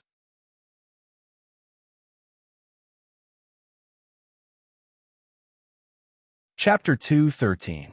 Without any accident, the entertainment headlines of the major media the next day were occupied by the sulfuric acid incident. The beautiful host of Zhejiang satellite TV, the crazy fans, and a brave good Samaritan with extraordinary skills, all of them attracted everyone's attention. Overnight, the blog fans of Lu Chun, as the person involved, soared to more than 9 million. At the same time, the Hangzhou police also timely announced the results of the investigation of the case, basically confirming that this was an attempted malicious injury caused by personal reasons, and the perpetrator will be severely punished by the law. Hangzhou's local city express also further revealed in its news headlines that the perpetrator was unemployed. Last night's action was carefully planned by him, and he had also stepped on the spot in advance and was very well prepared. The perpetrator's mentality had been distorted. He not only wanted to destroy Tian Tian, but also wanted to make big news. Tian Tian was one of the hosts of the party. It could be imagined how big a sensation it would cause if she had an accident in front of everyone. In addition to the concentrated sulfuric acid purchased from a special channel, the perpetrator also carried a controlled knife, but was stopped by Lu Chun in time and did not cause a tragedy. While strongly condemning the perpetrator, the City Express also praised Lu Chun's bravery, calling him the pride of the men of Zhejiang, and did not hesitate to praise him. This made Lu Chun, who saw the newspaper when he got up to eat breakfast in the morning, feel very ashamed. The trouble was that a lot of media reporters came to the hotel where Lu Chun stayed, all of whom wanted to interview him. They were temporarily blocked in the hall by the hotel security. Lu Shi said with a smile, Are you considered to have become famous with a kick? Lu Chun was speechless. At this time, The door of the living room was knocked lightly. Huh? She was a little surprised, because she had already told the hotel that she didn't want to be disturbed, especially by reporters. She went over and opened the door. She saw a group of people standing at the door, and Tian was among them. The well-known female anchor of Zhejiang satellite TV had a haggard face. Her eyes were swollen like walnuts, and the dark circles under her eyes looked like smoky makeup, but it couldn't hide her natural beauty, giving people a feeling of pitifulness. There were men and women who came with her, old and middle-aged, and a policewoman in uniform. The ingredients seemed to be very complicated. Seeing she opening the door, Tian was stunned and asked cautiously, "Excuse me, is Mr. Lu Chun here?" She smiled and said, "Yes, please come in." She understood Tian's feelings very well. Any girl who encountered such a thing might not be able to perform better. This female streamer probably didn't even sleep last night. "Thank you." Tian thanked him politely and asked as she walked into the room, "May I ask who you are?" She explained, "I'm Lu Chen's agent, Lu Shi, and also his sister." Tian quickly said, "Hello, Sister Lu Shi." She smiled and said, "Hello, you're welcome. I'm Lu Chen." Lu Chen walked out of the bedroom and was surprised to see so many people in the living room. Tian stepped forward and bowed to him and said, "Mr. Lu Chen, I'm here to thank you." The female streamer handed over the paper bag in her hand at the same time. "This is the clothes for you as compensation." On the black bag, the Armani logo was very conspicuous. Lu Chen took it and said, "Call me Lu Chen." "Thank you. In fact, you don't have to take yesterday's matter to heart. You're a sister phase friend, so you're my friend. There's no need to be so polite between friends." A faint smile appeared on Tian's pale face. "This is what I should do." She said, "Let me introduce you." In addition to her assistant, Tian came to see Lu Chen together with Director Chen of Zhejiang Satellite TV, two people in charge of the concert organizing committee and representatives of the Hangzhou police. They came with Tian in the morning. In addition to expressing their gratitude to Lu Chen, they also hoped that Lu Chen would not hype up this matter and minimize the negative impact. In addition to such things, Hangzhou has lost face in all aspects. At least there is a big problem with the security organization. Of course, Lu Chen agreed. First of all, he is from Zhejiang, and he must give face to his hometown. Secondly, he doesn't need to use this matter to hype up. There is no need at all. The communication between the two sides was very pleasant.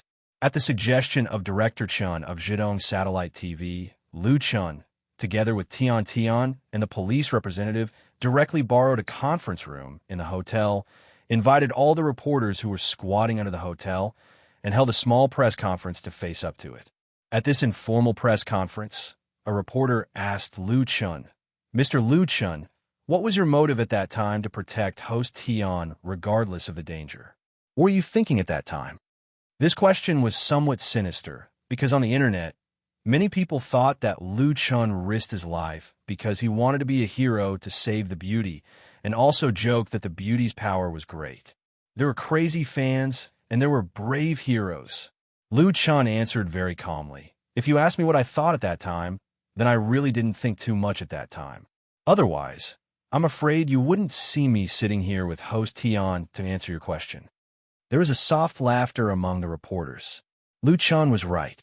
At that time, things happened too suddenly. Even if he hesitated for half a second, the result would be different. Only an instinctive reaction could be so fast. It was really nonsense to say that Lu Chen wanted to be a hero to save the beauty. He had no time to think about it at all. Lu Chen added, "At that time, whether it was host Tian or anyone else, I would have stopped the assailant." The reporter from the Morning Post was unwilling to give up and asked, "Then what prompted you to do this?" Lu Chen smiled faintly and said, "It should be responsibility.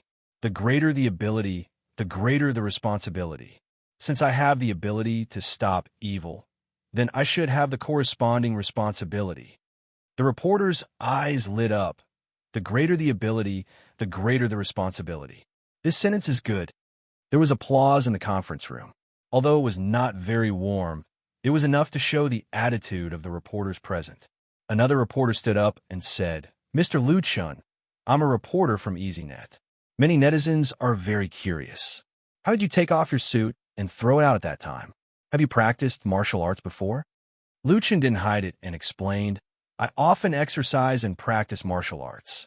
The move I use to throw my clothes is called armor removal by the Overlord."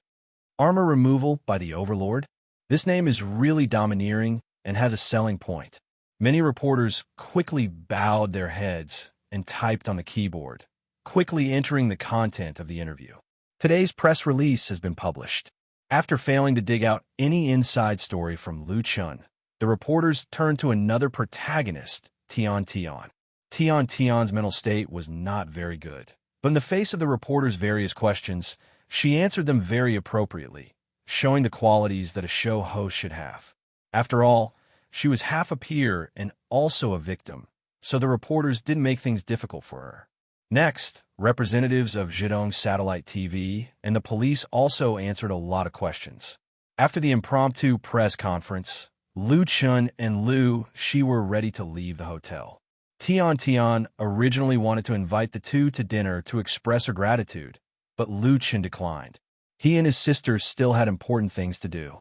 He exchanged contact information with Tian Tian. After the end of his trip in Hangzhou, Lu Chun did not return to the capital immediately, but took the high-speed train to Ningguan. Ningguan was a prefecture-level city under Jiangsu province, only more than 200 kilometers away from Hangzhou. Therefore, it only took 40 minutes to get there by rail. After leaving the railway station, Lu Chun and Lu Shi stopped a taxi and went to the First People's Hospital in Ningguan. The two went to visit a fan of Lu Chun, whose name was Meng Meng. For thousands of Lu Chun's fans, perhaps not many people know the name Meng Meng, but her online name, Meng Meng, was a well-known ID in the fan group. Meng Meng often wrote some fresh articles and song reviews in blogs and forums. In addition, she was a girl, so she was pursued by many otaku fans. Lu Chun also read one of her song reviews and felt it was very interesting at that time. What Lu Chun didn't expect was that this girl who liked to dream actually got acute leukemia. Last night, when Lu Shi was looking through the mail, she found a letter from Meng Meng's classmate. In this letter, the classmate revealed Meng Meng's situation, saying that Meng Meng's situation was very bad and needed a lot of money to treat her. She was from a single-parent family, and the economic conditions of her family were completely insufficient to support the expensive medical expenses. Meng Meng's classmates and the school donated money to her, but it was still a long way from the full cost of the bone marrow transplant. The classmate was also helpless, so she sent a letter to Lu Chun for help.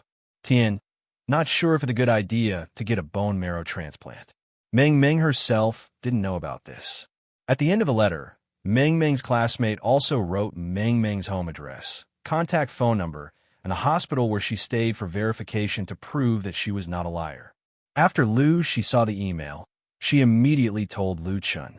So Lu Chun decided to change his itinerary and come to Ningguan to visit this seriously ill fan. He was willing to provide help as much as he could. It was really unexpected to encounter such a thing. Lu Chun knew very well that relying on his own strength alone, he couldn't help all the people who needed help.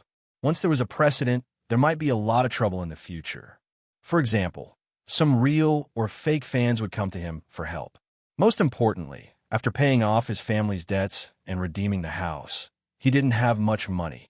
But these were not the reasons why Lu Chun chose to avoid it. He couldn't watch one of his fans, a young girl, wither because of illness, just like he couldn't let Tian Tian be innocently hurt in front of him. A solution could always be found. As a man, there were things he shouldn't do and things he must do.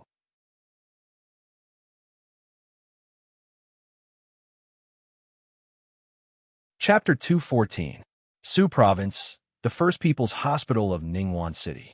In Ward 1207 of the Department of Hematology and Oncology, several girls were talking to Meng Meng around the bed. Meng Meng, who was wearing a hospital gown, looked a little pale, but she was in good spirits. She was talking and laughing with 3 classmates and friends. There was no sign of serious illness at all. It was just that the medical record hanging on the bed frame was clearly marked with the bold black font L, acute leukemia, the English abbreviation for acute leukemia. The malignant cloning disease of hematopoietic stem cells used to be a terminal disease. Now that technology has advanced, there have been a variety of treatments for acute leukemia. The best effect is bone marrow transplantation with a high cure rate. But the cost of treatment is also astonishingly high. Meng Meng's mother, Zhang Fong, was sitting in a chair not far from the bed. Although she had a smile on her face, there was sadness in her eyes that couldn't be concealed. She was completely forcing herself to smile. What worried Zhang Fong was the cost of Meng Meng's treatment. Even if she went bankrupt, plus the donations from Meng Meng's school and classmates, it would be a drop in the bucket compared to the huge treatment cost. Just in order not to make her daughter sad, she never dared to show her inner emotions. Knock, knock. The door of the ward was suddenly knocked lightly, and someone pushed the door and came in. It was a man and a woman. The man was tall and wore a mask, revealing only a pair of eyes. The woman asked softly, "May I ask if Sister Meng Meng lives here?" The man was also carrying a fruit basket in his hand. "Are you looking for Meng Meng?" Zhang Fong was stunned, quickly stood up and said, "Yes, may I ask who you are?" The other party was very strange. In Zhang Fong's memory, there was no such person. Could it be a friend of Xiao Meng? However, Meng Meng and several girls also looked at the person with curious eyes. They didn't know him either. The woman said, "Hello, Auntie, we are here to visit Sister Meng Meng." The man walked to the front of Meng Meng's bed. He put down the fruit basket first, and then reached out to take off his mask. "Hello, Meng Meng." Seeing the man's true face, Meng Meng suddenly opened her eyes, and her round face was full of disbelief. She covered her mouth with her hand, completely dumbfounded. The three girls sitting by the bed were also dumbfounded. One of the girls in a green dress shouted excitedly, Lu Chun." "It's me." Lu Chun smiled and said, "It's me." "Hello." It was Lu Chun and Lu Shi who came to visit Meng Meng. They took the high-speed rail from Hangzhou to Ningguan and rushed directly to the First People's Hospital without eating. Meng Meng blinked her eyes, and big tears suddenly fell down. She was not sad, but too happy and surprised. Lu Chen sat down on the edge of the bed and said, "I received an email last night and knew that you were sick. I happened to be performing in Hangzhou, so I came to see you. Are you feeling better now?" Meng Meng nodded hard and suddenly opened her arms to hug Lu Chen tightly. "Brother Lu Chen." Lu Chen let her hold him, reached out, and patted her on the back twice to express comfort. Zhang Fong finally understood that the person visiting her daughter was her idol. Lu Chen. Zhang Fong was very familiar with this name. Her daughter often mentioned it. She was even chatting with her classmate just now. This was a big star. Zhang Fong couldn't help but panic. She quickly pulled over a chair and said, "Sit down, sit down." Lu Shi pulled her and said, "Auntie, don't bother. I have something to talk to you about. Is it convenient for you?" Zhang Fong nodded again and again. "It's convenient." Meng Meng held Lu Chan for more than half a minute before she let go with a red face. She asked, "Brother Lu Chan, who sent you the email?" This was what Meng Meng was most curious about. Lu Chan thought for a moment and said, "She said she was your classmate. Her ID is Rain Elf." Meng Meng and the other two girls turned their heads to look at the girl in the green dress. The latter lowered her head and raised her hand. She said timidly, "I admit that I wrote the email to Brother Lu Chan." She raised her head again and looked at Lu Chan with bright eyes.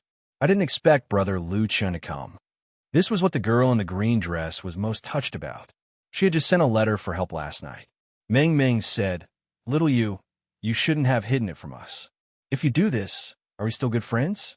The girl in the green dress said with a bitter face, "Little Meng, I know I was wrong." Lu Chen couldn't help laughing. These girls, who were 18 or 19 years old, were at the best age of their lives. He was more and more determined to help Meng Meng. A girl said excitedly, "I think little you has done a great thing. Otherwise, how can we see Brother Lu Chen in person? Hurry up, let's take a photo together." Meng Meng said with a smile, "Then you take a photo for me and Brother Lu Chen first."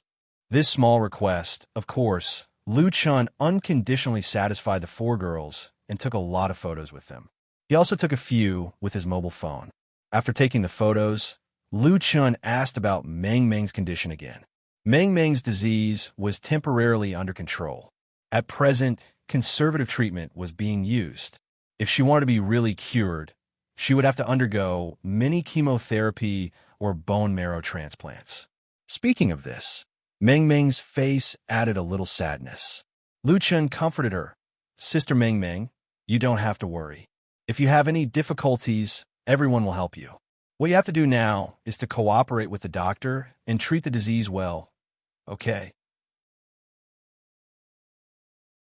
Meng Meng nodded. Okay, brother Lu Chun, I'm really happy that you can come see me. Lu Chun smiled. At this time, the door of the ward was pushed open again, and a white-haired old lady came in holding a child of about 3 or 4 years old. The former was still holding an intravenous drip in her hand. The needle was stuck in the wrist of the little patient.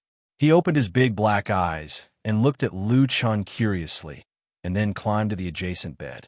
Lu Chun saw that the old lady had some difficulty hanging the drip, so he quickly got up and helped her hang on the hook beside the bed. The old lady was grateful. Thank you. The little fellow asked, Sister Meng Meng, who is he? The little fellow had big eyes and a big head, but all his hair was shaved and his skin was bare. He looked like a clever little monk. Meng Meng said with a smile, This is my idol, brother Lu Chun. The little fellow asked, What's an idol? Meng Meng replied seriously, It's the person I admire the most, the person I like the most. The little fellow seemed to understand. Lu Chun thought he was very cute. He couldn't help but reach out and touch his head. How old are you? The little fellow replied cleverly, Chung Chung is 4 years old.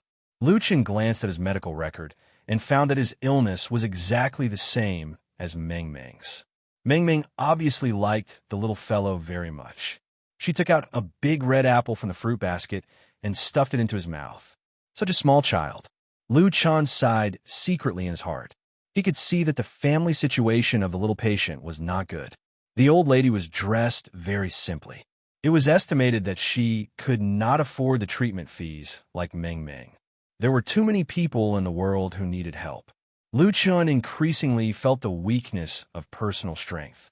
He had experienced the upheaval of his family, had experienced despair, and had worked hard to make a living, so he could understand the pain and bitterness of ordinary people when they faced difficulties.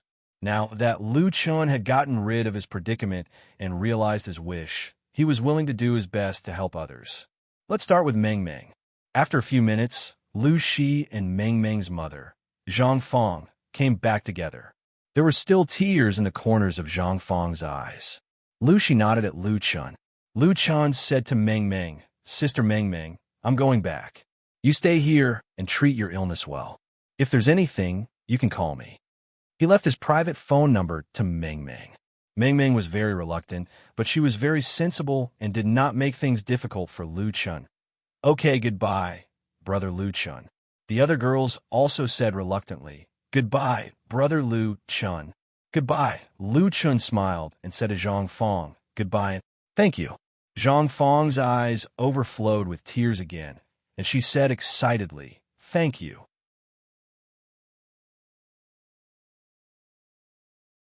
Just now, Lu Shi privately learned about Meng Meng's treatment from her, and then gave her 10,000 yuan.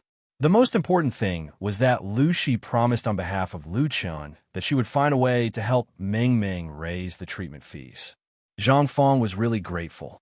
The relationship between Lu Chun and Meng Meng was originally just an ordinary relationship between a star and a fan. Lu Chun did not have any obligation to help Meng Meng, nor did he need to make such a promise. But not only did he come, he also sent money and hope. What Zhang Fong needed most right now was such hope. After visiting Meng Meng, Lu Chun and Lu Shi did not immediately leave the First People's Hospital. Instead, they found the attending doctor through the nurse on duty and asked about the treatment fee. The hospital told the two that in Meng Meng's case, a bone marrow transplant was necessary and the total treatment fee was about 1 million yuan.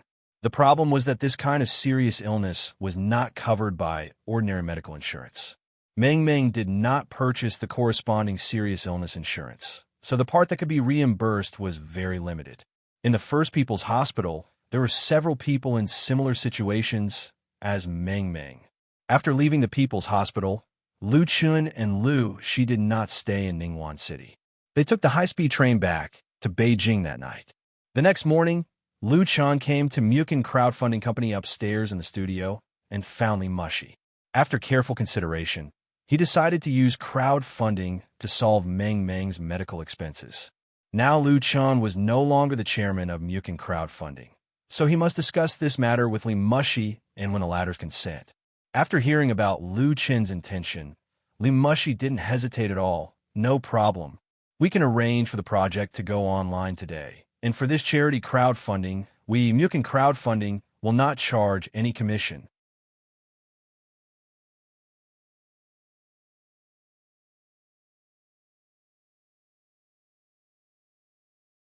Chapter 215.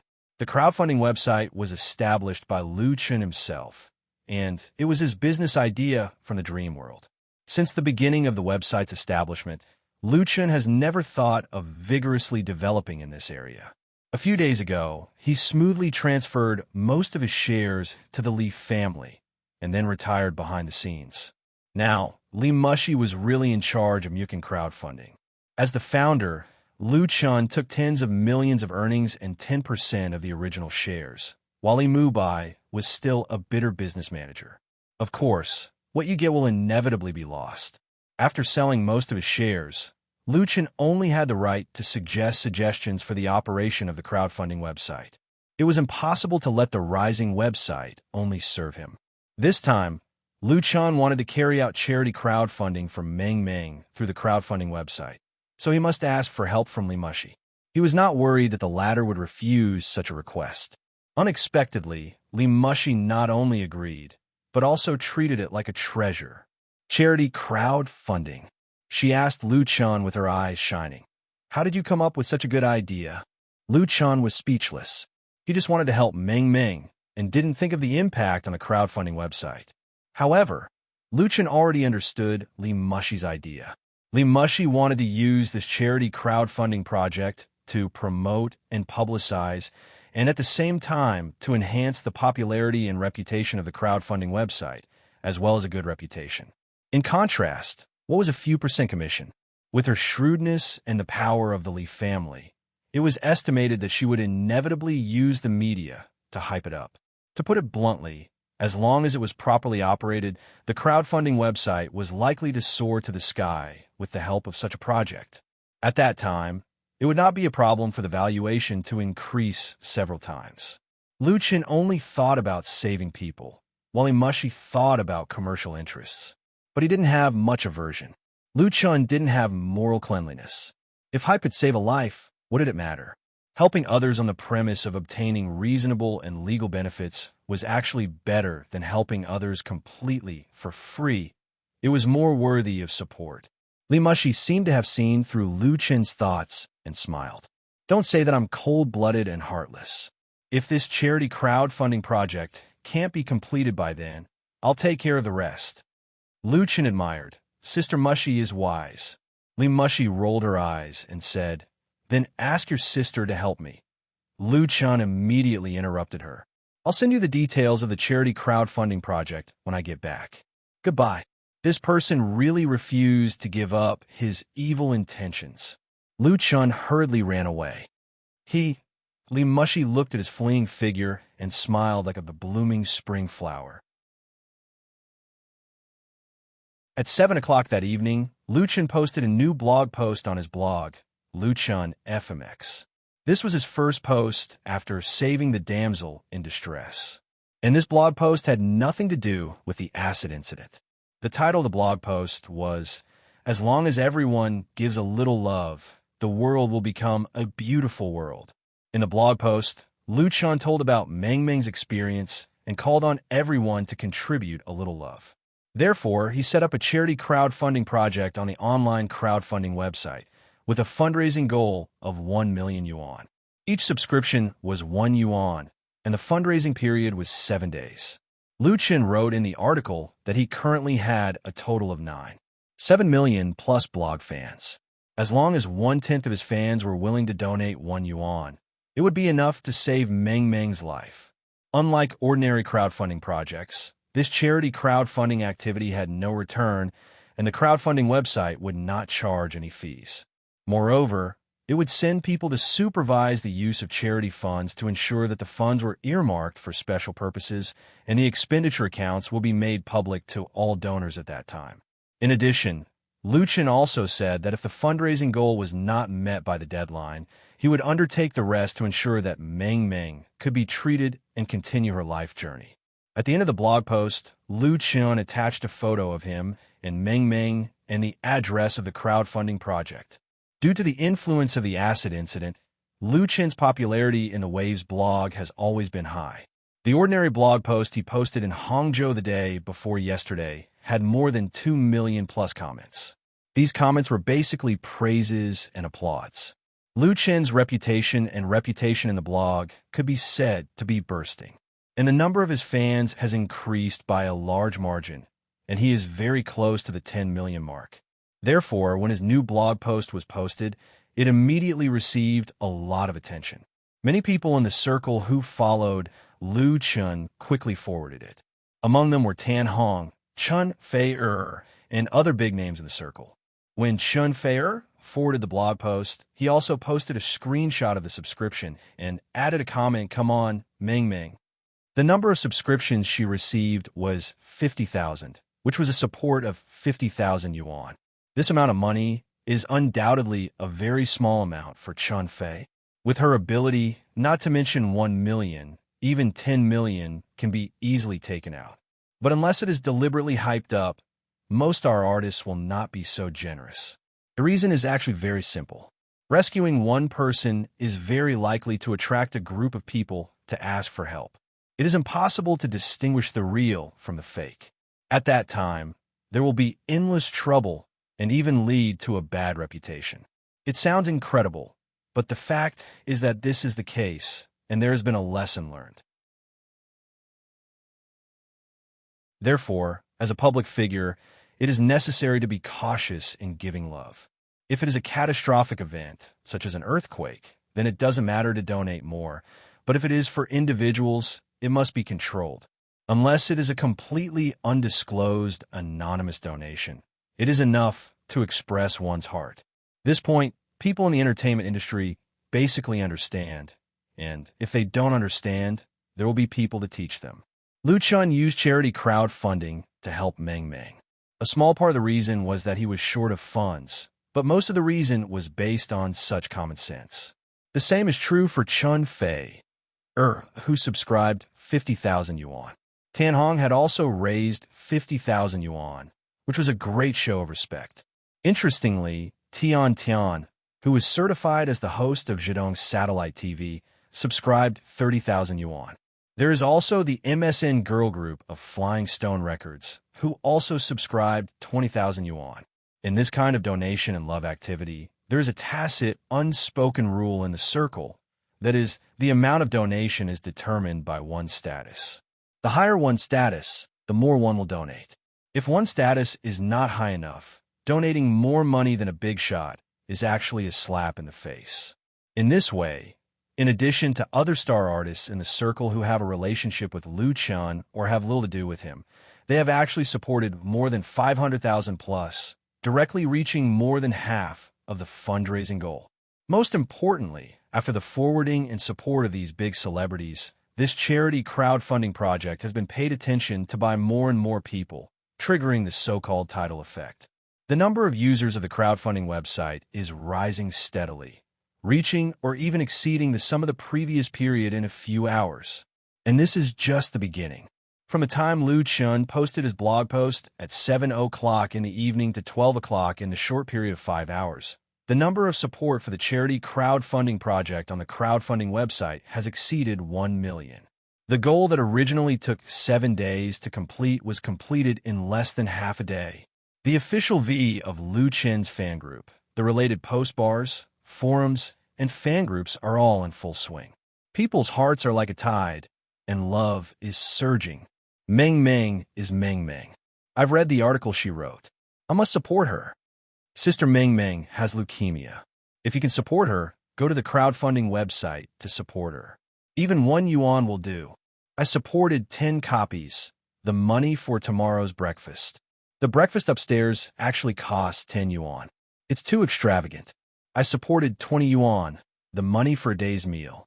I wanted to change my cell phone, but I'll use the old one first. It's more important to save people. Lu Chun said it so well.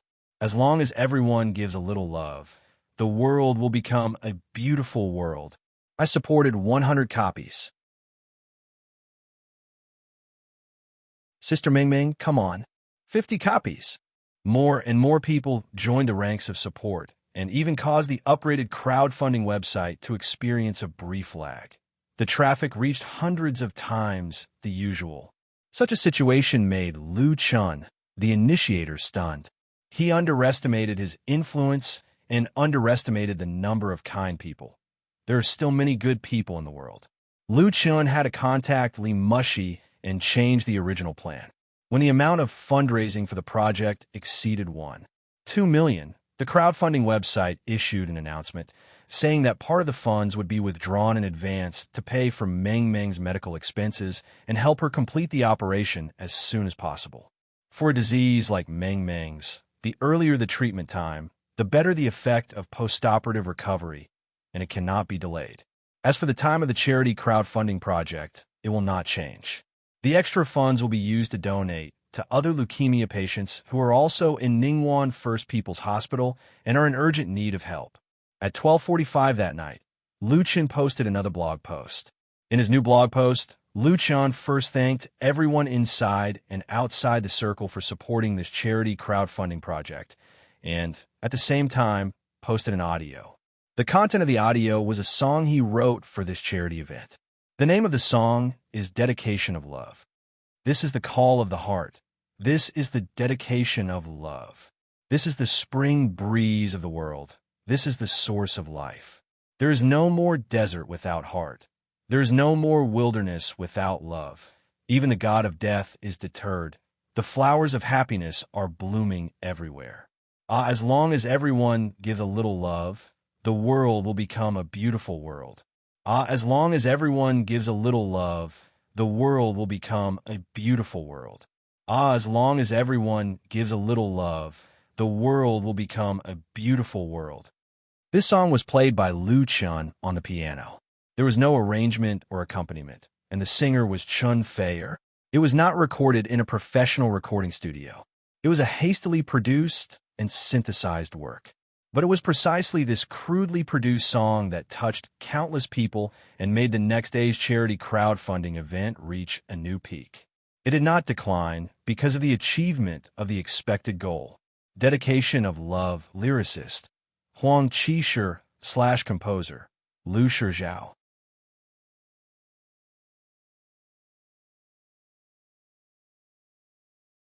Chapter 216. When the Meng Meng charity crowdfunding project went online, Lu Chun stayed in Mukin Crowdfunding Company. Under the control of Li Mushi, the new company has only been established for a month, and the number of employees has expanded to more than 100. The crowdfunding projects on the crowdfunding website have also soared from the initial one to dozens, showing vigorous vitality and vitality. But the protagonist of tonight's crowdfunding was undoubtedly the charity project proposed by Lu Chun.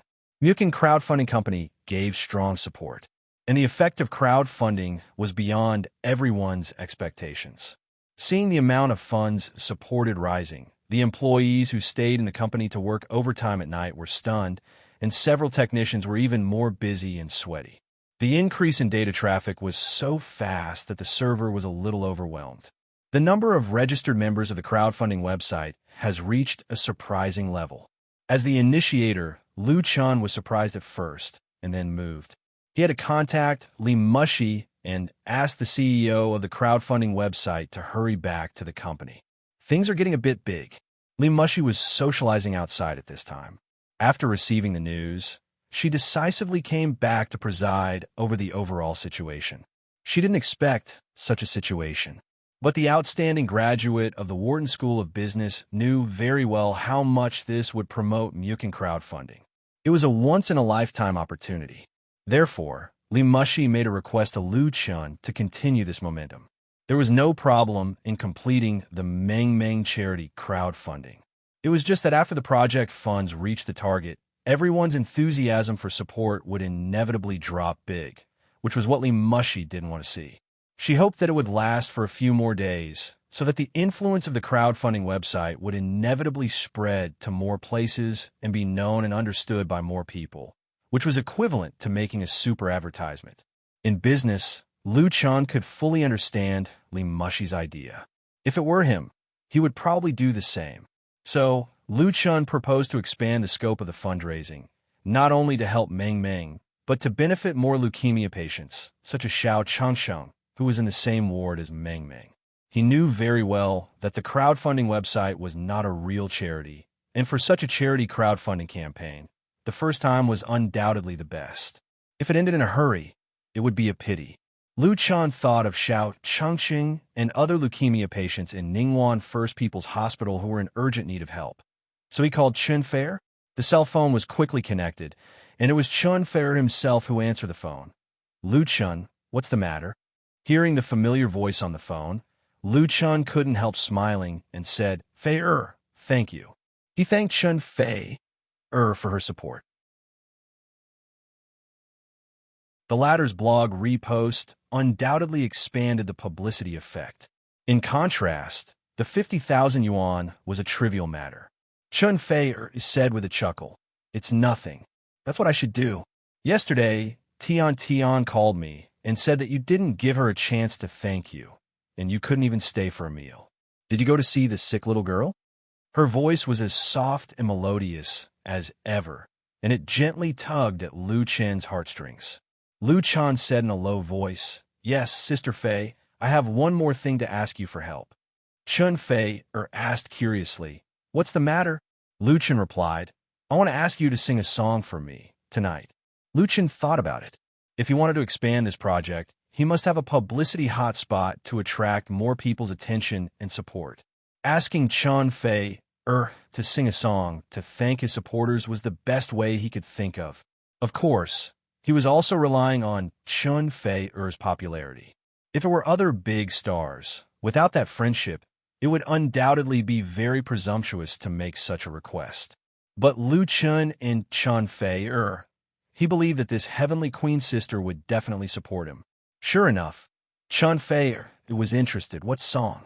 So, Lu Chun sent the song he had just written, Dedication of Love, to her through QQ. The two communicated by video through QQ. Lu Chun returned to his studio, recorded the piano he had just purchased not long ago, and then synthesized Chun Fei's singing together.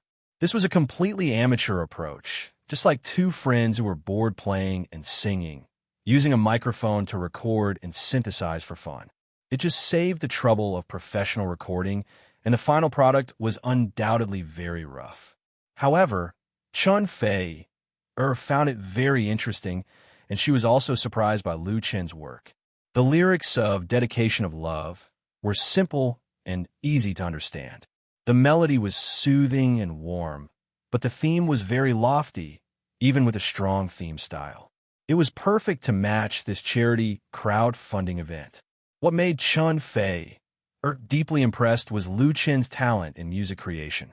This song was obviously not a work that had existed before, but the temporary idea created a possible classic, which really made people speechless.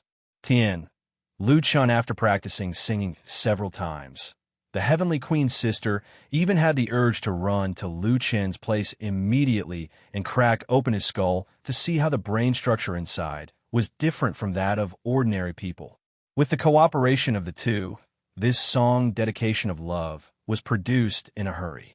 Lu Chun first published it on his blog, and then Chun Fei also posted a new blog post. In this blog post, Chun Fei told about the birth of Dedication of Love and the process of his cooperation with Lu Chun.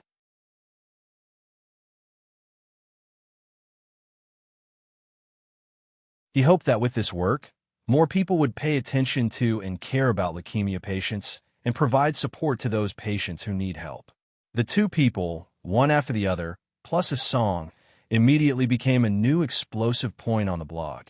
Although it was already midnight, thousands of people still forwarded the blog posts of Lu Chun and Chun Fair, making the influence of this song dedication of love continue to expand, which in turn promoted the number of support for the charity crowdfunding project. At 7 o'clock the next evening, the charity crowdfunding project to help Meng Meng, leukemia patient, had been online for 24 hours and the number of support exceeded 3 million.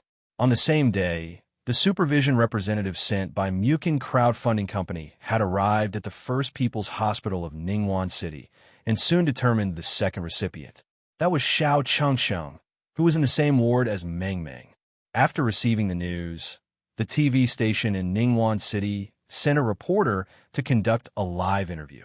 The third day, the fourth day, the fifth day, on October 25th, the sixth day of the charity crowdfunding project, Lu Chun's studio received an interview request from China Youth Daily for Lu Chun himself. China Youth Daily was founded in 1950 and has a history of 65 years. It is a central-level newspaper directly under the control of the Central Publicity Department. It takes promoting social progress and serving the growth of young people as its own responsibility and serves generation after generation of young people. It was precisely because of such a prominent status that China Youth Daily has always been in the top 3 in the national daily readership and popularity and has a great influence in China. It was undoubtedly an honor to be interviewed by China Youth Daily. Without typical deeds or publicity points, it was impossible to get such an opportunity. Lu Chun attached great importance to this and was even a little nervous. The process of the interview was not as serious as Lu Chun imagined.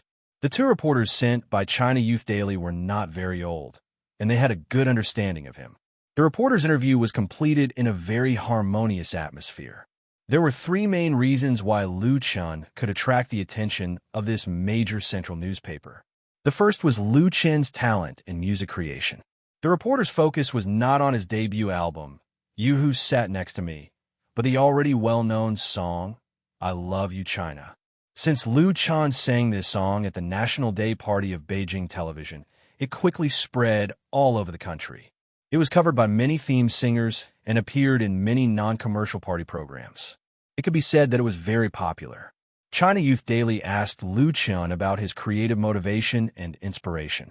The second was the sulfuric acid incident in which Lu Chun bravely saved Tian Tian, and the last was the charity crowdfunding project. Although it was the first time that he had been interviewed by such a big official media, Lu Chun, who had 3 life memories, quickly adapted. He was neither overbearing nor servile and cooperated with the reporter to complete the interview. His maturity and experience made the 2 reporters from China Youth Daily look at him in a new light. On October 27th, China Youth Daily published an interview article with Lu Chun on the 4th page with the title New Era, New Youth as the main title. This article first briefly introduced Lu Chun's identity and then focused on Lu Chun's deeds, praising him as a representative of the new youth in the new era and a model of newcomers in the entertainment industry. The article wrote that in today's entertainment industry, celebrity artists have endless scandals, and their image in the eyes of the public is constantly declining. They need talented, knowledgeable, and moral newcomers like Lu Chun to provide positive energy. This central newspaper's evaluation of Lu Chun was undoubtedly very high, which was equivalent to giving Lu Chun a layer of gold. Although the article was only a few hundred words, it could not bring direct economic benefits to Lu Chun, nor would it help Lu Chun increase many fans. Its impact on Lu Chun's position in the circle was limited. However, this article represented the mainstream official recognition of Lu Chun. Its publicity effect could not be bought with any amount of money, and to a great extent, it would affect Lu Chun's future development in more aspects. As the saying goes, a flower planted intentionally does not bloom, but a willow planted unintentionally becomes a shade. This was what Lu Chun did not foresee when he was determined to help Meng Meng. What made Lu Chun even more surprised was that after the interview by China Youth Daily, another great god was alarmed. A representative was sent to discuss with him. This great god was the Yinwang Charity Association. You're tuning in to the Romance Rendezvous YouTube channel. We're so grateful for your support, and don't forget to subscribe to join us on this incredible journey through captivating stories. Your generosity through donations truly makes a world of difference, as it's the primary source of revenue that allows me to expand and enhance this channel for you. Thank you from the bottom of my heart for being a part of this adventure.